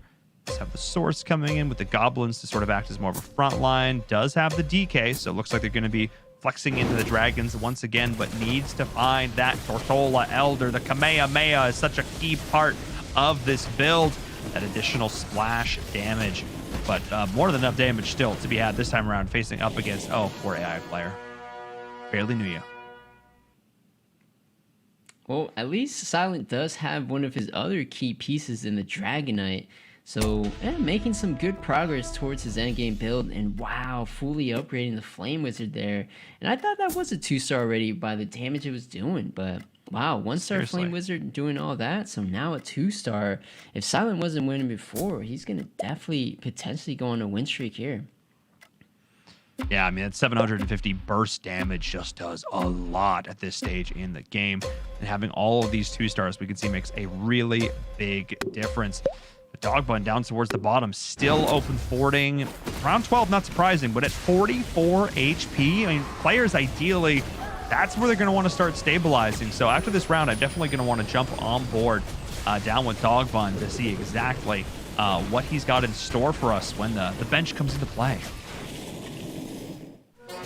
Yeah, definitely getting really low, going down to 34 HP. It's probably all the beast players in the lobby. Just extra summon damage really coming into effect here and just knocking Dogbun down a little lower than he was planned to be. Yeah, I mean, to be fair, Dogbun, you know, down towards the bottom of the overall leaderboard, you know, currently second to last place. So not an ideal position there. Just going to look to try and make something happen. And we're seeing some dragons coming in with some mages here. Potential little Argali Knight for a little bit of additional oomph with the pure damage. But yeah, this build is feeling a little bit anemic if I'm being honest. All 1-stars, not really feeling strong in terms of itemization. So Dogbun definitely got his work cut out for him. Yeah, it's a great idea. We've seen 5 dragons mages perform extremely well, but it's all about timing. So does he have enough time to get his build fully online? With 34 HP, the time is definitely ticking down for Dogbun. He's going to have to make a play for at least level 8 soon. Yeah, for sure. And hoping with the 59 gold that they can find some of those 2-stars that they very desperately need. But who haven't we jumped on board with in a little while here? Who do you want to see? Take a look at Radical. He's actually has 6 assassins online right now, so we haven't seen. Where did the mages go? I believe game 1. Yeah, I believe he had some mages, but yeah, just fully transitioned. Only has assassins in his board. So normally you have some kind of front line like a Warped Sage, Razor Claw, or Radical just going straight assassins route, even staying at level 6. So maybe considering a hyper role for one of his carries like Abyssal Crawler, maybe a bit more of a Hail Mary play coming out for Radical. I mean, to be fair, Radical needs a win in order to make it into the top 10 at this point. Radical sitting at 52 points. We get them to 62. Would put them just above Arfton and K-Bunny in the top 8. And K-Bunny, depending how Arfton does, K-Bunny really, you know, in group number 3. There's a lot of math we could do here. Case in point just being, though, that at this point, Radical does need to pull off a W here. Does need a full win. Is going to go into the Assassins. I think realizing he's being double contested on Mage by Silent and Dogbun. Silent, who's already a little bit further ahead in terms of that. So I don't hate the swap at all. And I think you're right. I think, you know, now at level 7, needs to identify what the hard carry is going to be. Maybe it's going to be the Water Spirit. Maybe that might end up being it here. So we might see a potential shift into Divinity, opting to drop out. Maybe not even Divinity because this dropping up the Insectoid though. Man, I'm unsure. I have questions. Yeah, it's definitely a tough situation for Radical. I think it's a little too late to try to transition into Divinity. I'm pretty sure he's just full on committed towards a 6 assassin build. The only rough part for Radical is he just does not have one of his carry units 2-starred yet. So I believe right now his items are on that Shadow Crawler, but it is a 1-star. Ideally, when you're running assassins, you're either stacking the 2-star Shadow Crawler or a 2-star Abyssal Crawler, and Radical has neither. So yeah, very rough position for Radical. Let's see what he's able to do this round to really turn things around. Yeah, he does find the 2-star Abbey Crawler. Is he gonna actually throw it in and put the items on him? Ooh, that is One the question. Radical just staying at level 6. He's not even leveling. Just trying to 3-star one of his carries. I mean, that's a bold play. There's the Abyssal Crawler with the mask. All right, let's go. Putting it in. Let's actually take out the Lord of Sand. So we'll see how this goes. If this is the key piece with the key item that's going to allow them to go off here. And, I mean, looking good so far. Looking good so far. Yeah, not That's pretty good luck there for Radical. As he's transitioning and putting in his carry, he faces one of the weaker builds in the lobby, which is Dogbun, who's also trying to really piece together his build.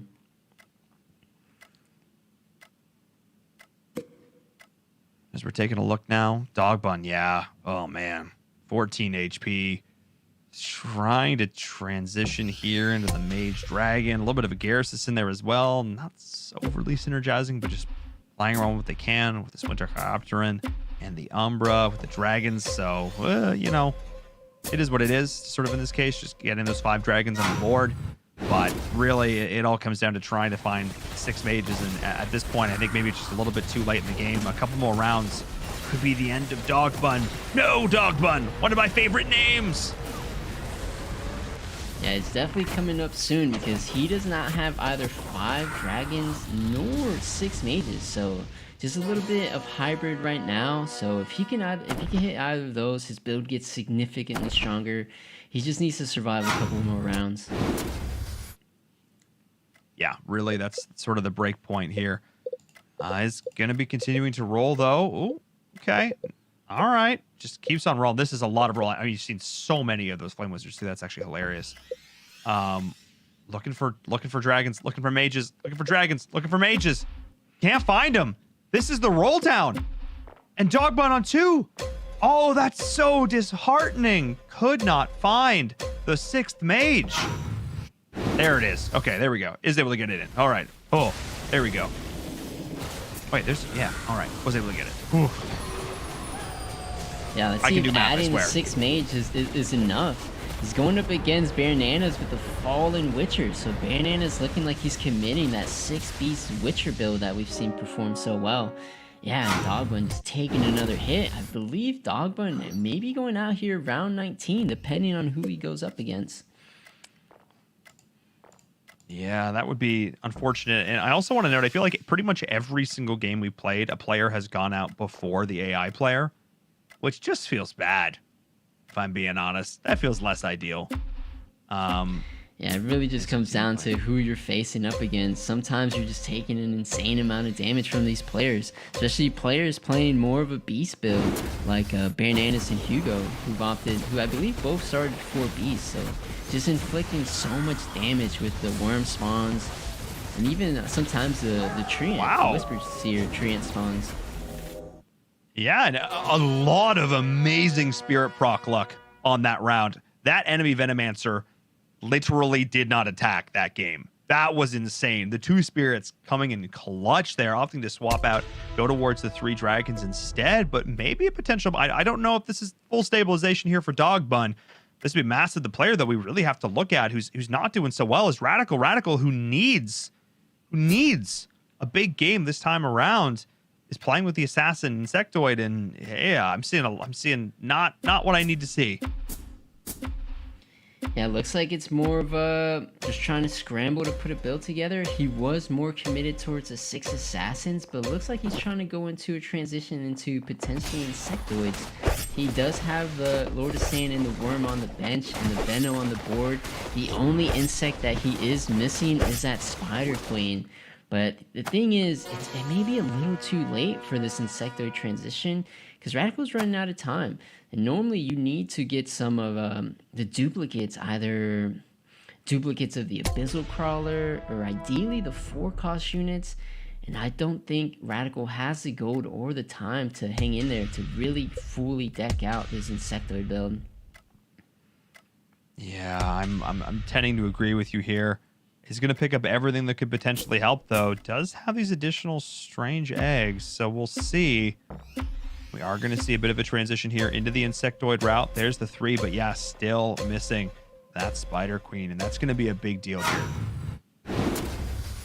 Yeah, and in order to get these insectoid duplicates in, he had to sacrifice the 6 assassin buff. So just making that Abyssal Crawler carry slightly weaker without the 6 assassin crit. So yeah, just a rough situation for Radical. Radical just trying to make the best of it, trying to hang on, hold his placing in the game, but just slowly slipping away.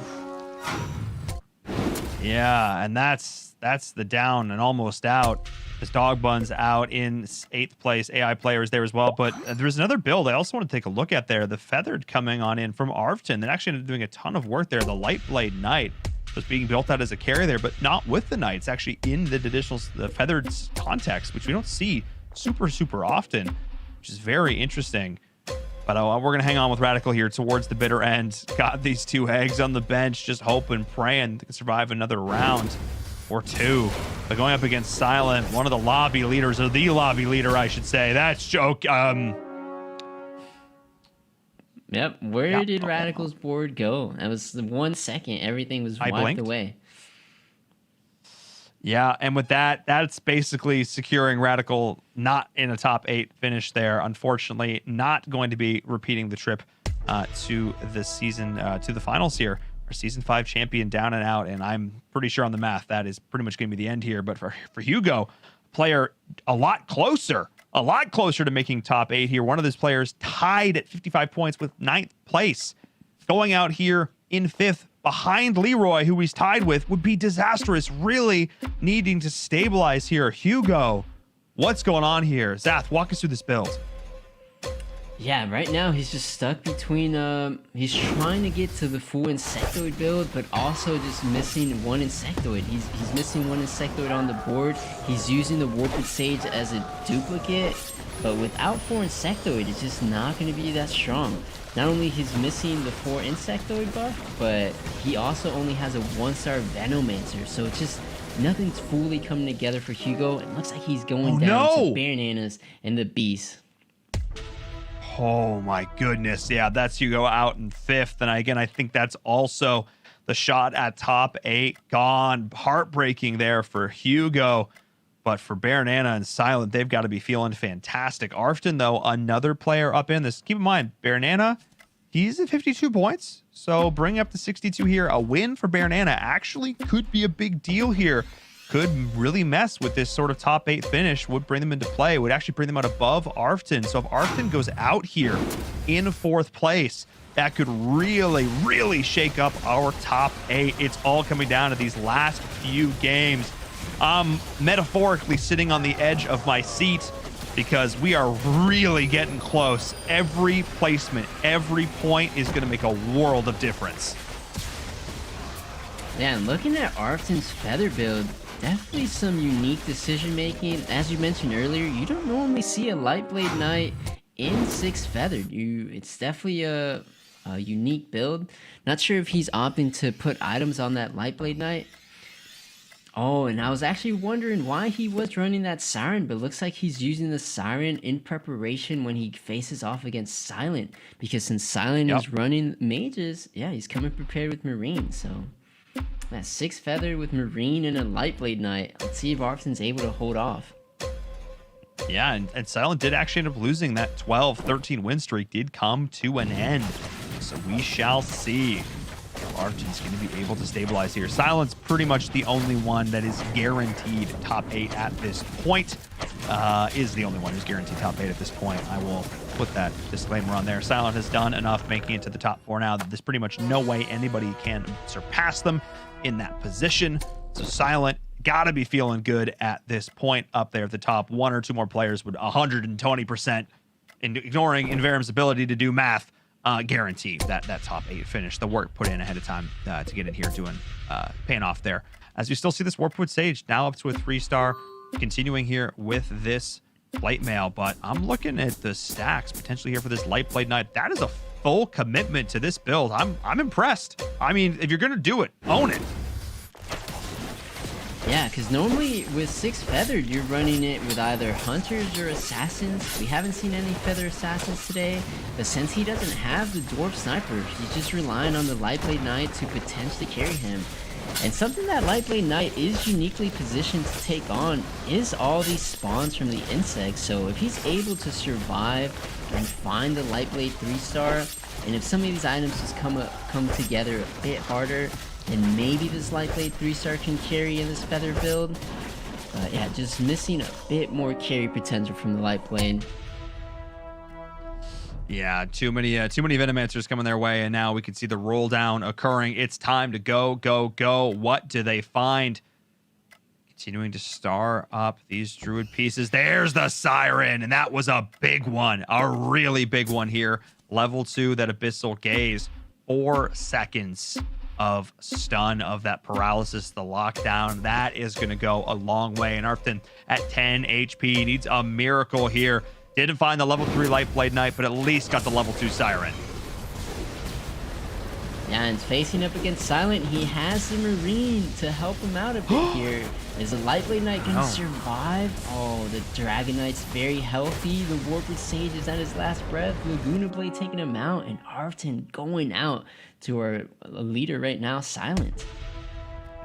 Yeah, and Arfton was coming into this in 7th place with 57 points. A lot of players hot on their heels. One of these players, of course, is Leroy, who has now surpassed them.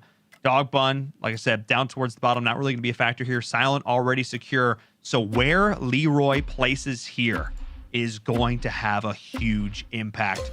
Placing in top 2, I think, will definitely push Leroy that one step closer to making it into our top 8. Arfton would have loved to have finished in the top 3. Yeah, and Leroy definitely has the build to get it done. He's playing Insectoid. We just saw an Insectoid build win. Insectoid is very strong against mage builds. It just comes down to how Leroy fares against Banana's Beast. But we saw it there. Banana's just taking huge chunks from Silent. So it's just a matter of time before Banana's gets knocked out by Silent. And then maybe Leroy is able to beat Silent in the 1v1. Yeah, I mean, if I'm...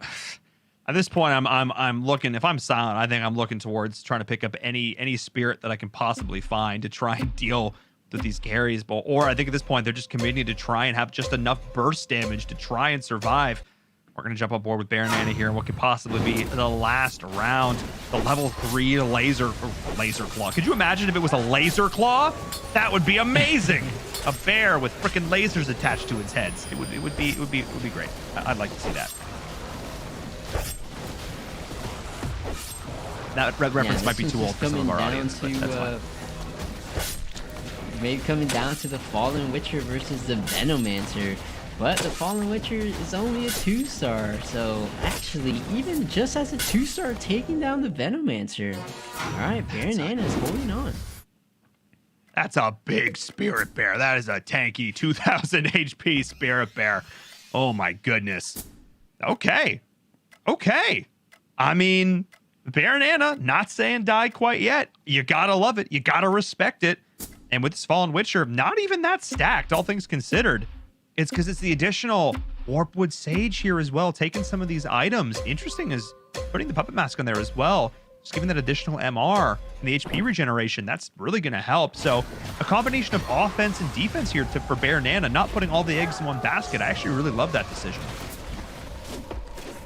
Yeah, and it's not even a Warped Sage 3-star, so once he's able to finally upgrade that Warped Sage, then maybe he can help sustain a bit more against these mages, just because that healing from Warped Sage is just so potent. So, yeah, right now, I believe Baronana is going to be facing Silent next, so this could be make or break for Bear here. Yeah. Ignoring that here. What's he looking for? A level 2 Dark Spirit would be really massive here. Level 3 on the Unicorn, just getting a little bit of additional sustainability.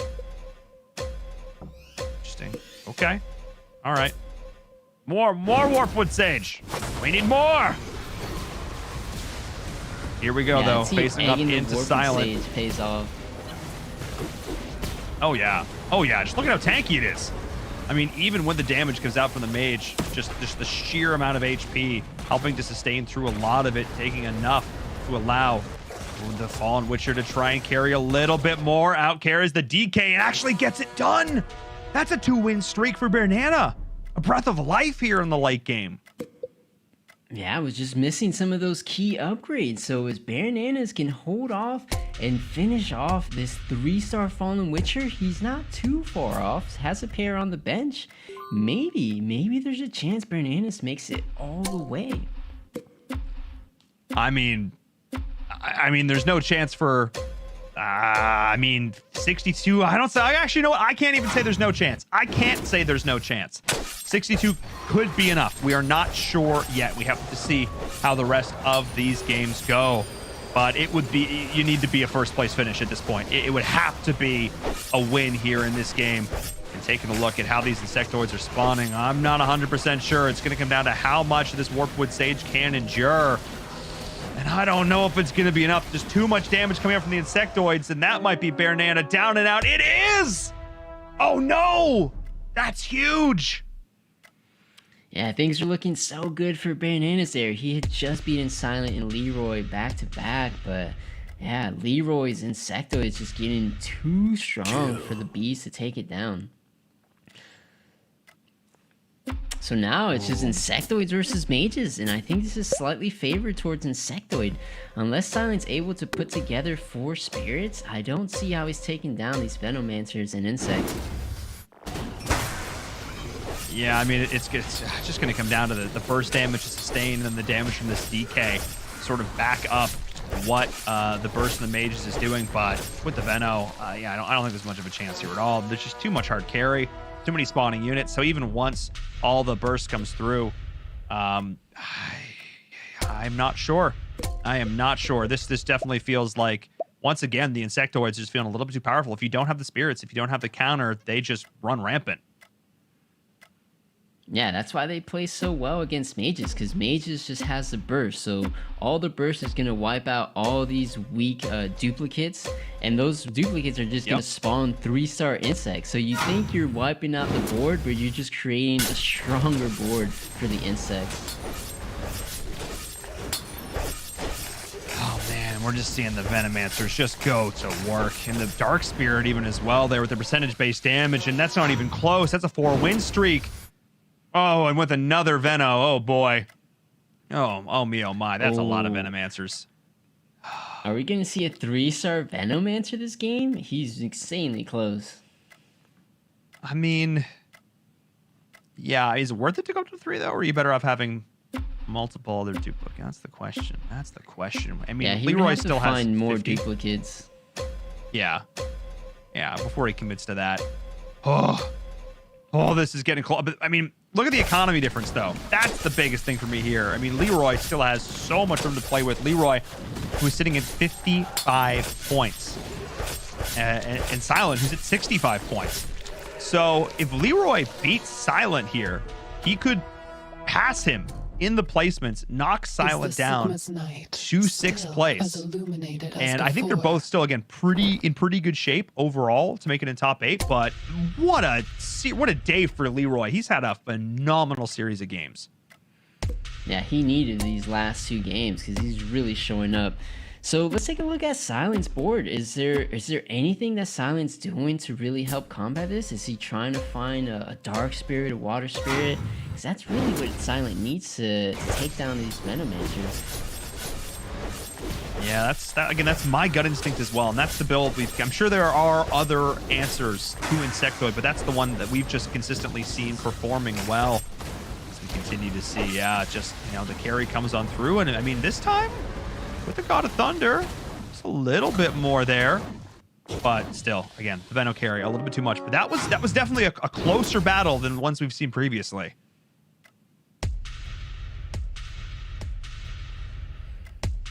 And I'm sure he is looking for it, but yeah, Dark Spirit being a legendary unit, not the easiest to find. But let's see if he does want to pick up the Water Spirit, because that is a piece he needs. So if he is opting to go potentially 4 spirits, he's going to need that one. Yeah, and again, maybe that's not the play. Maybe he's just going to try and buff up and round out the build that he's got going. Try and find a level 2 God of Thunder. I mean, good luck with that, but maybe it's worth the shot here. We'll see what the response is going to be. But when you're spawning like level 3 Spider Queens in the back line, the Tortella Elder just can't contend with that. And this is it. I mean, this is the build. Come online. That is the Insectoids doing just a horrendous amount of damage. Does not pick up the Water Spirit, so it does not look like it is going to be the play to go into Spirits here. That's not going to be the answer. Too late in the game to try and transition, says Silent, and Leroy running away with this one. 25 HP. Did roll down quite a lot here as well. A double level 2 Venos, more Venos, and one away, I think, as well, or a couple away from a level 3 Lord of Sands. Just, let's just throw that on the pile. Yeah, I believe this is going to be the final round, because when Insects wins, it's usually by a wide margin thanks to all the spawns. So I believe Leroy may inflict more than 12 here. Oh, never mind. It looks like it's just going to be Venom. So Silent staying in there one more round. Yeah, potentially starring up a Spider Queen here. No. Oh, but does get the Dark Spirit. Oh, that's actually huge. I mean, look, the snowball was already rolling down the hill, and now it's like one of those comedically large ones that you saw on children's television because, wow, this is just going to be doing so much damage additionally. I mean, it was already as a 1-star, dealing 6k damage. This is going to be the last round. No doubt in my mind, Leroy is going to take the win in this game. The Insectoids are going to be too much. Not the bees! As the Venomancer carries are just going to town in the back line. That is going to be GG. Leroy is going to take the win here in this game, and 10 points to the name. That's got to feel good in the last game of the playoffs for Leroy, propelling them up into that top 8. Wow, what a performance. Yeah, and Leroy really needed it. He was one of the players that was right on that line there. So with this first place here, hopefully solidifying him a top 8. Yeah, I mean, I again, we'll need to do the math. There's going to be tie breaks. There's more games to be had, so it's not guaranteed, but that series of games was definitely one of the best ways to get up there. I need a break, though. I need some water. I need a little bit of food. And I need to re-energize because we still have 2 more games to go. Oh, my goodness. Before we go to break, though, I need to remind you, once again, folks at home, social media, !social in the chat. Go follow us over on Twitter and Instagram. Stay up to date. And, of course, if you are a fan watching this over in Europe and you want to compete yourself, the Mobile Open Season 2 over in Europe, Middle East, North Africa is live right now. ! Sign up EU. Go find out more about that and definitely get involved. We're going to go to a break, though, but when we come back, group number 3 is going to take to the stage as we find out in our last 2 games who is going to make it to our top 8. You cannot miss it.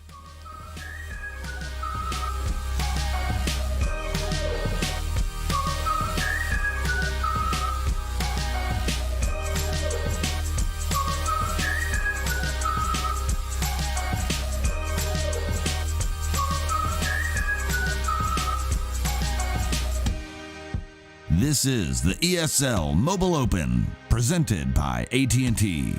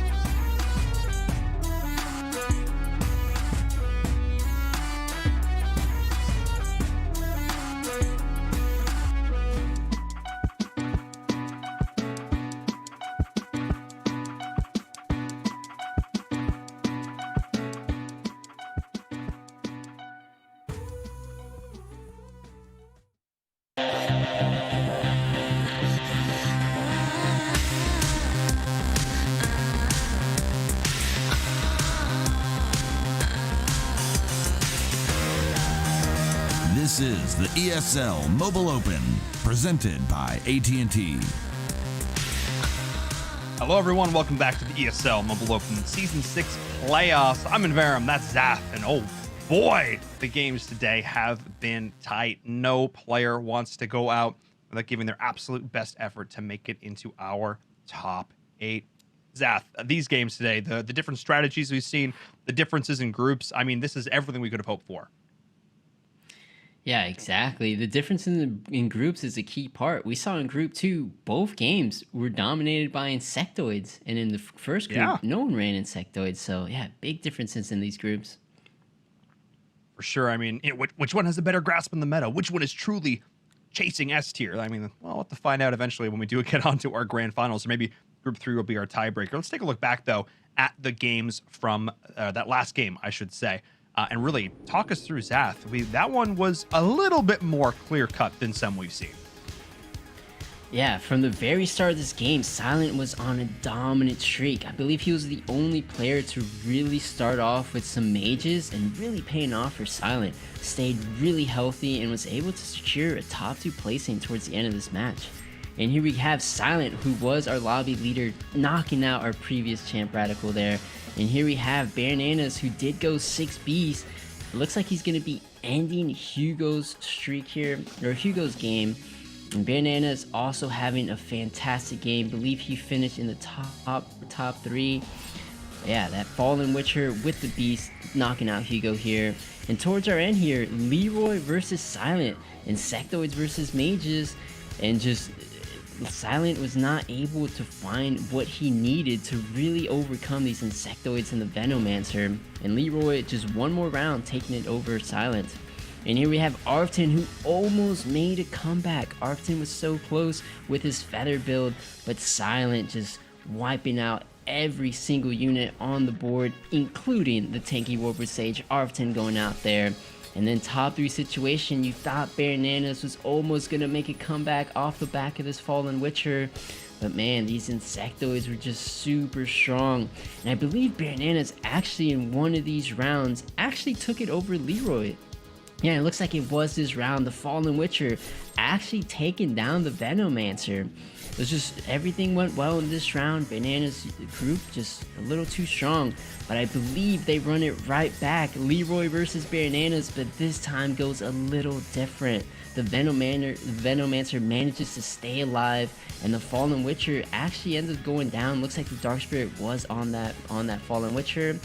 And the 3-star Poisonous Worm just keeps on spawning, pushing forward, and the Venomancer will eventually end Banana's game.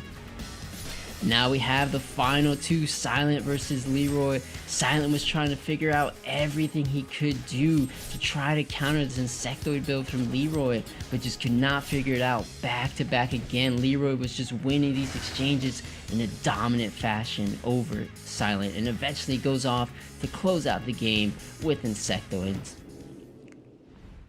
Gets it done. Couldn't swat the bug in the end. And the Insectoids looking really solid in that lobby there. Nobody really pulling out that counter there. I mean, I'm surprised we didn't see anybody looking to run into those spirits. Of course, spirits are, like we've seen it before, like up against the Sacred Lancer. So that's also a bit of a risky strategy.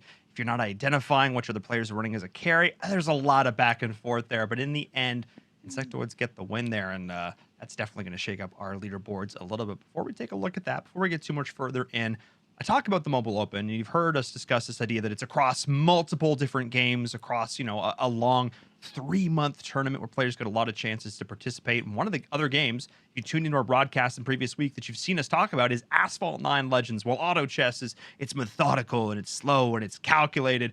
Well, Asphalt 9 is definitely a little bit different. It's definitely still calculated, but you are going at breakneck speeds. We actually have some footage here from 2 of our top racers across iOS and Android. This first one is Hemisphere, one of our top iOS players, and Zath, definitely a change of pace for Auto Chess, but also what's cool about this is these games are over really quick. These races only last a couple of minutes, which is pretty nice if you only have a couple of minutes to play.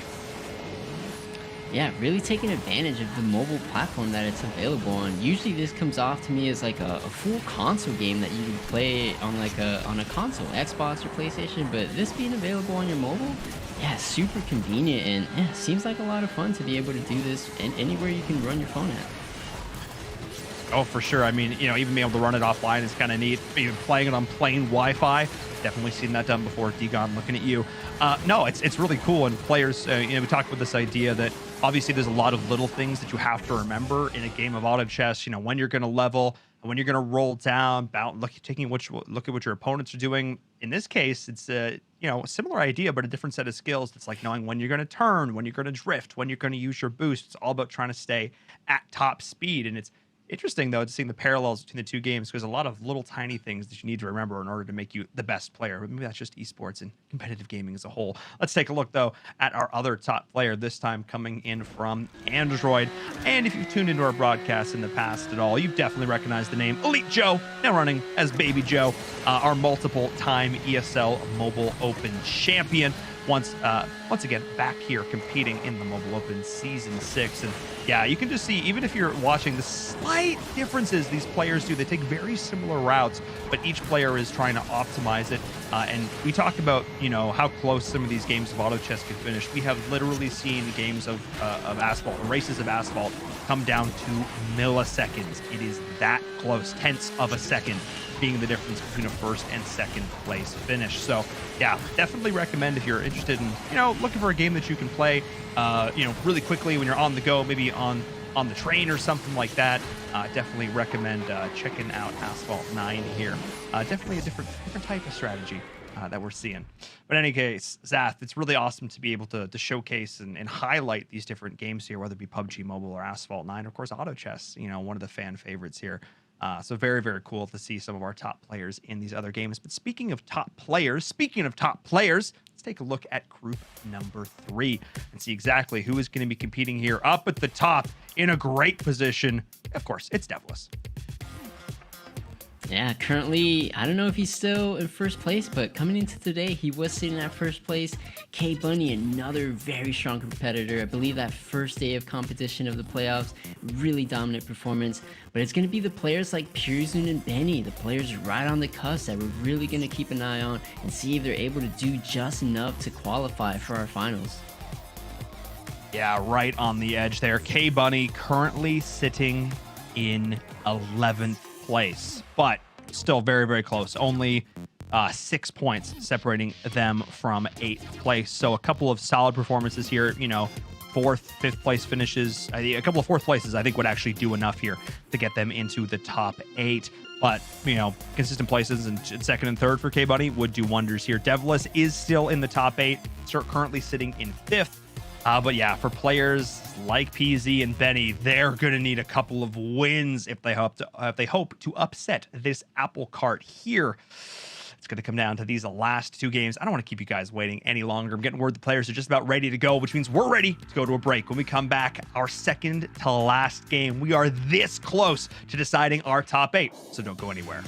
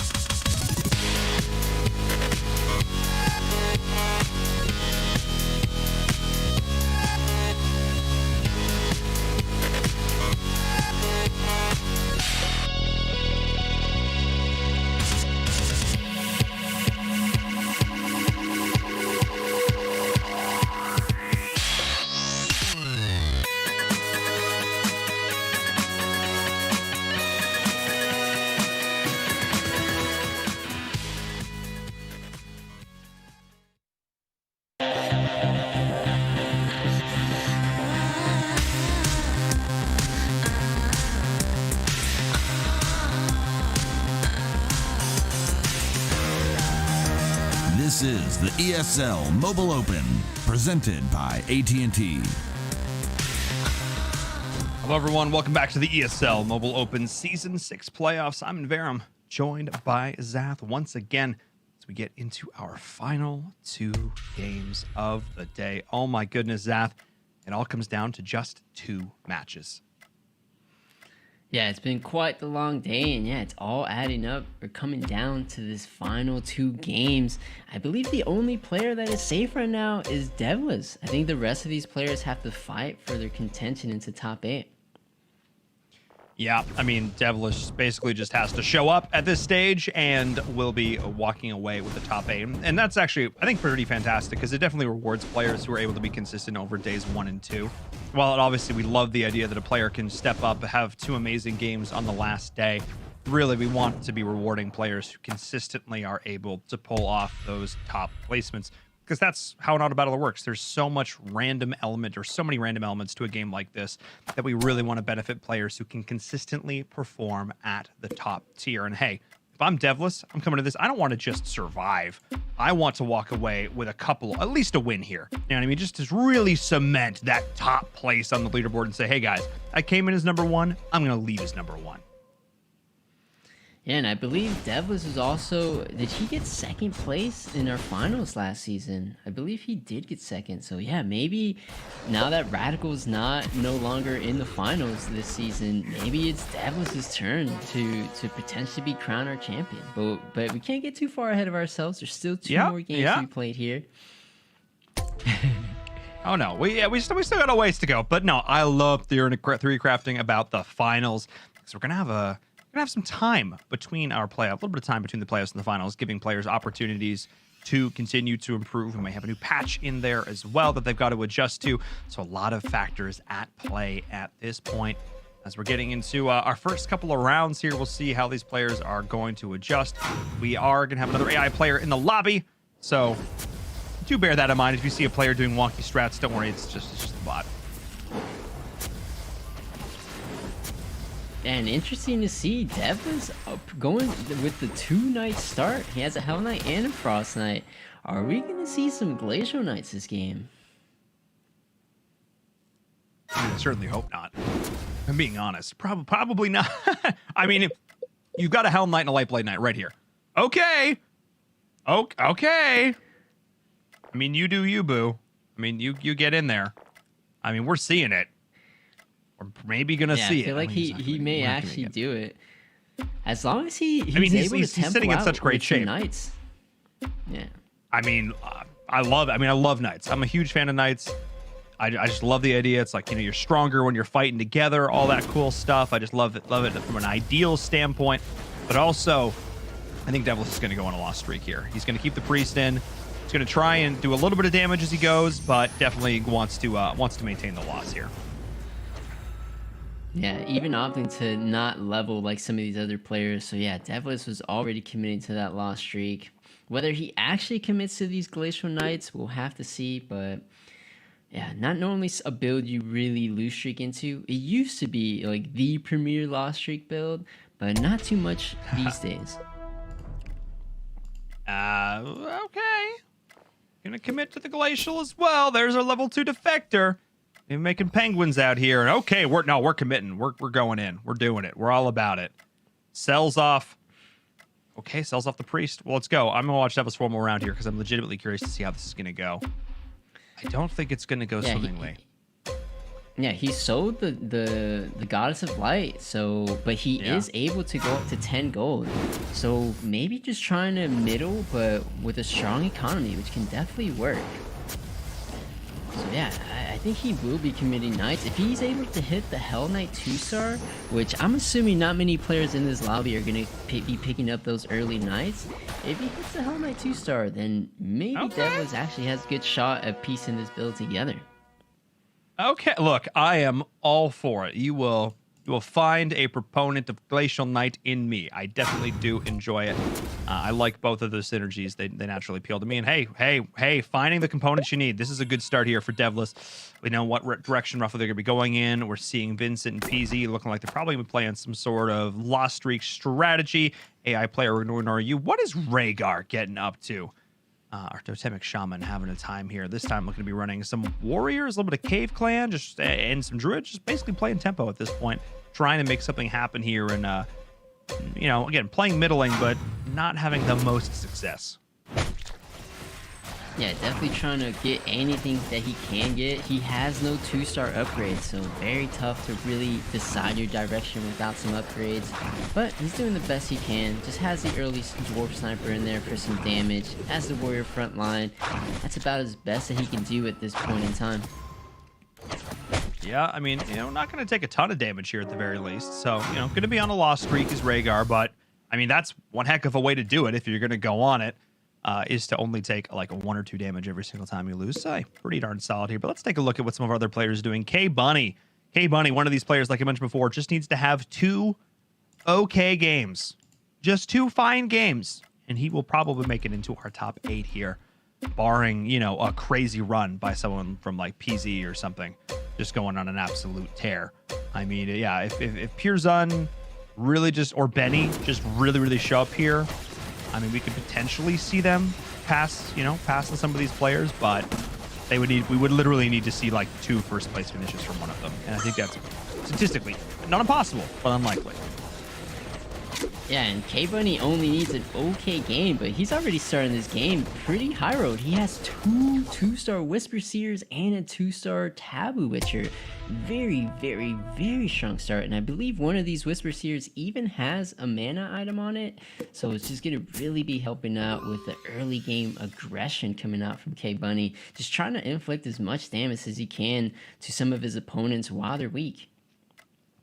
Yeah, I mean, this is such a great early game tempo build. You've got the Feathered, you've got the Hunter, a little Agarsis, you've got your Druids obviously helping to buff up the stars. I mean, this is feeling great. K-Bunny and Obstra both going on 5 win streaks. Let's jump on board with Obstra, see what he's doing. Hey, we get to see the matchup here to determine who will be our ultimate win streaker. As it looks like it's going to be K-Bunny. Obstra running a similar version of this build, but only with the Hunter and Agarsis gets absolutely slaughtered. 14 points of damage. Yikes. Yep, that's that mana item on the Whisper Seer. So, yeah, like I said, just trying to put as much damage to his opponents as possible. Razor Claw? Okay. Yeah, but that's a 2-star Razor Claw as well if he wants it. Oh, he does not have a Druid, actually.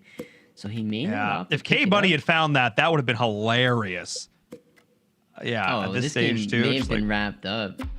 Because K-Bunny looks like he's putting a solid feather build together. So the earlier he can find a 2-star Warped Sage, the better. So yeah, it's all about how fast K-Bunny can get these 3-star Druids online.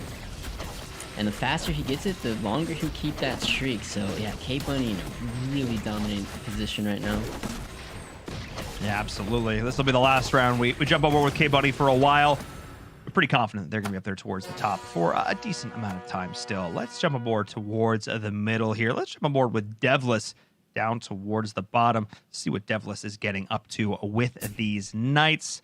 Has been maintaining a bit of a loss streak down here towards the bottom. Pseudo open forwarding, this time actually with Divinity Spirits. Got the Knights on the bench, but may actually be scrapping these.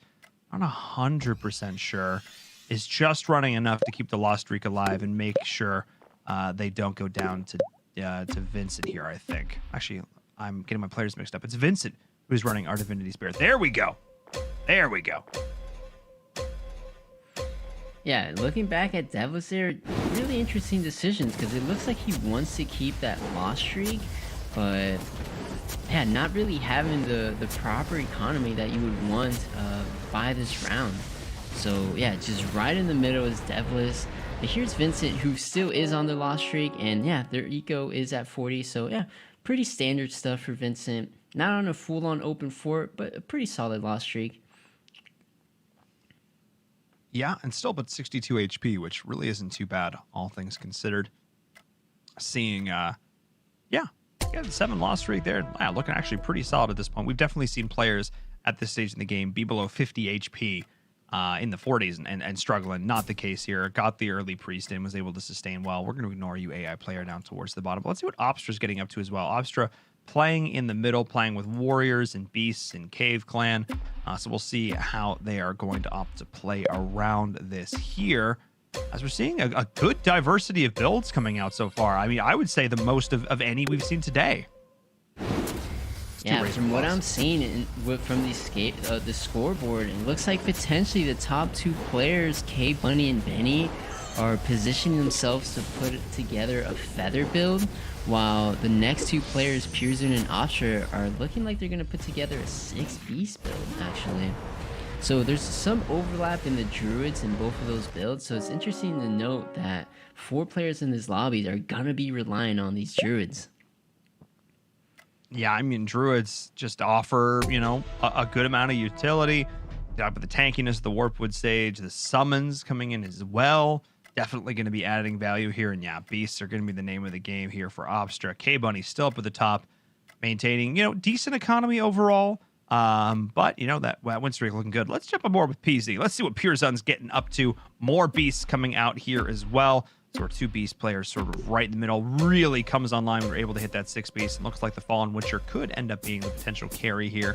Right now, the Taboo Witcher's holding onto it, but I wouldn't be surprised to see that switch over as we get later into this game.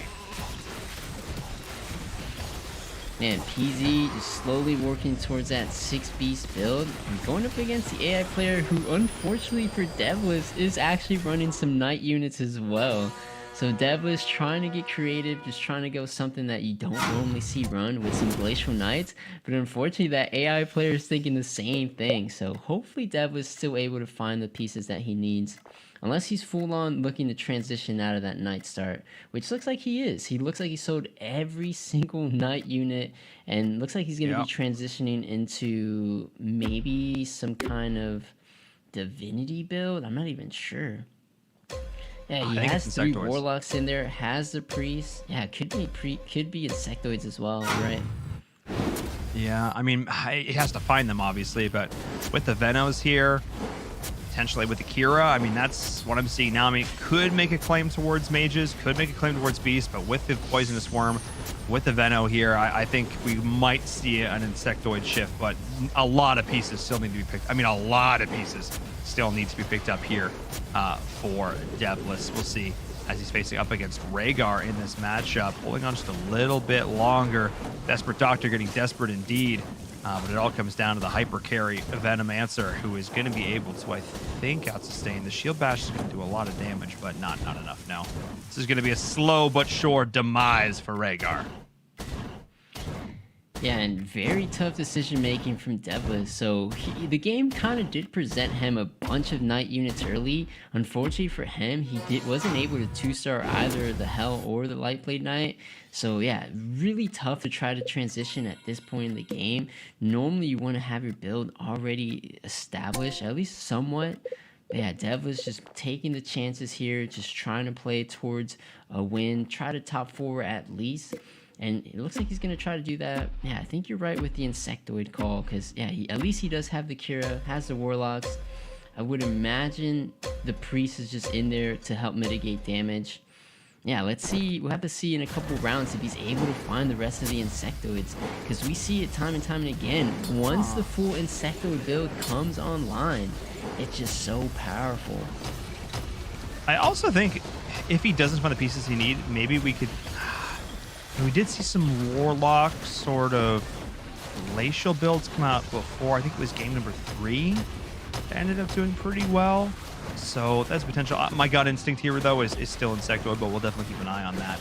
Let's see what Vincent's getting up to as well, though, after this round. As we take a look at the scoreboard, Vince looking like they're going to be going with a mage build. We've got Warrior Cave Clan, which before for Rhaegar. We've got some beasts, a little bit of Insectoid coming out from Obster there as well, and then Hunters and Feathers up at the top, looking to be claiming that number 1 spot. So we'll definitely keep an eye on this. Yeah, I'd grab the Warpwood Sage. Never bad to have, as we're seeing the continued level up here, but I want to see what Vincent's getting up to. Yeah, Vincent does have the 6 mage online here, so the Tortilla Elder should be doing significantly more damage. a pretty solid front line in the God of War. It's going to help tank up for at least a bit. But yeah, definitely Vincent is going to need to find these upgrades. He has a Venom on the bench, so I'm assuming eventually he will transition into the more traditional Dragonite build that we've been seeing. But it's going to take some time. It's going to take some gold. So as long as he doesn't take any damage, he should be in a good spot. Yeah. Hey. All right. We're getting there. We're getting there. As the 2-win streak now coming out there for Vince. Goodbye, AI player. Continue on your merry way with that loss streak. And there's the dragon. So yes, it is going to be the dragon build coming out here as well. Of course, with that winter Chiropteran sort of helping to glue that build together. But let's jump back up more on board towards the top with Benny and K Bunny respectively. Jump on board with Benny. Got lots of druids coming on out. We got the hunters. We're one away from that additional feathered. And maybe even looking to build, you got some marine potential coming in here as well. And I love grabbing these pieces early to deal with the mage play that's coming out from Vincent as well. That is looking far into the future at this point, but I really, really like it. Players who are starting to come up with the counters early on, I think it really does go a long way. Yeah, not only does he have the Marine on the bench, but even keeping some mages on the bench, which is really interesting because I'm pretty sure Benny's committed towards his feather build here. But maybe keeping the mages on the board to help take some out of the pool, perhaps? Yeah, I'm not too sure he would transition mages from Spiteful. here. But yeah, going ahead and selling the mages. Yeah, just trying to prevent some of these other players from getting some upgrades too fast. Yeah, I think that's a super solid call. We're going to see the Shining Assassin carry here. Got that early game Maelstrom. So definitely be keeping an eye on that. And then, yeah, keeping these back. You can flex, obviously, as a hunter, you can flex the Siren in should you decide to go more towards the hunter for whatever reason. Not feeling the feather is going to be as effective, so that's still going to be valuable there. And then having that additional Siren, obviously, having that 30% magic resistance up against mages just really helps to blunt that the damage there. But oof. That copy of Devless did work up against Benny. Oh my goodness. And now, looking up towards the top of the leaderboards, Benny has fallen off a cliff down to 56 HP from way up there. And PZ is doing what PZ always does, which seems to be like this mid-game spike. I don't know what Pearson does, whether he starts at a loss streak or not. I always am like, oh, Pearson's not doing that great. And the next thing I know, he's like in second place consistently. Not necessarily going on this crazy K-Bunny win streak, but definitely still up there doing well, maintaining the 30 gold economy, feeling good at this point. Yeah, Pearson at least has a 6B synergy in there. It just hits the Razor Claw 2-star, which is a huge power spike there. But looking back at Devlis, who has to mount this comeback, we were trying to predict his build a little bit earlier. We were guessing Insectoid, but he's actually doing a hybrid build between Kira and the 6-beast build that PZ's also running. Okay. So Devlis is running 6 beasts, but Kira.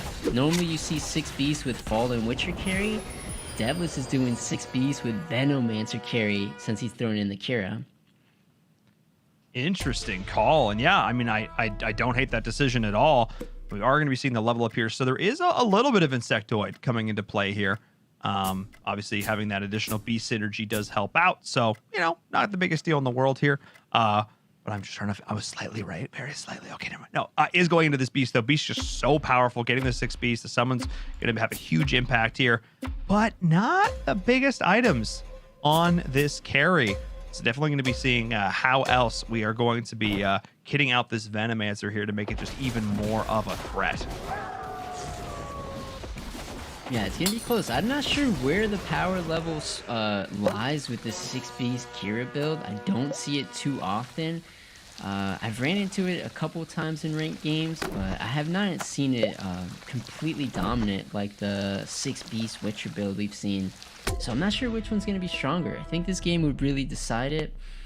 Devlis isn't the most upgraded, still a bunch of 1-stars up in that front line. And like you mentioned, the Venomancer isn't the most stacked carry, so you really need a Venomancer with insane items to really make a build like this work. Yeah, and even playing it like, a little bit more about the MR and the survivability and the sustainability. So I think really just sort of weighted numbers and relying on the Kira stack as well to just continue to try and help that out. So we'll be keeping an eye on this. Going up against K Bunny, whose win streak did come to an end. I actually missed who he ended up going down to. But yeah, definitely going to be a bit of a struggle here as K Bunny absolutely looks to be rolling him. Yeah, all the damage, the hunters in the back, trying to land these shots up against the feathered. It just ain't happening. And that's just Devless done. Could not stabilize at all. And Devless, who's, I was going to say the one player who's pretty much guaranteed to be safe, like 2 points? That's not great. Again, still pretty safe, but that's less ideal for sure. Yeah, I don't think that's the placement Dev was wanted to come into this first game with, but K Bunny just putting on a performance with something we haven't seen across any of our games. He's actually running 6 Hunter. So normally Hunter's something you see at the beginning of the game and people normally transition out of, but K Bunny wants to stick with these 6 Hunters in his board. I mean, he's still doing this with multiple level 1. This is a level 1 dwarf sniper. That was like, okay. I mean, that's a decision. We do see a level 2 Veno on the bench. We see a lot of Insectoids, so we could actually see a transition into Insectoid. And yeah, after 2 losses in a row for K Bunny, I think that's probably going to be the go button to make that call to transition over. So I knew we were going to be seeing some sort of mid to late game Insectoid transition. I wasn't sure who it was going to be from. I thought maybe it was going to be from Devless, but in this case, it is almost certainly here going to be from K Bunny. Yeah, looking past, yeah, he's not starting this up. Yep, there's the committal. Okay, we have our answer. We know where the bugs are coming from. They just won the last 2 games. We'll see if they're going to keep up the trend here as one of the most scary builds currently in the meta. I want to jump back on board with Obstra, though, through all this, who's down on a 4-loss streak, 18 HP. Obstra, who's, sitting, relatively far down the leaderboard here, probably not going to make it into, almost certainly not going to make it into our top 8, but still not an ideal position for them. Yeah, and Obstra is just in that unfortunate spot where you're at level 9 and you're trying to get that last warrior in there, but can't find it. He's sitting at 8 out of 9 warriors. That's just going to cost him the game there. We saw it a couple times before with some other players. You go to 9, you're trying to hit the 9 warriors, and you just can't find that very last one that you need to fully power spike. Heartbreaking. I needed one more unit. I just needed one more troop and I was gonna make it. But no, just can't get it done. Sometimes, RNG's is just not on your side, not able to get together. And there's gonna be a bit with the old man voice. It's like back in my day, I found all 9 warriors, but let's be honest, I never find all 9 warriors. It never works out for me. So just not coming to bear.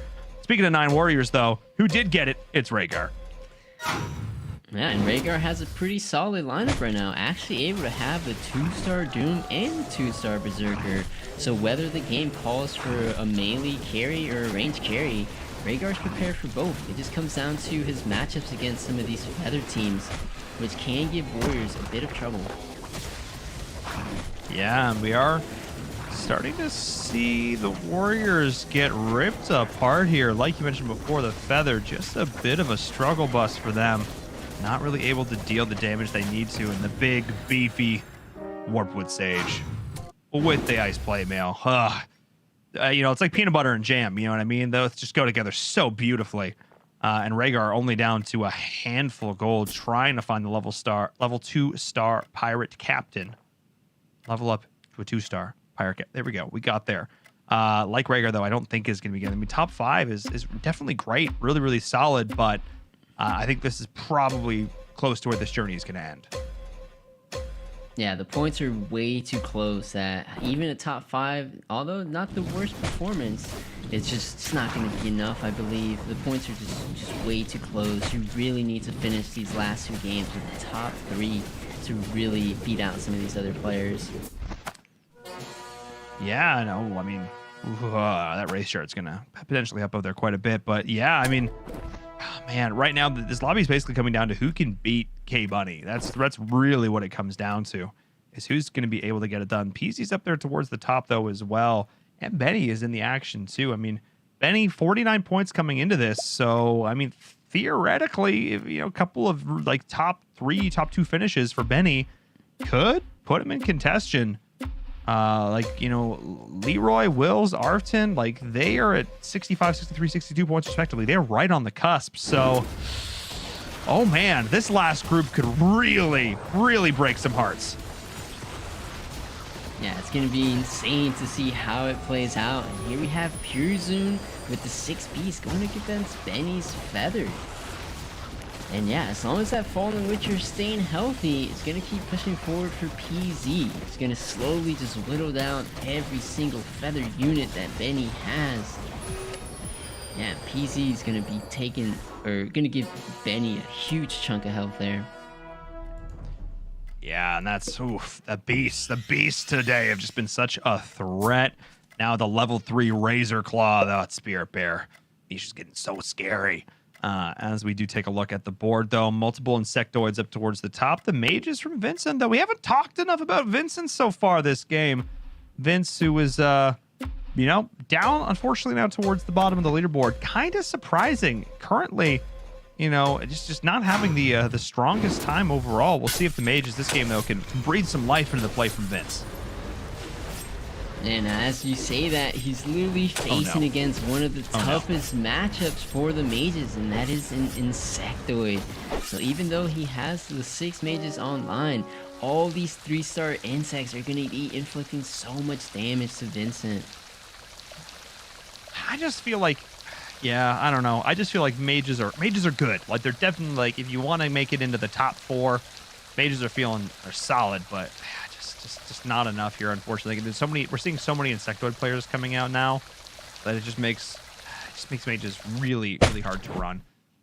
So let's jump aboard with Rhaegar, though, who's down to only 5 HP. One more round could be the end for our warrior player with only oh, is able to find the level 2 werewolf, but not the level 2 pirate captain, which would have been nice.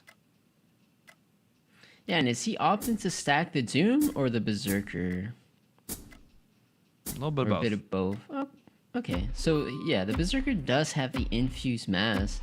That could go actually a long way. It does not have like something like the Holy Spirit Lance, but Infused Mass is still a very powerful item.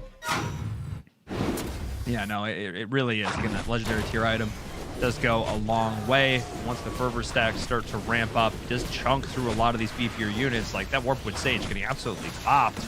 And Benny, this might actually be the matchup that hurts him here. This Berserker, though, taking a lot of damage in response. It may have spoken too soon as the Berserker just not being able to just get some attacks off. Berserker, go! And yes, actually able to survive for one more round is Rhaegar.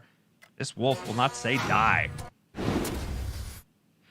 Yeah, and these players just want to keep surviving. They want these players to get knocked out because they just want to secure themselves a top 4, top 3. So yeah, any little HP that you can save, they just need it. So the fact that Rhaegar is holding on is just trouble for some of these players because maybe Rhaegar's on a comeback. I mean, maybe. I mean, yeah, 9 warriors though. Again, a good, solid, consistent build will almost always, if you can hit it, get you into the middle of the pack. But I don't think we've seen a 9 warrior win so far in any of these games. So not having the most success in that regard, going up against the mages of Vincent. I think they'll be able to come out on top here with this Berserker carry, but it's a close thing, that's for sure. Yeah, and Vincent actually managing to hit the 4 spirits now. So we were trying to see if other players in previous lobbies could answer the Insectoids with the 4 spirit. And Vincent coming prepared for this lobby. So let's see if now with 4 spirits, it does go down to Rhaegar since he does have the range carry and the Berserker, but maybe Vince can hold off a bit longer against some of these Insectoids and help secure himself a little higher placements. Yeah, I mean, it's really all about just trying to get into those top spots. And man, I want to take a look. I'll look around though, see how things are going. Oh my goodness, so loud. It's this? Really? This is why we're still chilling? Oh my goodness. Draw there at the end. K-Bunny. Oh my god. 3 players conceivably like around from going down. Oh me, oh my. And I'm seeing a lot of fans of Will's in the chat, and a couple of these players do consistently well. Could spell the end of his run towards the playoffs. So again, a lot of players watching with bated breath here, seeing how every single one of these players stacks up, because it will probably come down to a single point. Once again, making it to the top 8. We'll see who K Bunny faces up against here. Psych. It's a creep round. Yeah, it just gives everyone just a little bit of a breather. Maybe able to combine an item that will really help them change the tide of how the game is going. Don't you want a lovely we'll see. spider? Nothing's still too menacing here on this Venno. The Axe of Fury would be really the next big pickup here. That would be the big one. Just looking for that Ghost Blade. Or, though I have to say, the Feathered could potentially go make an argument for the Monkey King Cane, but I think probably better with the Axe of Fury in this situation. But overall, though, still looking pretty solid. I have a feeling we may have a player going out here. So right now we have K Bunny versus Pearson, but I don't think either of them are about to go out. I think it may just be Rhaegar, Benny, or Vincent. Yeah, I think there's a good chance that one of these players goes down. I think we're getting too low on HP. Vincent down to 3. Rhaegar facing the copy of Benny. I think that means it's going to be Rhaegar going out here. PC's down to 18. K Bunny looking like the player to beat the Insectoids once again. The dominant force in the lobby, looking to make it 3 for 3. Rhaegar is going to go down, which means Vincent, Benny, and PZ in the top 3. You'd better see the Oh me, oh my. museum. That's a big deal. That's a big deal. Rhaegar going down here, which means he's none of the players sort of soaking up points from those towards the top. Pure Zun looking to try and make a run at 50 points up in towards. He's only got to get like 2 top 3 finishes. Oh man. Oh man. Yeah, I think this one's may just be a runaway for K Bunny. This might be our 3rd game in a row that ends up being won by Insectoids. This build is just so powerful once it's online.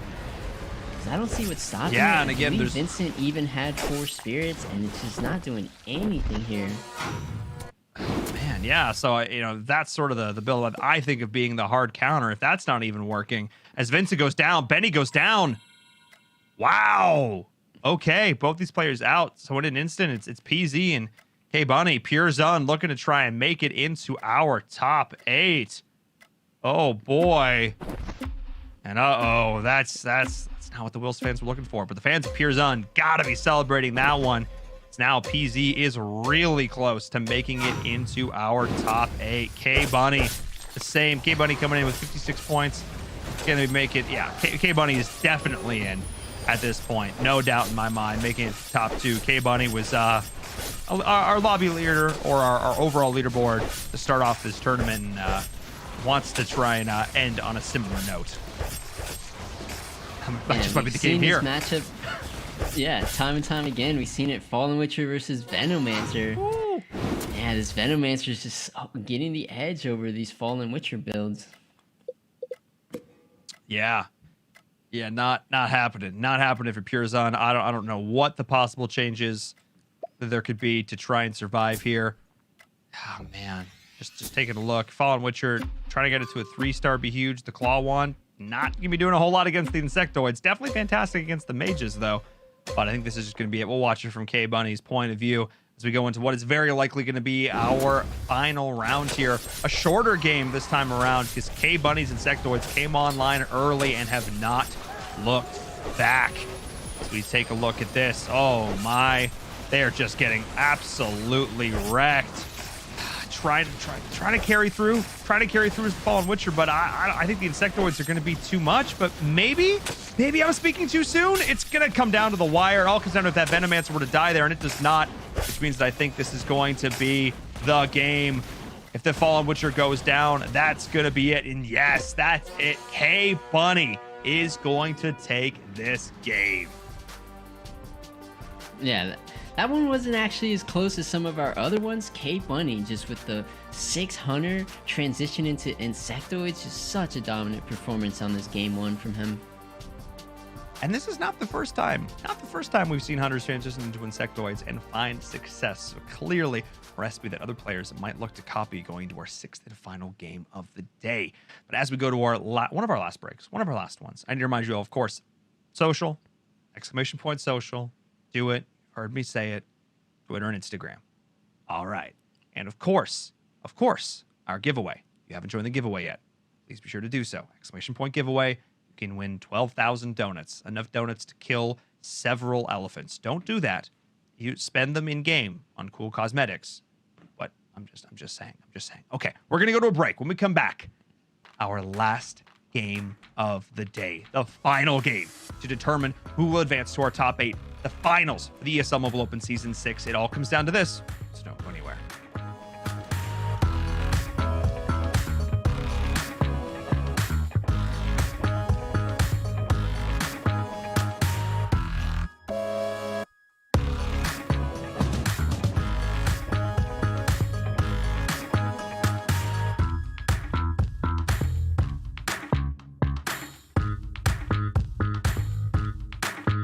This is the ESL Mobile Open, presented by AT&T.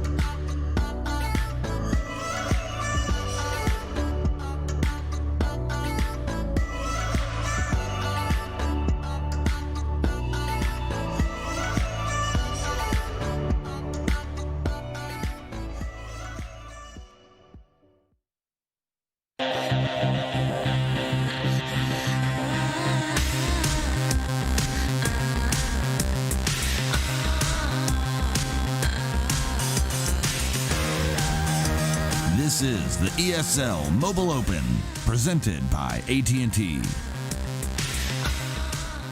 Hello, welcome back, ladies and gentlemen, to the ESL Mobile Open Season 6 playoffs. I'm in Varum. That's Zaf. We're getting down to the wire. Our last game of the playoffs, all to determine who will be advancing on to our grand finals. I don't want to dilly-dally. I want to get right back to the games, which means that we need to take a look back at that last one, see exactly how we got here, see how it all went down. Zaf, let's take a look back at the replays. All right, taking back a look at this game. It was just a story of K-Bunny. He got off to such a strong start with the pair of 2-star Whisper Seers and was able to ride the streak into the late game with the Insectoids. And here we have PZ, who showed up immensely this game with such a strong 6-Beast Witcher build. And here he has the 6-Beast online round 18 and just starting to put such a hurt on the rest of his lobby and taking Rhaegar down by a wide margin here. And here we have Rhaegar versus K-Bunny. K-Bunny did start with the 600 and was eventually trying to transition Insectoids. So this was one of the times where Rhaegar with the 9 warriors was able to get right over the transitional piece from K-Bunny. So Rhaegar getting on top there.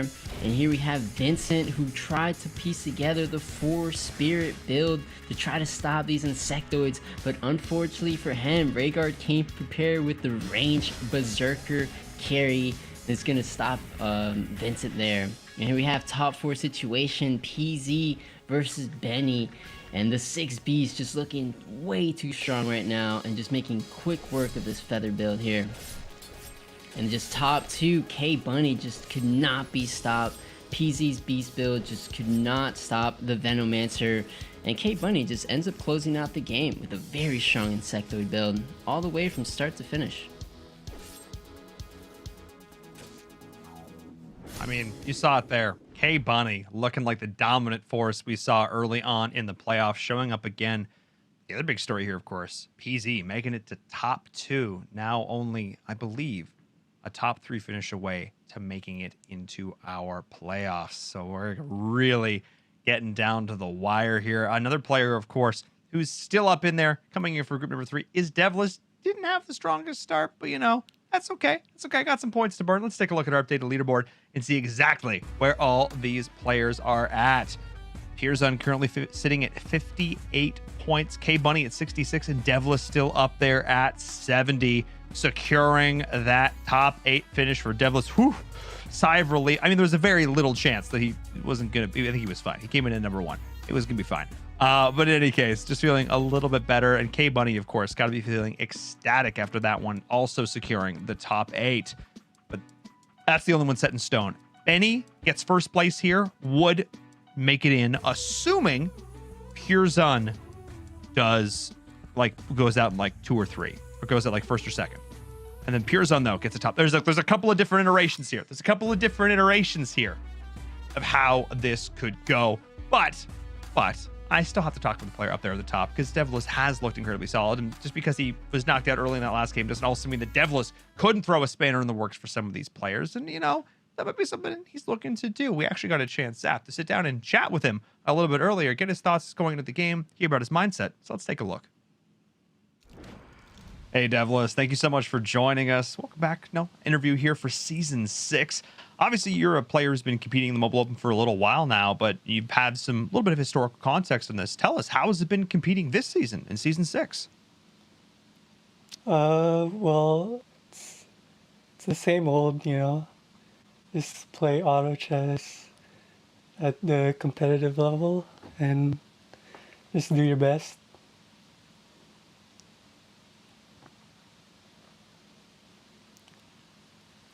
Hey, how's it going, Devlis? I should put a face to a name, but the question I have for you is, you seem to be really consistent, not only last season performing really well, but this season you're leading this leaderboard right now.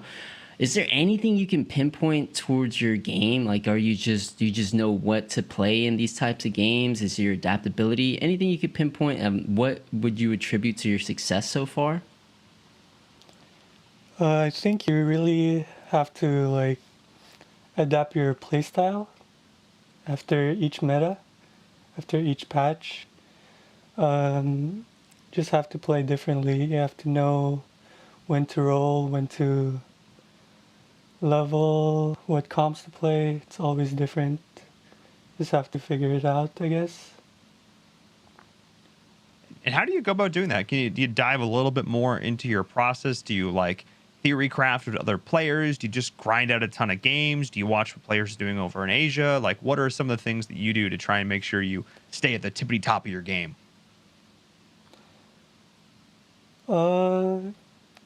Just have to play a lot of ranked. Try to rank up to the highest level, Queen, and see what works there. Or you could watch some streamers, watch how they play, and try to imitate their gameplay, I guess. Yeah, I mean, it seems like there's definitely quite a few resources, and playing up against the top players on ladder is definitely one of the best ways to go about refining those skills for sure. Do you have any final shout outs for fans or folks at home before we say goodbye? Shout out to everyone in the community, I guess, and everyone that supported me until now. Shout out to them. Awesome. Well, good to hear the shout outs, and obviously want to wish you best of luck in these games. So good luck. We'll hope to see you play well and roll high. Yeah, we'll say that. Best of luck. Thank you. Look at me learning all the auto chess terminology. Getting it done. Devil's just so chill. He's just hanging out, playing auto chess, being incredibly good at it, and underselling himself. It's fine. You know what? It's okay. Secured the top 8 spots, so no real questions there. My only question now is, who's gonna round out that final spot? Are we gonna see an insane run from Benny? Will PZ pull off the victory? Will Wills be able to hold on by the skin of his teeth? These are the questions left to be answered as we get into our 6th and final game of the day's ath. I know we're all ready to go, so let's head to a short break. When we come back, we'll get back to the action. See you in a few.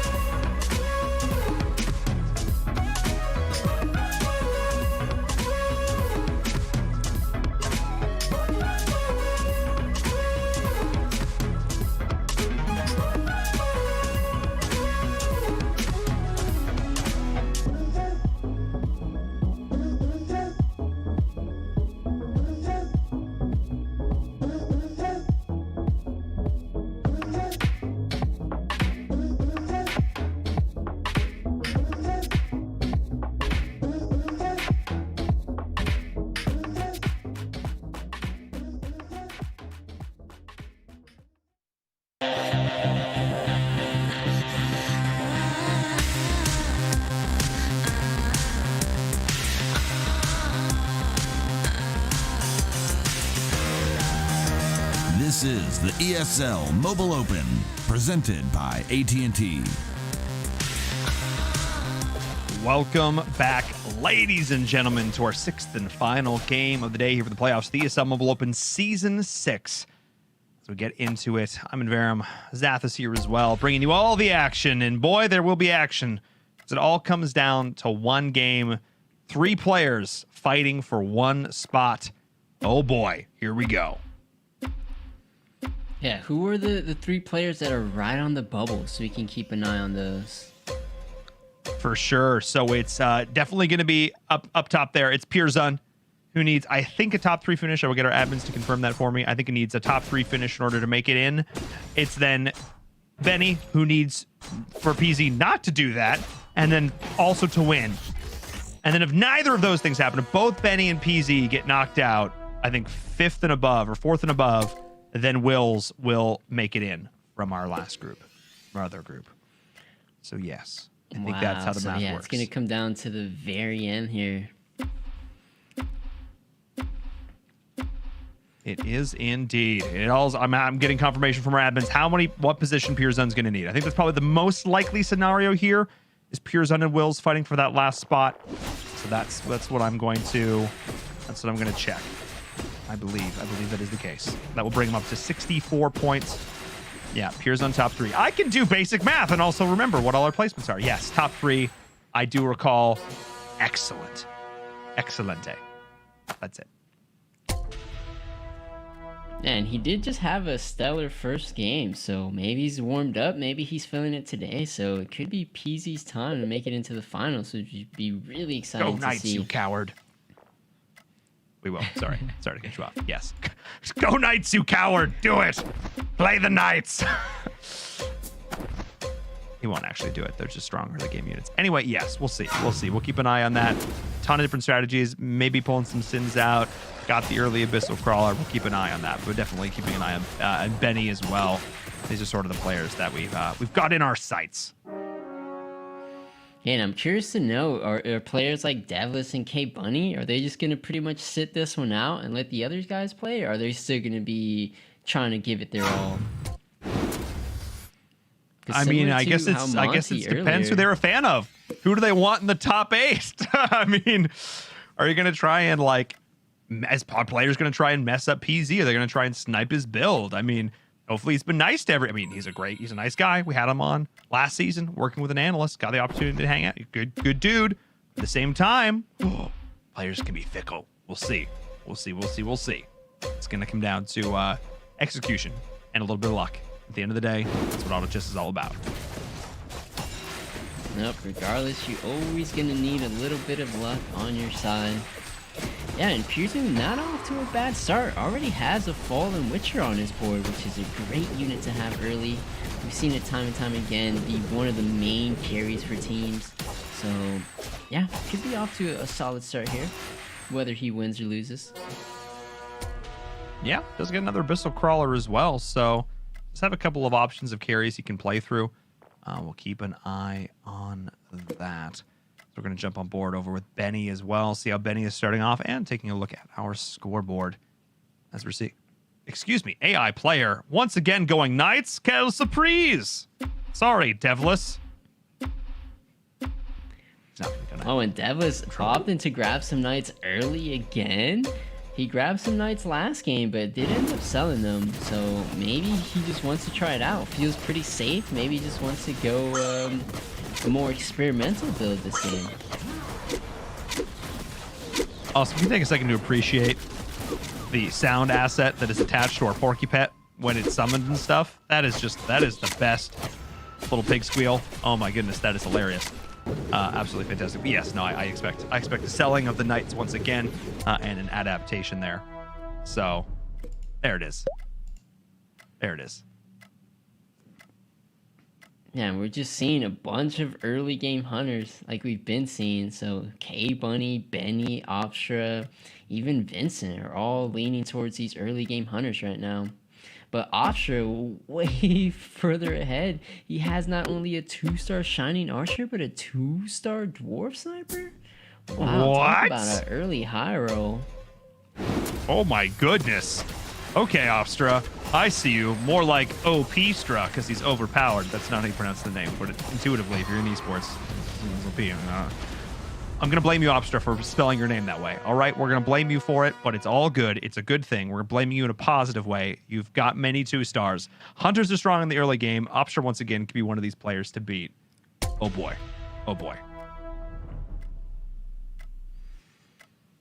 Yeah, and already, so yeah, just has the early game hunters, but on his bench, considering Beast. So yeah, Beast have performed well all day today and even in the previous week. So no surprise to be seeing players setting that up already.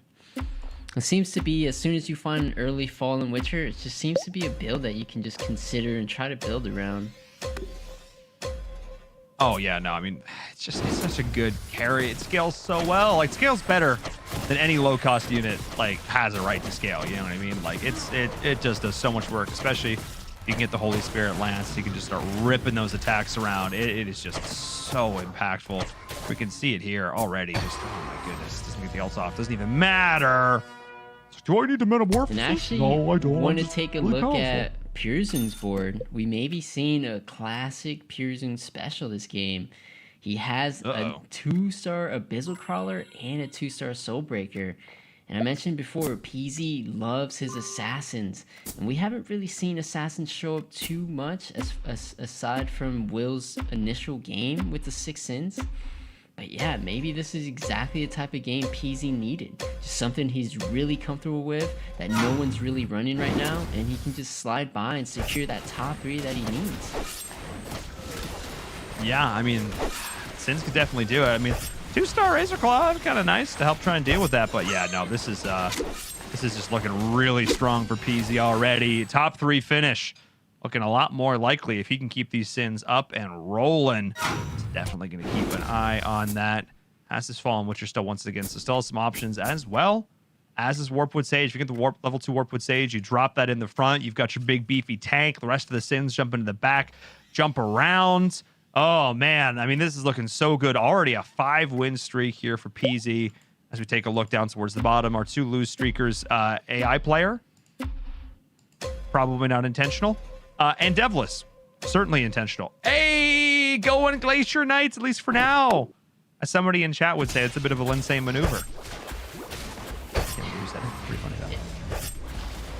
Yeah, it could be, but this time around, looks like Devless is going to go ahead and commit those Knights.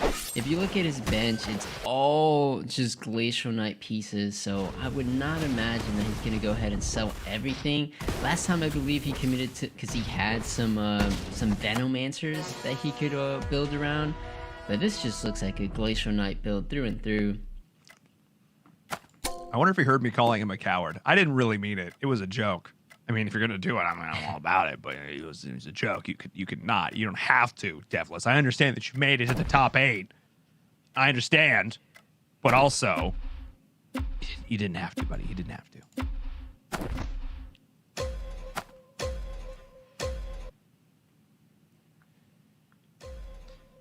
Alrighty, let's see what the rest of these players are getting up to as we jump on board with Vincent. Vince, who, yeah, I was kind of hoping for a little bit more out of Vince, if I'm being honest. You know, Vince is just one of these, like, super veteran players, been around the community forever. And I, you know, I was kind of hoping, yeah, just for a touch more, if I'm being fully honest. That's one way to get a Warpwood Sage. Oh, boy. Okay. Still not enough, but... I mean, I'm about it. Yeah, surprising. Not really, but I'm about it. He even has a 2-star Razor Claw and a 2-star Warpwood Sage, and it still wasn't enough. Looks like he's just missing a bit more in that back line. Just that 1-star Sniper, 1-star Aegis Ranger, just not outputting enough damage. It's honestly a solid team for now, but yeah, just lacking a bit damage there for Vincent. And I agree, Vincent is just such an old school figure in the community. One of the original streamers, has gone to the Invitational in China. There's just so much story to Vincent.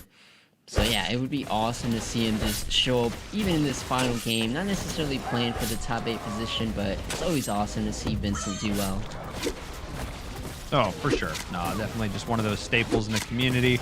And again, it is a really tight-knit community, especially, you know, you'd understand amongst the folks who do stream. So really just, get out of there. It's great to see them continuing to step up and sort of rep here at the end. Ooh, Dwarf Sniper. How much are we going to commit to the Hunters? That's the question here. That is the question here. And Vincent is going to be grabbing that likely here. We'll keep an eye. Devilish down towards the bottom. Once again, going for a loss streak. Going to be playing in with these Warriors. Rhaegar up at the top, though, is on a 6-win streak. Is playing the Warrior build. Level 7 already. Going to be looking towards 9 Warrior here.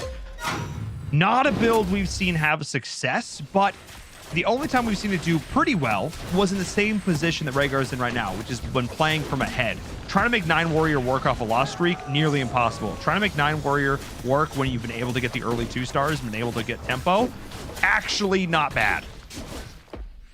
Yeah, and he has the 4 costs that he wants. Already sitting on there on the board with the Doom and the Zerker. Just missing a Pirate Captain, which I'm sure he'll find within the next few rounds as he works towards level 9. But yeah, super solid start for Rhaegar. A 2-star swordsman, and then just that Doom. I believe they're carrying all his items for him. Yep, even with that Shadow Edge, a little bit of lifesteal there. Yeah, Doom wants that, and he has an egg on the bench, so as soon as he finds another Doom, he can consider just upgrading it to a Doom 2-star to really continue the pressure. Yeah, I would really like that decision here. That 2-star Doom just becomes so much more impactful, especially with that splash damage. You really do feel that in these fights. And wow, yeah, look at all the damage that's coming through already. Just absolutely shredding the board of K Bunny, who's going down a little bit here. The early Warrior play, definitely feeling impactful. It's definitely, if you're a Rhaegar fan, you're loving that. 98 HP still, keeping that win streak alive. Obster, though, and Pirzon, the other players up there. And again, if you're cheering for PZ, top 3 is what he needs. That's what you need to see. Let's see what Pirzon is getting up to. Oh, that voice line is so creepy. Anyway, more assassins. Still assassins coming in here. A little insectoid as well, but I think that's just more coincidence than anything. As we're seeing the 6 sins fully online, but still a lot of 1-stars in the mix. Yeah, but he does have the key unit, Abyssal Crawler, a couple druids on the bench, so Razor Claw, Warped Sage, really solid there. So he just needs to pull another pair of either of those, and he'll help establish himself a solid front line. Like I said, I don't know how strong 6 assassins are anymore, but I want to say an uncontested build that just received some buffs recently, it can't be that bad now. So I think if the PC keeps this up, and if he does hit the Abyssal Crawler 3-star, I think he may secure himself a top 3. But I think it's really going to come down to if he's able to get that 3-star carry. Yeah, that's a really big factor. And look at all the hunters that are coming out right now. We'll see where the beast transitions come in here. We're seeing some dabblings in the beast, 6 beast being such a factor. And then, of course, if players are going to look to transition into Insectoid, we've been seeing Insectoid have a ton of success. And by that, I mean it's won the last 3 games in a row. So definitely something to keep an eye on here for these players. Devilish down towards the bottom. Benny still on the loss streak. Let's see what Benny's getting up to down here. Does have that Venomancer. Has a lot of things. Just a lot of things. Yeah, looks like just based off the Warped Sage and Taboo, maybe he's considering transitioning into maybe a Feathered Assassin build. I'm not sure what else you can go out of here. He's keeping the Cure on the bench to potentially go Insectoid, I want to say. But yeah, with the Abyssal and the Warpwood, I want to bet that this is probably going towards a Feathered Assassin route. All right, I don't feel like we've seen a Feathered Assassin in quite some time. So, gonna look to keep that going here. See how long this Warpwood Sage can survive, if it can at all. I think enough damage from the DK might be able to wear through this in 37 seconds. What way is this HP trending? Yeah, I think it's going down. It is. Okay. Maybe? Oh, it just wins, because it's a Warpwood Sage. Who am I kidding? Yep, the Warped Sage always winning there. If it doesn't win, it just draws, basically. Warpwood Sage, baby. Show me knights, Devilish. Show me knights. Here we go. Light Blade. No items. All the items over on this Hell Knight. Early Hell Knight, easy peasy. Get that Glacier. Get that Knight. Let's go. Let's make it happen. Carry our golly all day. Yeah, it's as strong as a level 7 Night build gets. You have four Glacial and 4 Knights already. So, yeah, just going to be working towards adding the Agaris' buff with the Soul Reaper, who also get Warlock once he gets to level 8. So yeah, Knights really not that bad in the mid game. It's more of that late game where they really struggle when they have to face up against comps like 9 Warriors or Insectoid. They can really struggle. But in the mid game, really not that bad. Yeah, I mean, well, that's where we're approaching now. Round 18. We are getting prime mid-game material. So we'll see how Devless does end up stabilizing there. Rhaegar still on a massive win streak. PZ's dropped a little bit. K-Bunny is there as well. A lot of players not too far from each other. Only 30 HP separating 7th and 2nd. Which is not too bad at this stage, though. Rhaegar, just off to such a stellar start. Looking to be getting up towards that 9 Warrior here, most likely. Up at level 7. Devless already, though, with the early level 8. Spent a lot of money to get to this point. See if he can continue to stabilize, see if he can get a bit of a win streak going, and I think the answer to that's going to be yes. The polymorph there onto the Abyssal Crawler of Purzun doing work. That actually worked out really well. That's knocking PZ down a notch, and again, 4th place, according to chat, losing tiebreaker to Wills. Correct me if I'm wrong, admins. So it needs to be a 3rd place. It needs to be a 3rd place for Purzun here if he wants to make it to the top 3. You know, our analyst taught me about the game at the end of season 5. Gonna look to try and, solidify that expertise by making it into our top 3. Bye-bye, Argali. No more fun for you. Oh my. Yeah, and it's funny that 2 players that were right on the cusp there, PZ and Benny, are both running similar builds. They're both relying on an assassin carry. So I'm not sure if this is intentional at all, but yeah, maybe. No, definitely not intentional. It just seems to be just a coincidence that both of them are leaning on assassins this game, even though we just haven't seen too many assassins. Look, I'm a fan of Assassins. Assassins can definitely get some work done. Again, I want to see somebody try and run 9, that 450%, just like go off, go at it. We are seeing some mages come out, though. There is a mage player happening here, and it is K-Bunny. Devless now on a 5 win streak. Absolutely amazing. That mid-game power spike. And an interesting little build coming in here. Additional CC from the Pirate Captain, just sort of leveraging that really strong unit.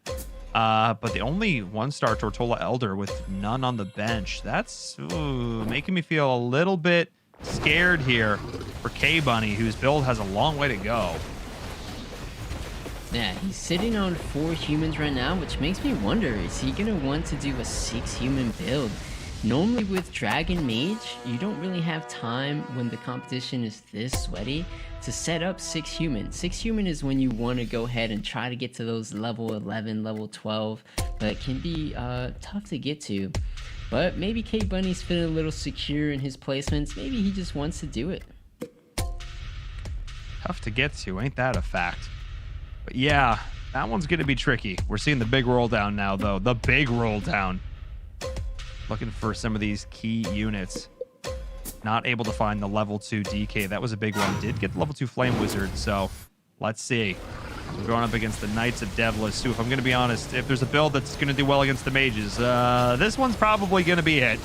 Having that additional MR from the Knight buff, never going to be a bad thing. Oh, yeah. Yeah, definitely. That's one of Knight's better matchups is against mages. It's not normally to the end where the mages are able to find units like Dark Spirit that can really help sway things in their favor. But for now, yeah, we saw it there. The Knights really strong against the mages. Nice. And, I mean, we're actually seeing hitting some key level 2s here. Is K-Bunny staying at 10, not finding the level 2 Tortola or DK. Those are the big last 2 for this here. Keeping an eye on it, but was able to level up the Pirate Captain and the Umbra. So we'll see how K-Bunny's going to be able to turn this around going up against Rhaegar, who did lose, whose win streak did come to an end, but who I think is still going to absolutely obliterate full Exodia this mage board. And yes, that is going to be the case. Yeah, the big Doom 2 just cannot be stopped. I'm not sure if Rhaegar did end up using that egg or not, but regardless, has his 2-star carry ready to go. We can take a look at the bench. I see no egg. Therefore, I think your assumption probably pretty correct.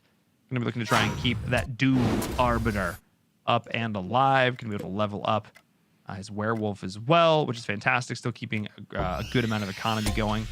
Up to level 9, which is great. Or has been level 9, I should say, for a while, which is obviously great.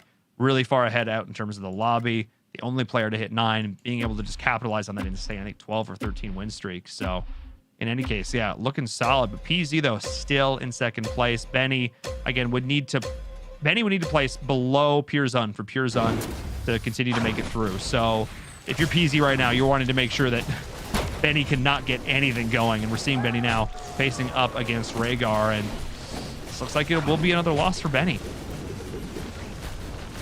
Yeah, the Warpwood did get doomed, so it can't heal once it's doomed, though. So, yeah, the 9 warriors making quick work of the feather there. And yeah, Benny taking another big shot.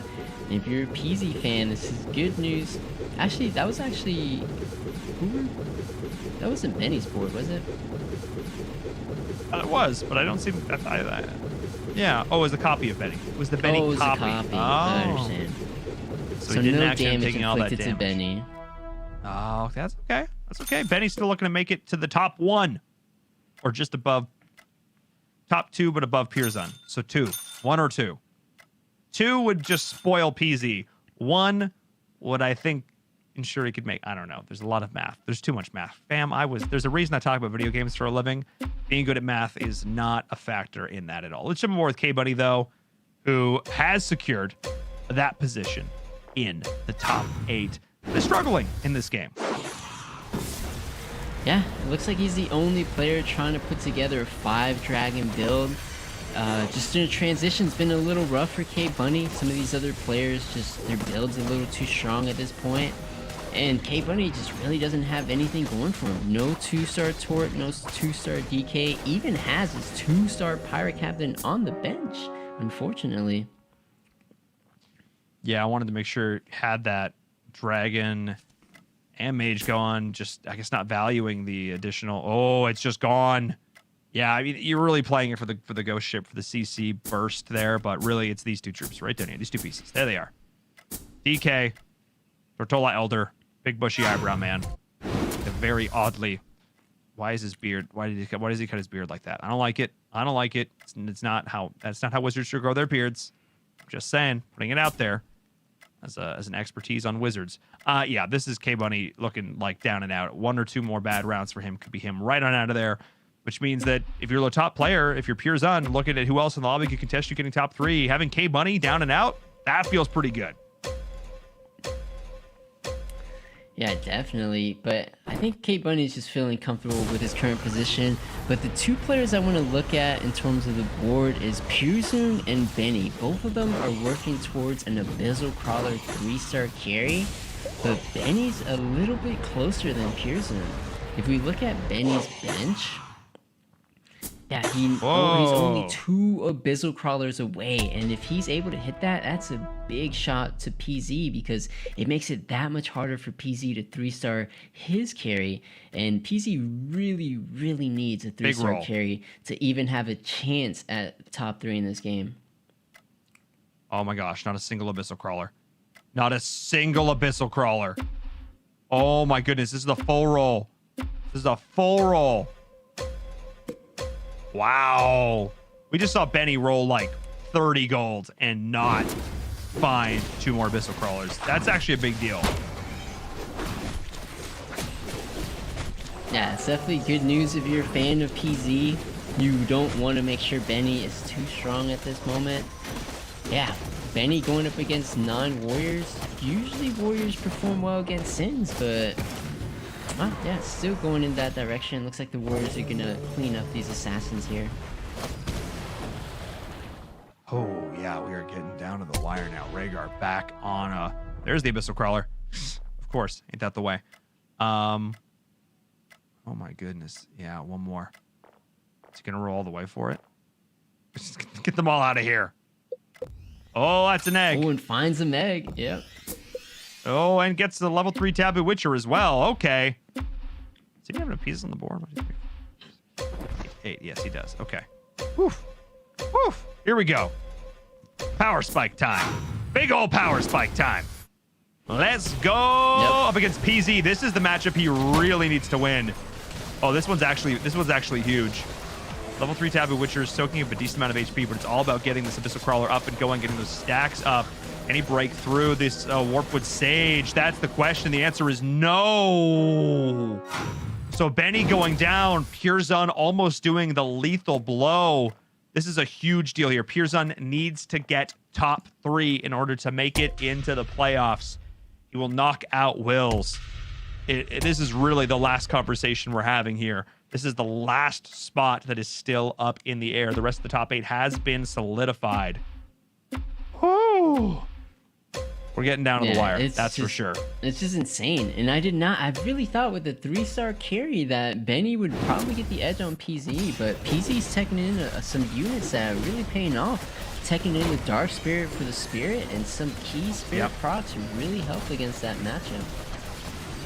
Yeah, a couple of early Spirit procs not allowing that Abyssal Crawler to get the stacks going made a huge difference. Devless, I commend you, sir, for your attempt at the Glacier Knight, but no, just not, absolutely not happening. And now Vincent, Devless, Benny, all sub 10 HP. Pierzun's dream of a top 3 finish is looking more and more likely. One of these players is gonna have to stabilize in a big way to try and take him down. And I'm repositioning, I'm leaning forward, we're getting into it. Let's go. Yeah, honestly, it could be multiple players being knocked out here. Potentially 4 can go out here if it's really crazy. I mean, that would actually be bizarre. I mean, yeah, 3. We could potentially see 3 go down right here. All comes down to this Abyssal Crawler damage. Can it keep on stacking? Not enough, not nearly enough. That Doom is just too tanky. And this Abyssal Crawler is still alive. Hang on, hang on, hang on. Oh, nobody turned to the Abyssal Crawler! And that is just insane. Rhaegar's all the way to level 10. Benny's only level 8, and the Abyssal Crawler was able to hold on. 8k damage, solid. Devless down. Vincent, Benny. K-Bunny's here as well. But Pierzun, 45 HP. A massive cushion. A massive, doesn't even need to make top 2. Doesn't even need to win. Just needs to make top 3. Rhaegar, players have been looking really solid last couple of games, not even in contention. Still going to be looking to try and go out on a win because, yes, defy him. Defy him. Yeah, and I'm trying to take a look at the scoreboard now, and it looks like there's no Insectoid players. So even though it won the past 3 lobbies, no one really opted to go for that Insectoid build. Maybe a bit too risky on this last game, or maybe no one really saw it. I mean, I feel like we've seen a good amount of Insectoid, but yeah, I agree. I also feel like people are just probably getting tired of playing it, if I'm being honest. Do want to also point out that the PZ did get a 3-star of his own, a Warpwood Sage, which is definitely going to have a big impact here. Yeah, having these additional spirits as well, going to do a ton, and then actually moving towards this level 3 Abyssal Crawler as well. So, oof. Okay. Pierzun looking like in a pretty good position here, going up against Rhaegar, the #1 player. Let's see if he can take him down. And with now this level 3 Warpwood Sage, it's looking pretty good. If PZ can take down Rhaegar at this stage, I think that's going to show that PZ is probably going to end up winning the whole lobby. He's like, I could just get top 3, or I could win, which would make the biggest of difference here. And yeah, PZ is looking like he might do just that. Vincent's down to 2, K-Bunny to 6, Benny to 8, Opstra to 15. We could theoretically have like 2 or 3 players go out in the next round alone, but Pierzun is not looking like one of them. 45 HP, just took down Rhaegar. Looking good. Yeah, I think that's a big testament to just how strong 6 Assassin is, because it literally just went head-to-head to what used to be its counter 9 Warriors and still won. So maybe with the proper tech units, Assassins can still hang in there against some of these counters. Yeah, I think the key to all this is obviously the Abyssal Crawler is huge. This Warpwood Sage is bigger. The level 3 Warpwood Sage just surviving through so much made the biggest difference in the world. One more auto attack. Oh, that was close. Okay. Totally fine. Not even close at all. K-Bunny's out. Wow. K-Bunny is out. And with every single... If Benny and Vincent go out in this next round, Pierzun gets top 3. And that is unfortunately Will's out. And I don't think this is going to go any other way. PC's looking too strong. I think we are seeing Pearson making it to our top 8 here. Only a few more rounds left to decide it. Yeah, and it wouldn't be with any other build than his classic 6 assassins. He just absolutely loves the build. It fell a little bit out of the meta, but it looks like it's coming right back in with the buffs, because it's showing up in this game, definitely. Even against the counters, it's just still doing well. I'm not sure who's going to stop PZ. I don't know if anybody's going to stop PZ. All I know is, what a way. Vincent's out, and he's going to do the job himself. He's going to take down Benny himself to get into the top 3. And with that, Pearson is going to make it into our playoffs, taking down the one player who could disrupt that dream. What a way to do it. The player who is also playing his build, putting all the pieces back in the pool and setting PZ up for a number 1 finish. And with that, wow, we've got our top 8 decided. We're going to play this game out to see who walks away with the win. But Pearson's breathing a sigh of relief right now, that's for sure. Yeah, it didn't even end up needing the 3-star carry. So yeah, just the Dark Spirit probably helping him out an insane amount, especially against these warriors here. And yeah, like you said, he doesn't even need the win. He already secured himself the top 8, but maybe he just wants to win, just, you know, flex on his competitors and just make people watch out for him in the finals. I definitely feel like that is going to be the case. Wants to just make sure that feeling good, and again, for his confidence as well, knowing that, look, I am absolutely one of the best players. As Obster goes down, it is now 1v1 with Pearson and Rhaegar. We've seen Pearson win this matchup at round 35. Both of these players have a decent amount of HP, but woof, that is going to be it. Pearson with 43 in the bank. Rhaegar with the full roll down to 10. Let's actually see how Rhaegar is going to continue to play this. Let's take a look at the items. Got the Heaven's Gift there on the Doom, and see how they're stacking up. Yeah, got that mask over there on the Berserker as well. And this is also what I was looking at here, going for some more of this damage item on this Dark Spirit. Such a key component of so many of these late game builds. Yeah, what's interesting is the counter to both of these builds is more than likely going to be 4 spirits, since they're both running melee carries in the Doom and the Abyssal Crawler.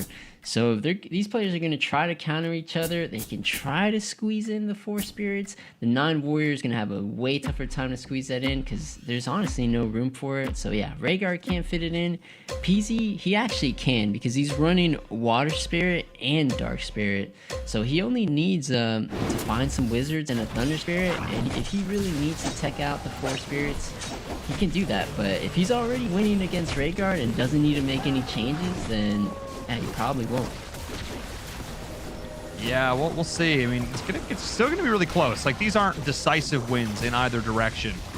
So we'll definitely keep an eye on this. Yeah, there's the proc of the Spirit, the Petrify there. And the Doom is still hitting like an absolute freight train, though. Oh my goodness, one more wave dash. One more, yeah, that's it. Oh man, but like, this is gonna be a slow death. There is gonna be a chance to still try and make some sort of transition happen here.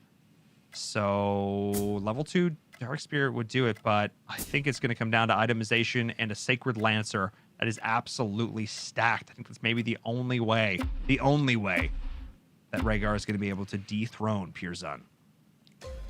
Or potentially with the Doom Arbiter 3-star. That could also be something that he's saving that egg on his bench for, because he has 3 Dooms. So just 2 more Dooms if they're able to show up. Maybe Doom 3 is what Rhaegar needs to close this game out.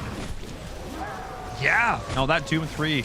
I'm also looking towards how close we are to an Abyssal Crawler 3 as well. And oh, that was more of a convincing win here. That level 3 Warpwood Sage is starting to get tankier and tankier with every passing round. We've also got the Tsunami Stalker in here as well for the Marine that you don't need, but the CC is nice, I guess. In the back line, they all jump in. Yeah, okay. I don't know. Yeah, honestly, PC's running a very interesting build. I've never seen 6 Assassins ran with Warlocks. So I have seen it ran with Dark Spirit. That's fairly common for the Spirits, but to throw in the Worm, not only activating Beast for him, But activating Warlock, super creative build coming out for PZ. I'm curious to know if he's ran this before. Is he just like his assassins with a little bit of lifesteal? Because this is new. This is definitely a new build for me. I mean, a little bit of extra attack, a little bit of lifesteal. That definitely is going to add up over the course of a game. And, oh, we can see it there. Oh, my goodness. Yeah, definitely adding up. Another 7k damage there for that Abyssal Crawler, who's so very close to making it into that 3-star form. So keep an eye on this. But PZ is somewhat committing to rolling down here, but I don't imagine he'll go below 20. Yeah, PZ is kind of preparing just in case. He has the 2 wizards on his bench, so if he does find himself in a situation where he's losing, he has the resources available to just put the counter right in. I believe he's just missing a Thunder Spirit if he really wants it. But yeah, he's so far on a win streak. He has not needed to make any adjustments. He's just looking to keep getting stronger. Still a couple units away from the Abyssal Crawler 3-star. And if that doesn't seal it, he has a backup plan. So I don't see how PZ loses this. And I believe he's going to close out this game with a win here. Yeah, at this point, we need to see a miracle run from Rhaegar to turn this around. This could be the last round right here. We probably will see. Oh, not this round, obviously, because it's 40, and I know when my neutral rounds are. I definitely never mess that up. Anyway, no, we're definitely going to see, I think, Pure Zun come out with the win here. He's on an 8-win streak. He could just get top 3.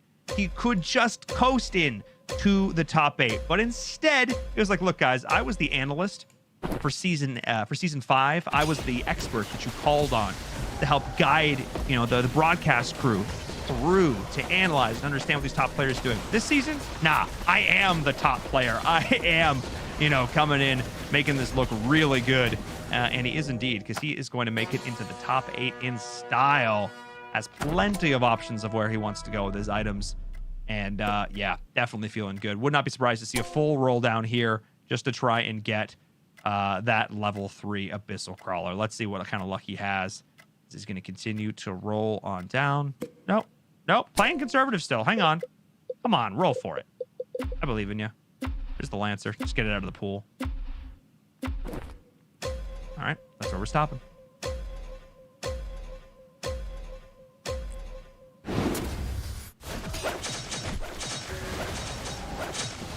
Man, this may actually be it. This could be the final round here of this entire tournament. Yeah, it all comes down to, can PZ do 5 damage? And yes, the answer is absolutely, unequivocally yes. It all comes down to the Sacred Lancer. How much damage can it do? Hang on. Uh-oh, the Sacred Lancer has just maybe gotten online with that infused mass there. But now 3 HP versus 2 HP. This is just way too close. What? Okay, now we're watching this from Rhaegar's perspective. Hang on, as we hyped up Pure Zun that long, I said there was one unit, there was one troop that could absolutely destroy this, and it is a stacked Sacred Lancer. Now level 2 with the Holy Spirit Lance. We were so focused on PZ, and it's so close to a level 3 Doom, to a level 2 Dark Spirit, but it's not going to matter. It all comes down to the Sacred Lancer. So here we go. This will be the last round. Will Pure Zun get the victory, or will Rhaegar deny him it at the very end? It is going to come down to the wire. Which carry will reign supreme? Which one will stand strong at the end? The Sacred Lancer is going off. The Abyssal Crawler is already down and out, and it's going to be Rhaegar. After all that, saying, look, PZ, congrats on making it to the finals, but also no win for you. Yeah, that game was insanely close. It looks like PZ was just going to close it out until Rhaegar hit that 2-star Sacred Lancer.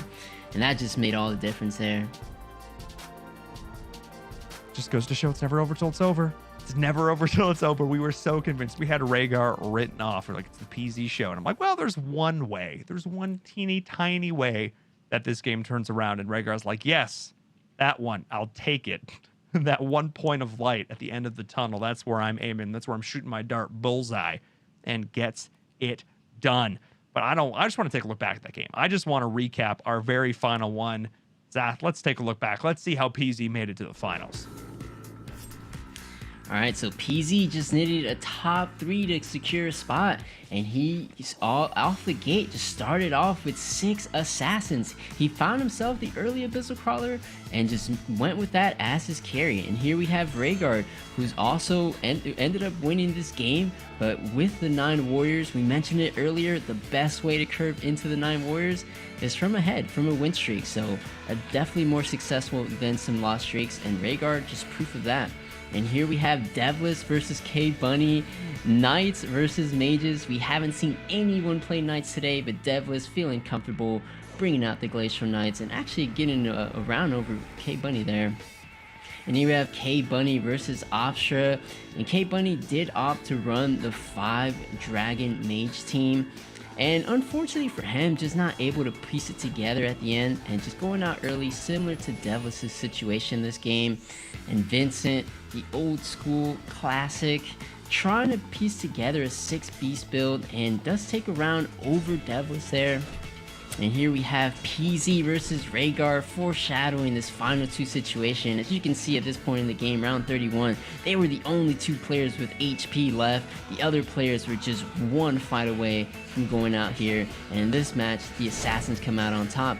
And here we have Benny, who was running Feathered Assassins with the Abyssal 3-star. We haven't seen anyone run a Feathered Sins all day. But it came down really close. The Abyssal Crawler just hanging in there, surviving, and getting around over Rhaegar's warriors. And you have PZ going up against Benny, and you would think the 3-star Abyssal Crawler would seal it over the Sins, but just overall, the 6 Assassins crit were just too much for the Feathered, and the Assassins managed to take down Benny here and knock him out, and pretty much secure PZ that top 8 position. And final top 3, it's Opstra versus the 6 Sins copy of PZ. And Opstra just tried with his 6 Beast Fallen Witcher, but the crits were a little too strong there. Opstra getting knocked out. And in the final 2 fight, it was such a close one. PZ was winning round after round after round. It really looked like the Assassins would take it, especially in round 36 here. Just constantly just getting the edge over it, but Rhaegar did not give up. He was constantly looking to just how he can make his build a little stronger.